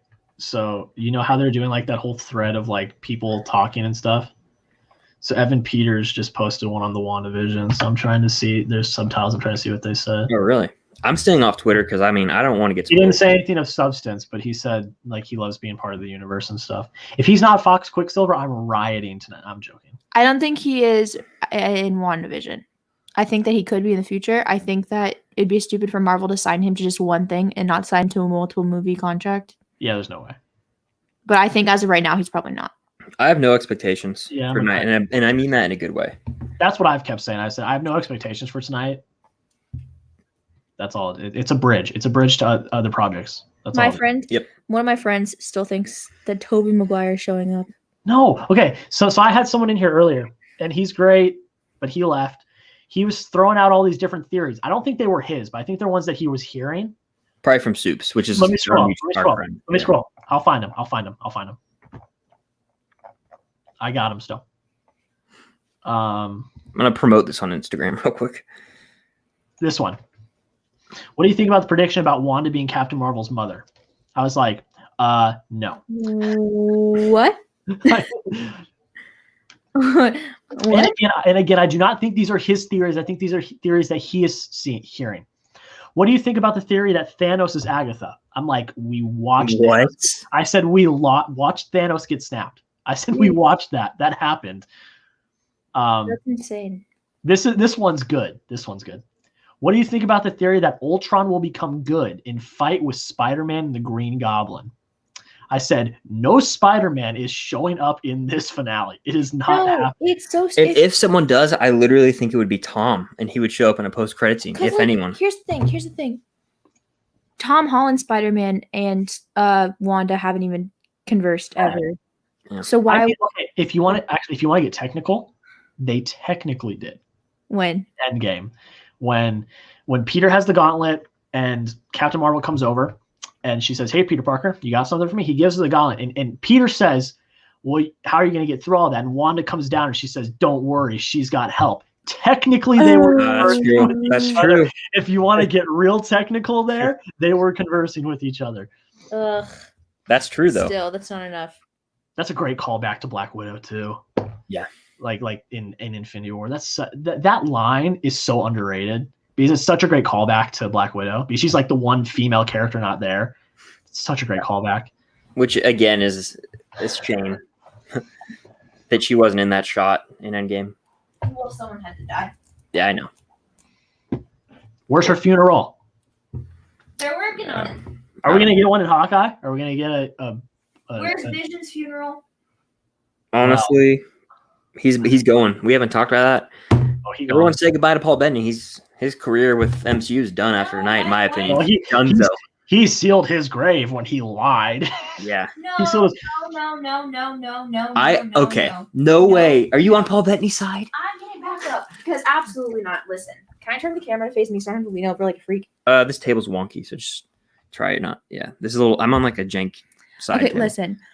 I don't know, because I think that it's not to divide things by gender, but I think it's more common for fangirls to watch like all the Marvel interviews than it is for fanboys too. Because like I know every single like, especially from like Endgame and Infinity War and Civil War, I know almost every single interview that they've done by like heart. I watch them like all the time, and Paul Bettany is like notorious for trolling in his interviews. That's like all he does because he's always just been Vision, and no one gives a flying crap about Vision. So he always trolls in his interviews. And here's my thing. If we're gonna compare, when Tom Holland says Tobey Maguire and Andrew Garfield are not in Spider-Man 3, no one believes him. He's blatantly lying. But when Paul Bettany says something, everyone's like, "Yep, let's believe him. He must be telling the truth. Let's run with it." Okay, I have a very big feeling that what he said on Good Morning America today was bait, because he mentioned Benedict Cumberbatch's name and basically said there that he wasn't showing up. And that is the one thing that I think is most likely to happen, is that Benedict Cumberbatch shows up. So I think the interview today was bait. More proof that he is always trolling in his interviews. Every single interview he ever does, he just trolls because he's Paul Bettany. That's all he does. No, yes, but I just hate that people are getting mad at him. It's so tacky though. He's like the one actor I've always wanted to work with. I feel like we really popped off, and it's himself. Are you kidding me? Yeah. I heard the quote before I ever saw him say it, and then the second I saw like the physical interview, like saw him saying it, I was like, he's clearly like he's joking. He's being so sarcastic, like the way that he's smiling. I'm like, I know he's joking. But I don't know. I think it's because the theories with WandaVision just got really, really, really, really bad. So people were kind of grasping at anything they could. Yeah. Anyways. Shout out to the Lights Camera Barstool guys for that oh, yeah. quote. Those guys are the best. He like complimented I think Ken Jack's outfit. I saw that. I retweeted that today. Yeah. Because the tweet that he said was, he's like, I'll pull it up right now. I've tweeted so much shit today. Oh my god, I cursed. That's my first curse word. Oh my god. All stream. That's Canceled. my first curse word. Canceled. He said he came on LCB, complimented my outfit, then proceeded to lie straight to my face. I may never trust him again. That's great. So I have this stack of blues right here that I got in a video a long time ago. Yeah, just flex, bro. And I'm asking the people and you which ones I should watch, because I haven't seen any of them. That's why. Yeah. Oh yeah. Content. 310 to Yuma. Great movie. And I think I'm gonna add it over here because that's Mangold. And it's make two stacks. Make the don't watch stack or don't watch now stack and the watch right now stack. I've actually seen this one. I actually like it a lot. And there's a third one coming out supposedly this year, but I think it's gonna get bumped. I watched that for the first time this year. What'd you think? It was all right. I'm doing a Guy Ritchie ranking this year. Oh, okay, cool. I'm doing it. I've also seen Black Hawk Down. It's all right. It's not amazing. It's good though. Great war movie though. Yeah, it has a Talk about tension. Yeah. Edge of Darkness. I've heard this one's skippable. Have not seen. Put it over here. Opinion. Defiance. I've heard it's pretty good. Have not seen either. Daniel Craig though. I got gifted these from someone. Where are they? Well, this one I love, X-Men First Class. I'm going to put that over here. But the Belko Experiment. Have you seen this movie? I have not. It's in my. I showed everyone a little bit earlier ago. The big like stacks of Blu-rays I have down here of movies I haven't seen that I own. Oh, okay. The Road Warrior. I haven't seen any of these movies except for the. I have. It's okay. It's okay. Yeah. Yeah. You gotta watch the first one first. Actually, you don't really have to. They all kind of work on their own. I've seen Fury Road, and that's one of my hot takes, because I don't really like Fury Road. I think I said I liked it so much because it was popular. Uh-huh. I think it's good. I think it's great for action, and it's stunningly shot, but I don't know how great it is on a story aspect. It feels plotless to me, honestly. At a certain point, I'm like, it's so simple. I get bored. It's a very simple plot. Yeah. And it's just them kind of driving in the desert. Yep, that's really it. Kind of what it is. From a technical standpoint, it is a masterpiece. Like, it's a technical masterpiece. Yes. It won all those visual awards for a reason. Yeah. I've seen this. Don't worry. I know one of my favorite movies of all time. I saw it in theaters with Cam. Cam, what do you think of this movie? I saw it twice in theaters. Ready Player One. It was was good. You better watch yourself, Cam. Oh, okay, good. We both liked it. I think I gave it an 8.5 at the time, which is pretty high. Yeah. I mean, I've re-rated it since because it's not a masterpiece, but it's really good though, and I really enjoyed it. I remember. I think at the time that movie came out, 80s. When did that come out? 2018. Spring break of right after. This was 27. It was either right before or right after Infinity War. I think it was right before Infinity War. It was 2018. Yeah. It was right before. It was like February, right before Infinity War. Yeah, and we saw this in theaters, me and Cam, and then I think it might have actually. We ended up seeing it in April. We saw it a while after it came out. And then we saw A Quiet Place like a few days later. That was a really lit week. But yeah, I liked it at the time. I just need to rewatch it. I got more. That's like right between Stranger Things season 2 and season 3. Yeah. And I feel like by the time Ready Player One came out, I was like sick of 80s stuff. Jeez. This is a big stat. It's just sitting on my floor. Moly. Fast 5 with this cool slip. I've seen it. Don't worry. I've seen all of them Fast movies except Hobbs and Shaw. And Hobbs and Shaw is one of the best ones. I've heard. I just haven't seen it. Holy crap. I've never seen this. Cloverfield. I haven't seen it. I've not seen Cloverfield either. This is insane how many movies there's here. The Boondock Saints. I haven't seen it. I haven't seen it either. I have seen this movie, Taken. I've seen the first 2 Takens. I have not seen Taken. I actually haven't put it in the keep pile. I have that in my stack. The Perfect Storm. I've seen parts of it on TV. I have not. First, pretty good though. Let's see. Horrible Bosses. I actually haven't seen this movie. I haven't either. This is one. This one hurts. This one hurts. I haven't seen it, and I'm gonna get hate from everyone. What is it? Wait, let me see first. Oh, I don't know what that is. You don't know this movie? No. The Hangover. I haven't seen it either. But I've seen. I got the Hangover Steelbook at a dollar store. Wow. For $1. I feel like this slip might go for some money. Super 8. Yeah. That I've heard it's okay. I mean, it's Steven Spielberg, so yeah. This is a movie that Cam and I are going to watch soon because of Sebastian Stan. Hot Tub Time Machine. I haven't seen that one either. But there's a few more down here somehow. Sebastian I can't reach them, but Law Abiding Citizen. I haven't seen. Have you? I have, yeah. What do you think? Okay. It's okay. I think it's written well. I think it's written really well. Pain and Gain. I haven't seen it.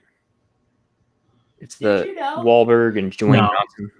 Did you know that Sebastian Stan exists within the MCU because they mentioned Hot Tub Time Machine in Endgame? Yes. Therefore, that means that the actor That's Sebastian exists. Therefore, in Civil War, when people are like, when Sharon's like, What's up? gotten 100 calls, everyone thinks the Winter Soldier goes to their gym. One of those people is probably Sebastian Stan. It's crazy. Crazy, yeah.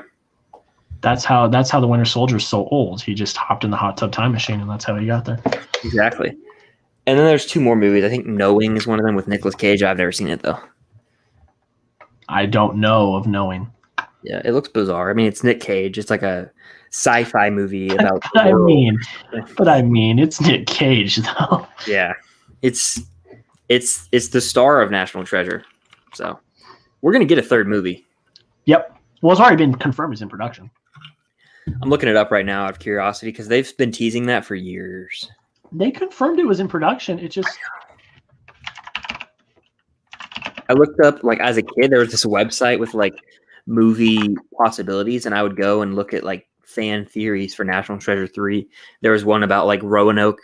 There was one about Atlantis and all these different things. But then they were going to change the script for one because Pirates talked. Oh, the Fountain of Youth, and then Pirates 4 dealt with the Fountain of Youth. And this was like a while ago, like a long time ago. They were talking about scripts, and they were like, "Oh, we're going to scratch that." So it's crazy. The history of that. Collider dropped an article why National Treasure 3 will never happened on my birthday last year. So that really hurts, Collider. Thanks. Yep. I love National Treasure. I don't think it will happen. I know it's announced, but it was almost like a perfect time capsule, if that makes sense. Like, it was at the perfect time, and now I just don't see it happening. It's probably, I think they're almost cult classics. It might not, actually. It might not, because all the reports I'm seeing now are saying that they said it's in the works in January of 2020, and then all those articles about why it never happened are in September of 2020. Sad Boy Hours. And the reason they're staying is because Disney never saw it as a franchise. Are you kidding me? They set up a third one at the end of the second one. What are we doing here, guys? Guaranteed, if they drop National Treasure 3 and there's no like restrictions on theaters or anything, it's a normal time period. The movies have become. I mean, it is the definition of a cult classic. It's the cult classic. When you look up cult classic in the dictionary, National Treasure and National Treasure 2 are the pictures that are there. I love them both with a passion. Like I've double featured them so many times in my life. They're both in my top 100 favorite of all time. No shame. The first one is in my top 20 of all time. I haven't seen this. No shame. Those movies it's are just a movie that I love that much. I've seen it. I had the DVD that came with like the decoder thing. So you would go to there was like games in the disc and you would try and solve like the treasure. And it's just, I get that it's kind of cheesy. I mean, it's obviously you're not going to steal the Declaration of Independence, but it's damn entertaining. I mean, it's just, it's the definition of masterpiece. I think it is. The scene what really seals the deal is when he jumps off the bridge and lives. And he just, you know what I'm talking about? Like the water. I feel like he would have broken some bones, but hey, whatever. One? First one. When does he do that? The helicopter, the FBI come in and and the one guy has the jammer gun and he's shooting it. Yeah. And then I believe he's like, don't break bones jumping into water. I think you do from high heights. Yeah. It wasn't that high. It was ridiculously high. That bridge wasn't that high. It's not like the Golden Gate Bridge where like you'll die on impact. It's gonna be higher than a high dive in a pool. I don't know. Maybe I'm looking it up. I love. Was I like as a child? Yeah. Are you talking about Nick Cage jumping off of? Yes. Okay, because I thought you were thinking of like one of the goons just no. diving off of a bridge. No. I was like, to like get the piece of wood. I was like, sheesh. Nick Cage jumping off the bridge. Yeah, share your screen. I literally just looked it up. I want to see if it's a myth. Although risky, competitive. Oh, when he jumps off are you talking about when he jumps off the aircraft carrier? Yes. I was talking about when he jumps off the little thingy. Young Nicolas Cage jumps off a bridge. GIF. No. Why? Honestly, just look up National Treasure. Jumping off of whatever scene. Aircraft carrier.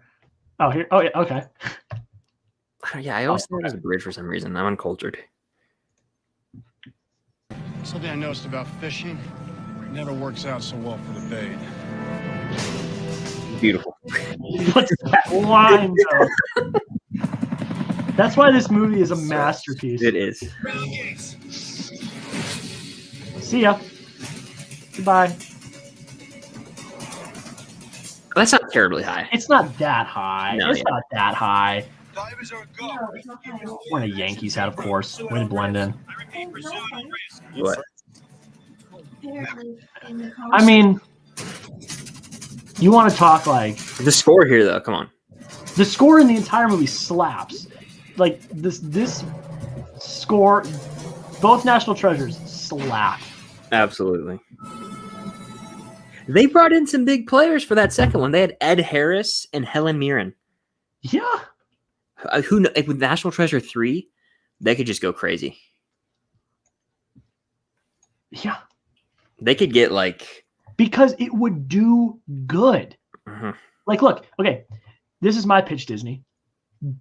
Just hear me out. Don't even put it in theaters. Exclusively put it on Disney Plus. Your subscribers would go through the... They want to reach Netflix. Yeah. You want to reach Netflix, Disney? National Treasure exclusively for free on Disney Plus. Agreed. You will reach Netflix to the moon. Mm-hmm. I mean, I think everyone at this point would just watch it because of how memed National Treasure has become. It's become memed whether you like love it or hate it. I don't know anyone who actually hates the movie. I love it. I watched it because Chris quoted it all the time. And she actually like really enjoyed I it. love it so much. Like everyone I talk to really enjoys National Treasure. It's a classic. It's a classic to me. It's a classic. of cult stature. Just wait. I think I know what you're doing. You know, that really is a nice collection. Must have taken you a long time to hunt down. Our reputations to worry about. Although, I don't think that's exactly going to scare Ian away. 180 years of searching, and I'm 3 feet away. Of all the words written here about freedom, there's a line that's at the heart of all the others.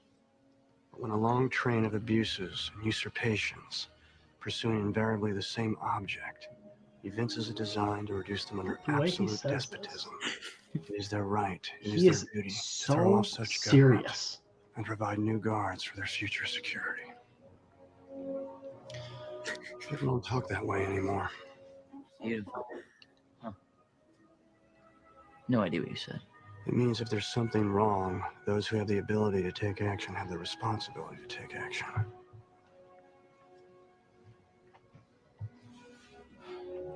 I'm gonna steal it. What? I'm gonna steal the Declaration of Independence. The ultimate mic drop. Cinematic history. It's not that it can't be done. It's that, like I love like when he's on the stairs at the It's memorial. that it shouldn't be done. Yeah. You know, that is total Adam Sandler uncut gems. That's history right there. You understand? You Yes. understand that? That's history right there. This is how I win. Oh my god. I did no when he's on the steps saying it can't be done, it shouldn't be done. Yeah. I disagree. Yeah. Oh my gosh, the best video there was one. Let me see. It was like after the Eagles won the Super Bowl. It was like, which I know it's unfortunate because they beat the Pats. For you. Oh God, I wasn't even thinking about that. Yeah, I know. I hate that I had to bring it up. You are the worst. But it was like, Nick Foles, where are you headed? And then it was like, I'm going to steal the Declaration of Independence instead of I'm going to Disney World. And it had Nick Foles' face on Nick Cage. On Nick Cage. See, I love you know it's good when the Super Bowl they're memeing it like that's. It's just it's gotten to the point of legend status. Yeah. And Disney, I swear to God, we don't need a Hocus Pocus 2. We need a National Treasure 3. Yep. We don't need what's it called? Enchanted? Is that the movie with Amy Adams? I haven't seen it. I've heard it's good. The first one's pretty good. Prioritize. Yeah, we need priorities here, Disney. You don't need to spit out another Cars movie. I don't think your priorities are really straight right now, Disney. No. I think we need to get you on track, and National Treasure should be at the top of that list. Think about how much money, though, they just waste on certain projects that fail. I mean, National Treasure, I'm not like trying to be funny here. I seriously think it could make. I'm trying to think. It could do numbers. It could do numbers. Okay. The only reason I think it won't do, I don't think it could do as good is for the fact that it's really just based around U.S. history and stuff like that. I don't think the big markets in like Europe and China, and I don't think they'll really give two craps about American history or anything like that. Yeah. That's why you do it on Disney Plus. Yes, agreed. You want to hit Netflix? Yeah. Do it. Stranger Boy, a cultural event. Still live, LOL. Yep, still here, still Stranger Boy, what's going on? Yeah. That's the second time he's come in saying, "Oh my God, you're still live." I'm gonna look through because I can see the comments here. I'm gonna go up. It only lets me go up to 1241. Oh, there I am in the chat. Oh yeah. Jared was in here. I can't even get all the way up now. Yeah, it does that. What are you saying, Cam? Soups claims that he got word from someone at Disney Plus Is it a spoiler? to stay to the very end of the episode. Obviously, there's going to be two at least. Yeah, there's going to be a mid-credit scene and a post-credit scene. There's no way. Yeah. What I will be irate if the please stand by, like if it just cuts in at a moment that does not feel proper. Like yes, Like the end of episode 6 was inappropriate, actually. The way that it was like, and then it just went, please stand by. I saw the perfect edit of like if the showrunners of WandaVision made Endgame and it was like Mjolnir lifting and then hitting Thanos and like, and then it just says, please stand. That would be something the show would do. Yeah. And I have high hopes that they won't because it is the finale. You can do it in a way. I don't think you're going to get the please stand by screen. We didn't get it last episode. Did we not? No, we didn't. Wow. It said Scarlet, that makes you the Scarlet Witch, and then we just hit credits. Oh my gosh, I just realized this is the first time I haven't rewatched the episode before the new episode. And honestly, I don't think it's really one that would be worth the rewatch at this point. Like, I like it. Back and then the end is really cool. I don't know. I talked about this, I don't know, hour or two. It was great for character development. It was for Wanda especially. For an entire episode right before the finale, I don't know about that. But for Wanda's character development, I think it was perfect. Yeah. We've gotten some great character moments this show. But Eddie S. couldn't sleep, hopped back on the tube, and I see 2 goats on Alive. Eddie is the goat. Pretty fire. He was in here a lot tonight, commenting and asking questions. We talked about a lot of sports stuff and the most famous athlete I've ever met. Who is that, by the way? I didn't hear that. I've met a bunch. Gronk. I met Gronk. I met Antonio Brown. Patrick Peterson. You beat me.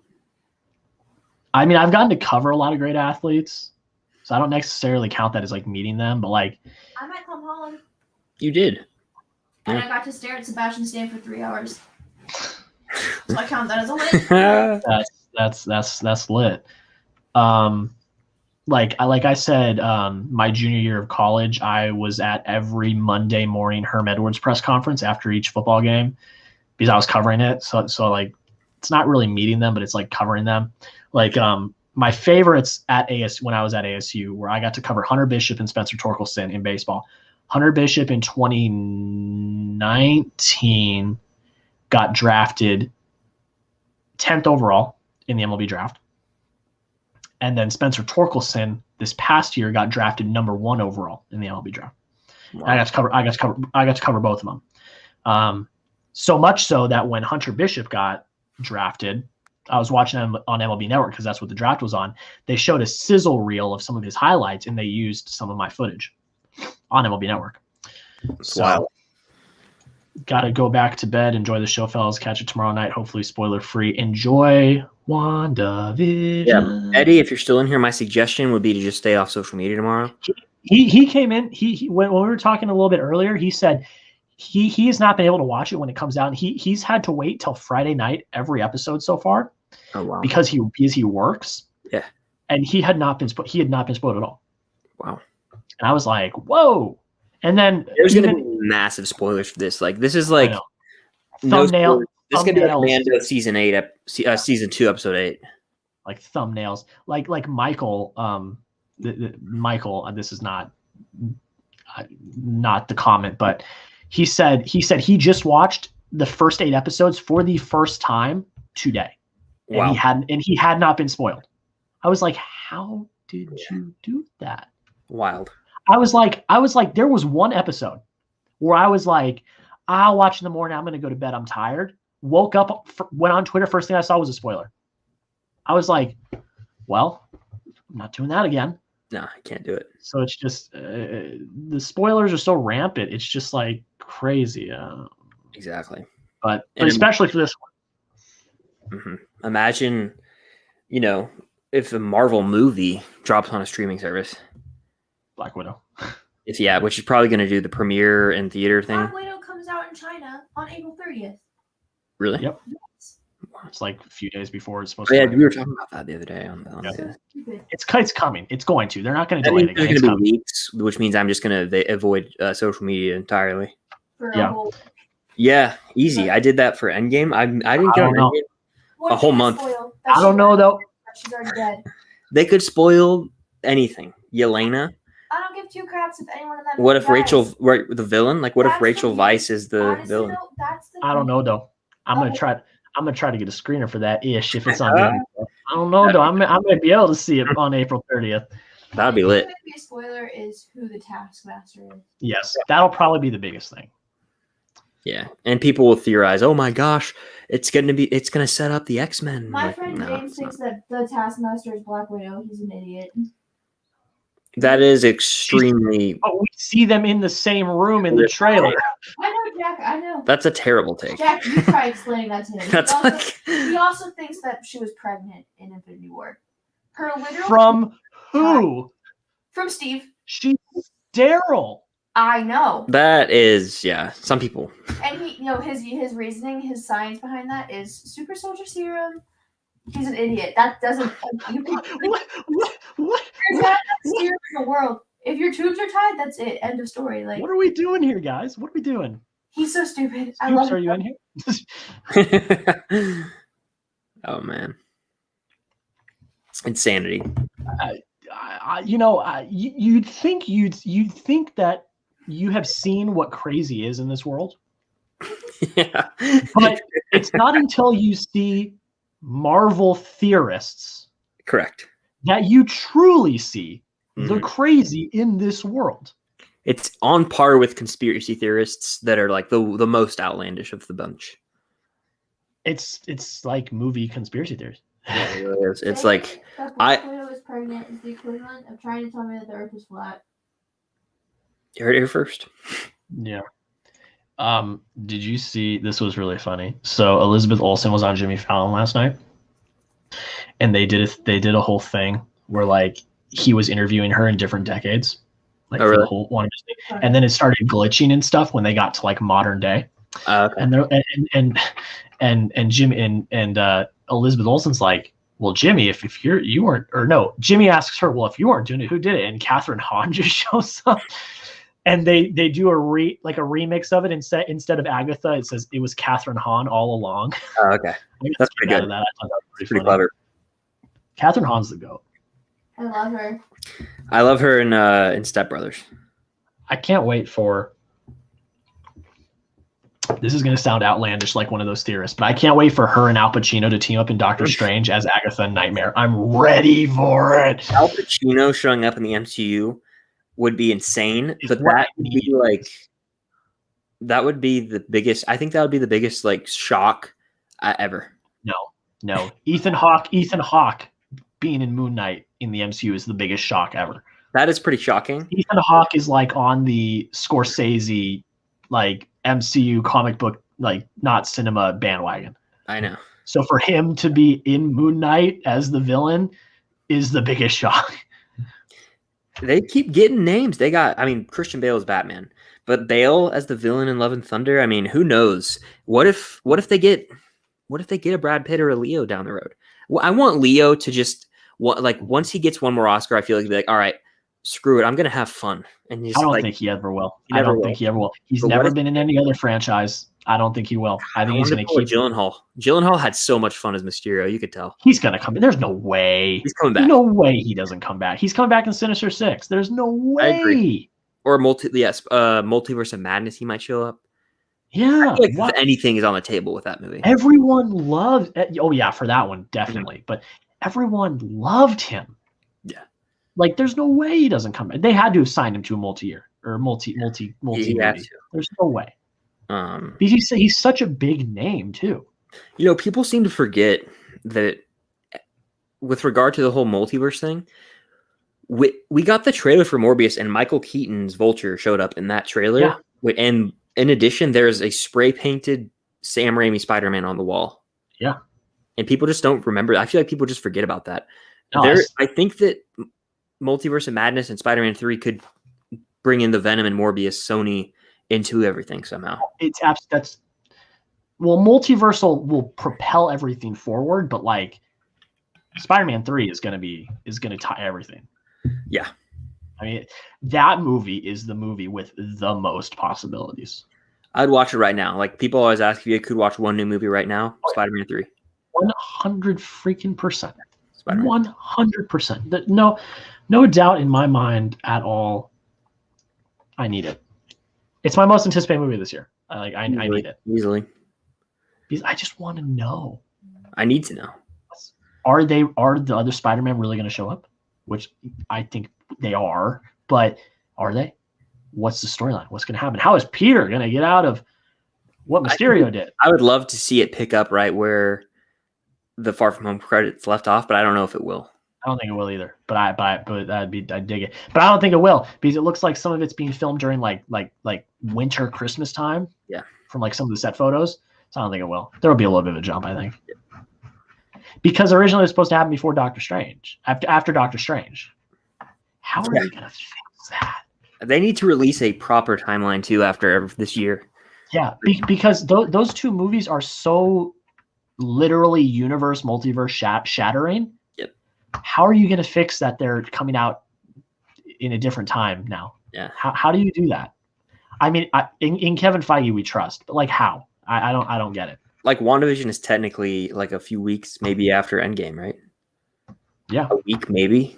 Like we don't know. Yeah, because Vision said or Darcy said to Vision it happened like a few weeks ago. Yep. Like for everyone else it's been 5 years, but for Wanda it's been like which a few means weeks. Far From Home is after this. Because Far From Home is a few months after Endgame. Yeah. Mm-hmm. So it's interesting. That means why is there no mention of that? Why is there no mention? Because it's in New Jersey, which is right next to New York. Why is there no mention? Well, so that means that like that too much probably won't go down here. I think that this episode, and then I'm probably gonna have to hop off to set up my stream. Yeah. Is I think it's going to tie up what we've seen in WandaVision so far. That's why as much as I want Strange to show up, I don't think he'll show up in the actual episode unless it's like the very end. And it's like, and that's how it ends. It ends with him showing up. There's no way Spider-Man is showing up because you just said it. This happens before Far From Home, so the spoiler hasn't happened yet. Yeah, there'd be no. What we could get, and I am going far out of left field right now. Do it.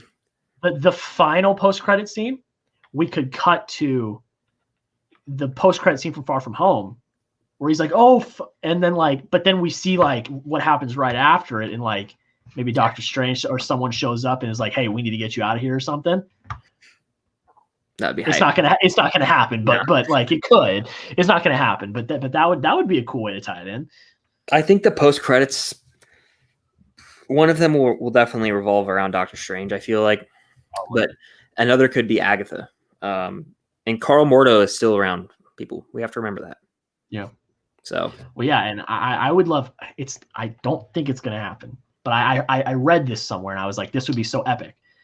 Like Vision or someone snaps Evan Peters out of it, and he's like where's Professor X, or like where's Magneto, or something like that. Like that would be. I have not seen any of the X-Men movies besides Logan and X-Men Dark Phoenix, and I am so invested in this timeline, this storyline. It's that would be wild, and I still want to see a slow-mo, but we won't get a slow-mo. I don't think we're. Someone said we were going to get one, but it was going to be Wanda's son. That'd be kind of cool. But I want that to be how Quicksilver has entered the chat. Like that's how I want it. Yeah, man. It's not, but that's the one thing on my wish list for tonight. Besides Doctor Strange showing up, and I know I'm not going to get. I know Santa's not coming to town tonight. I'm not getting him. Honestly, neither could happen. So like that's why I'm just going in to see. I want to see some cool I want to see Monica use her power a little more. I want to see. Oh yeah. I just want to see an action scene go down, and I want a little bit of answers. I want a lot of answers. We're not going to get. I definitely think we can get Monica with her powers. I think that's coming. Yeah. I hadn't thought about that. Yeah, that's coming, which will be cool. Because I want to see, because I don't really know what her I don't know the comics, so I don't really know what her powers are. So like I'm down for that. Yeah, same. And then I think we'll see a little Darcy, a little Jimmy Woo, but the White Vision and Hayward, like is Hayward. I think Hayward might bite the dust. I don't know if they're trying to keep him around. But Sword is like the new Shield, though. Maybe the post credits is truly he is like Ultron, or he's someone else, and that could be. There's so many things. I mean, I feel like once the episode ends, everyone's gonna get more hype. They're gonna be like, "Oh, that was cool," but the post credits is about to go down. Well, because that's always the post credits. That's always what they do. There's a reason why I saw Captain Marvel 3 times in theaters. Post credits. I liked Captain Marvel. Don't get me wrong. I thought it was better than everyone gives it credit for, but it had the post credit scene for Endgame, and before that was what was getting us hyped. It was like, oh my god, this is connected to Endgame. Oh my god, oh my god, oh my god. Yeah. That's why I saw it 3 times in theaters. Yeah. I only to saw see it the once. Endgame. Was to see the Endgame post credit scene. Yeah. So Crazy. that's crazy. Yeah. All right. Well, I think I'm gonna hop off. Probably grab a quick snack I'm and going then go live on my channel. I'm going 4 more minutes to hit 5 hours, and then I'm hopping off, and I'm gonna get onto yours, and then I'm gonna watch, and then I'm gonna fall asleep. Yeah, that sounds like a plan. Honestly, Yeah. I'm gonna be up well past when I should. Wait, be. I can't fall asleep. I got to film a review. Yeah. Sorry, I'm doing that now too. You got to do Shoot. it. Got to do it. I Yeah. gotta start writing notes for that because I gotta remember what happened in all the other episodes. Yeah. Because I'm doing a full season review. I dug myself that hole. That's a gauntlet. I am Paul Bettany. I dug myself that hole. You did. You did yourself in. Yeah. Well, hey, thanks for popping on, man. It was Yeah. good. Thanks for having me. I think the main takeaway from this is National Treasure 3 needs to happen. Yep. Saw some nice clips. Had some good times. Yeah. Had a Cam, good you laugh. are a superstar. I think Cam's asleep. Honest to God, she's asleep right now. I'm gonna have to wake her. Let her know I told her she's a superstar. She's And- asleep. That's so funny. I'm gonna wake her up. Well, I'll be in your guys' stream. Everyone, the one person that's in here, Yeah. go over to Chris's MVP. stream. MVP. Yeah. EP for sure. Go over to Chris's stream. It's going up in less than 15 minutes. So Yep. I'll be over there. You're gonna have 30 plus people. I think I peaked at like 6 people tonight. So good for you. I mean, Have fun. I'm excited. Yeah. And I six did hit is I did- people. Yeah. yeah, I did hit 620 tonight subscribers. So that we hit that milestone tonight. which- 1K by the end of the year. I said it. I think we It's can. happening. Yeah. Manifest. Let Yeah. me do it. Let me do a subscriber check one more time. Update. I'm up to 127 views on this tonight. Mm-hmm. I don't know how that's counted, but okay. Yeah. Jesse was the MVP. My guy. We went to school together. My guy. Oh, really? He's still there. He's still at the Cronkite, but Awesome. we went to school together. Okay. I don't know. I'm 620. It's not updating. And one last check on a Snyder Cut premiere invite. Anybody? I actually am gonna stay till it hits 5, and then I'm gonna dip out. Nope. No Snyder Cut invite. It is 12 o'clock at night, though, so I wouldn't expect that. Yeah. I don't think I'm getting an invite to the premiere, which is okay. I feel like it's tough. I mean, Snyder. I was talking to my friend, you guys know Zach Pope today, and Yeah. I said, if I really had to pick, I'd probably pick a screener because the premiere is not until the night after the embargo lifts. So I'd probably want to get a screener ahead of time so I can have a review when the embargo lifts. Yeah. And not have to wait till the premiere that night. Mm. I'd love to go to the premiere, Warner Brothers, but I'm just saying. Yeah. Um, It's crazy. I'm staying here till it hits 5 hours just because that's crazy. But like, I don't know. That's the longest stream. The longest stream I've ever been on was 3.5, I think. It was a Hamilton watch party on Jared's channel. it just kept going. Because the first 2 hours I was editing a video. And Yeah. it took an hour to export because my computer couldn't handle streaming and exporting a video. And then I uploaded it, showed everyone how I upload my videos. And then after that, I had Eddie S in here, and I had Patrick in here keeping it. And then Jesse came in and kept it live asking questions and stuff. And then I was like, Chris, get on here. Yep. And I hopped on. I was like hesitant because I wasn't feeling good, but I was like, I'm doing it. I need to wake up. And I'm up. I'm going to have an insane amount of energy. If you couldn't have, I would have understood, but I was like, get in here. Let's do it. And if you didn't, you probably still would have been in the chat. So that would have been okay. Exactly. We would have done a National Treasure watch party. I would have gotten copyrighted and this would have gotten thrown out. Which we should do that at some point. That'd be fun. Yes. Let's do it. Let's do it. Yeah. Let's do it. 10 seconds. 10, 9, 8, 7, 6, 5, 4, 3. Happy New Year. 5 hours. 1 hour longer than the Snyder Cut. Not even the longest stream I've ever done. Wow. 6 hours. When Call of Duty World War II came out, my freshman year of college, I tried to do a 24-hour stream. I got 16 hours in And you fell asleep? and stopped because I was tired. Yeah, that's a lot. Yeah. All right. Well, I'll catch you later. And you casted that event, Jesse. Jeez. Yeah. Casting esports is a Man. just all right, Chris. Go get it set up. All right. I'll be in there when it starts. Yep. I appreciate you. Hey, Everyone, go over to Chris's live stream. After this, we will have seen the next time we converse. We'll have seen the entirety of WandaVision. Actually, Isn't that's that not crazy true. to think about? That's not true because I'll be in your chat. This is true. Next time we're face to face. Everything will be different. I always think about things like that. It's weird how time works, but yeah. See you later, man. That's how I see you, man. Yeah. That's it. Chris is gone. And there's 3 of you in here now. You want to talk for 8 minutes before Chris's live stream goes on? Hit me. Last prediction, because I am when it hits 12:30 my time, I am leaving to go over to Chris's live stream. So if you got questions, hit me right now. Last minute predictions, last minute theories. Let's hear them. I'm ready. I'm pumped now. I'm awake. WandaVision. It's happening. Whew. That is true. The next time we all converse, the MCU will be drastically different. That's weird to think about. That's really weird to think about. That was what I thought when I went into Endgame the first time. When I went in to see Endgame opening night, when I walked into the theater, I was like, when I walk out of this theater, everything will be different. And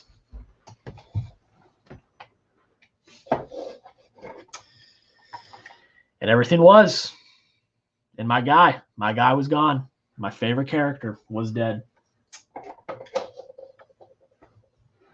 I am Iron Man. Well, thank you all.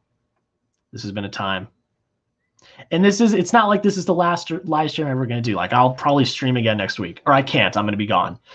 The week after, I'll probably stream again. So, but thank you all. This is a trip. I had a good time. Just chilling. Because I was trying to waste time for WandaVision. And look, we are a half an hour away from WandaVision. So thank you all for helping me waste time on the road to WandaVision. It really does mean the world.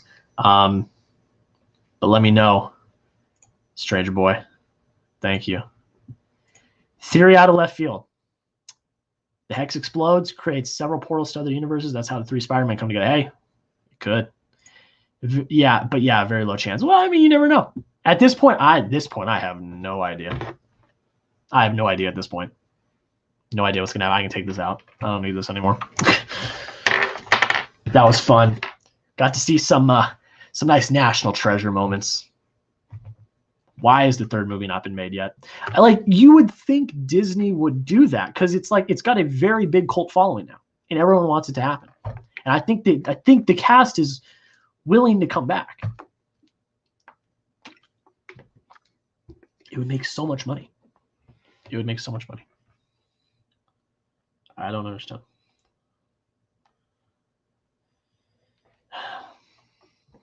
Well, I'll stay on until Chris's stream. So 5 minutes. But everyone go over there, though, when it's done. I'll leave the link in the chat. All right? I'll leave the link in the chat. Everyone get over there. Everyone watch it.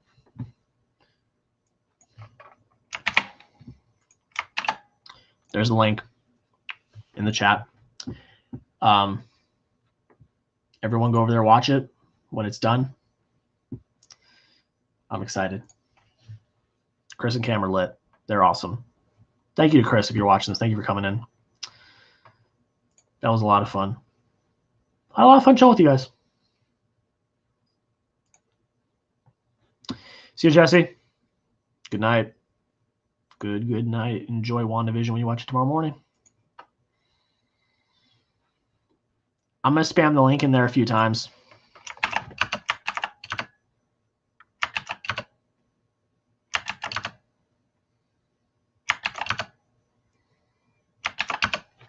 Y'all go over there.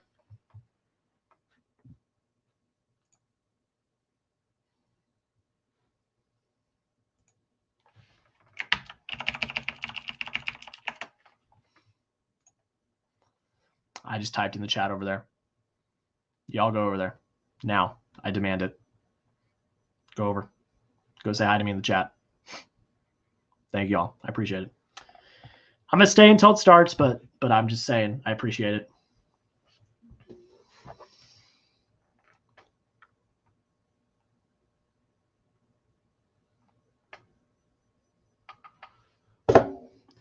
All right. 2 minutes, 30 seconds. If you're in here, last minute theories. Let's hear them. Hit me. Last minute theories. What are we going to get? What are we going to get? Is Doctor Strange showing up? Is Tobey Maguire, Spider-Man showing up? Is Quicksilver coming? Hit me. I want to hear it. We got 1:20 or 2 minutes 20 until I leave. I want to hear last minute predictions. Let's hear it.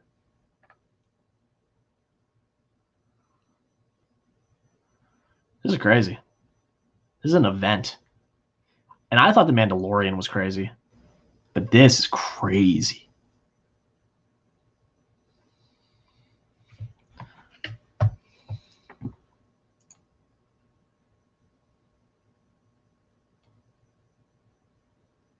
Five hours. Holy moly. The watch time is going to be insane.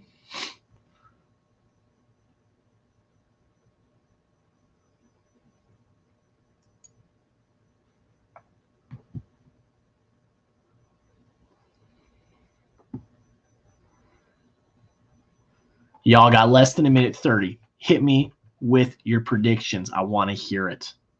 I want to hear it.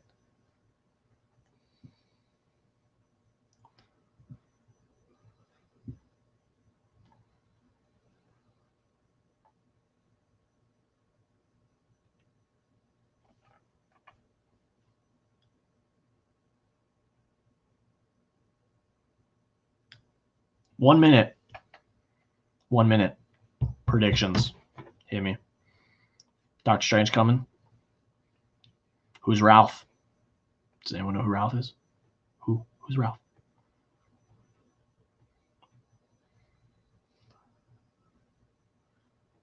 All right, y'all. That's it from me.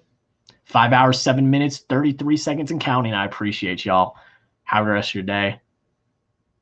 Happy new day. Get some sleep after it's over. And then come back tomorrow for my WandaVision review. Doing a full season review. And then Saturday is Chaos Walking review. You guys watch me edit that video tonight. But thank you all. Go check out my website, FinaticFilmReview.com. Follow me on Letterboxd and Twitter. Subscribe if you haven't. Have a good rest of your day. We'll see you in the next live stream.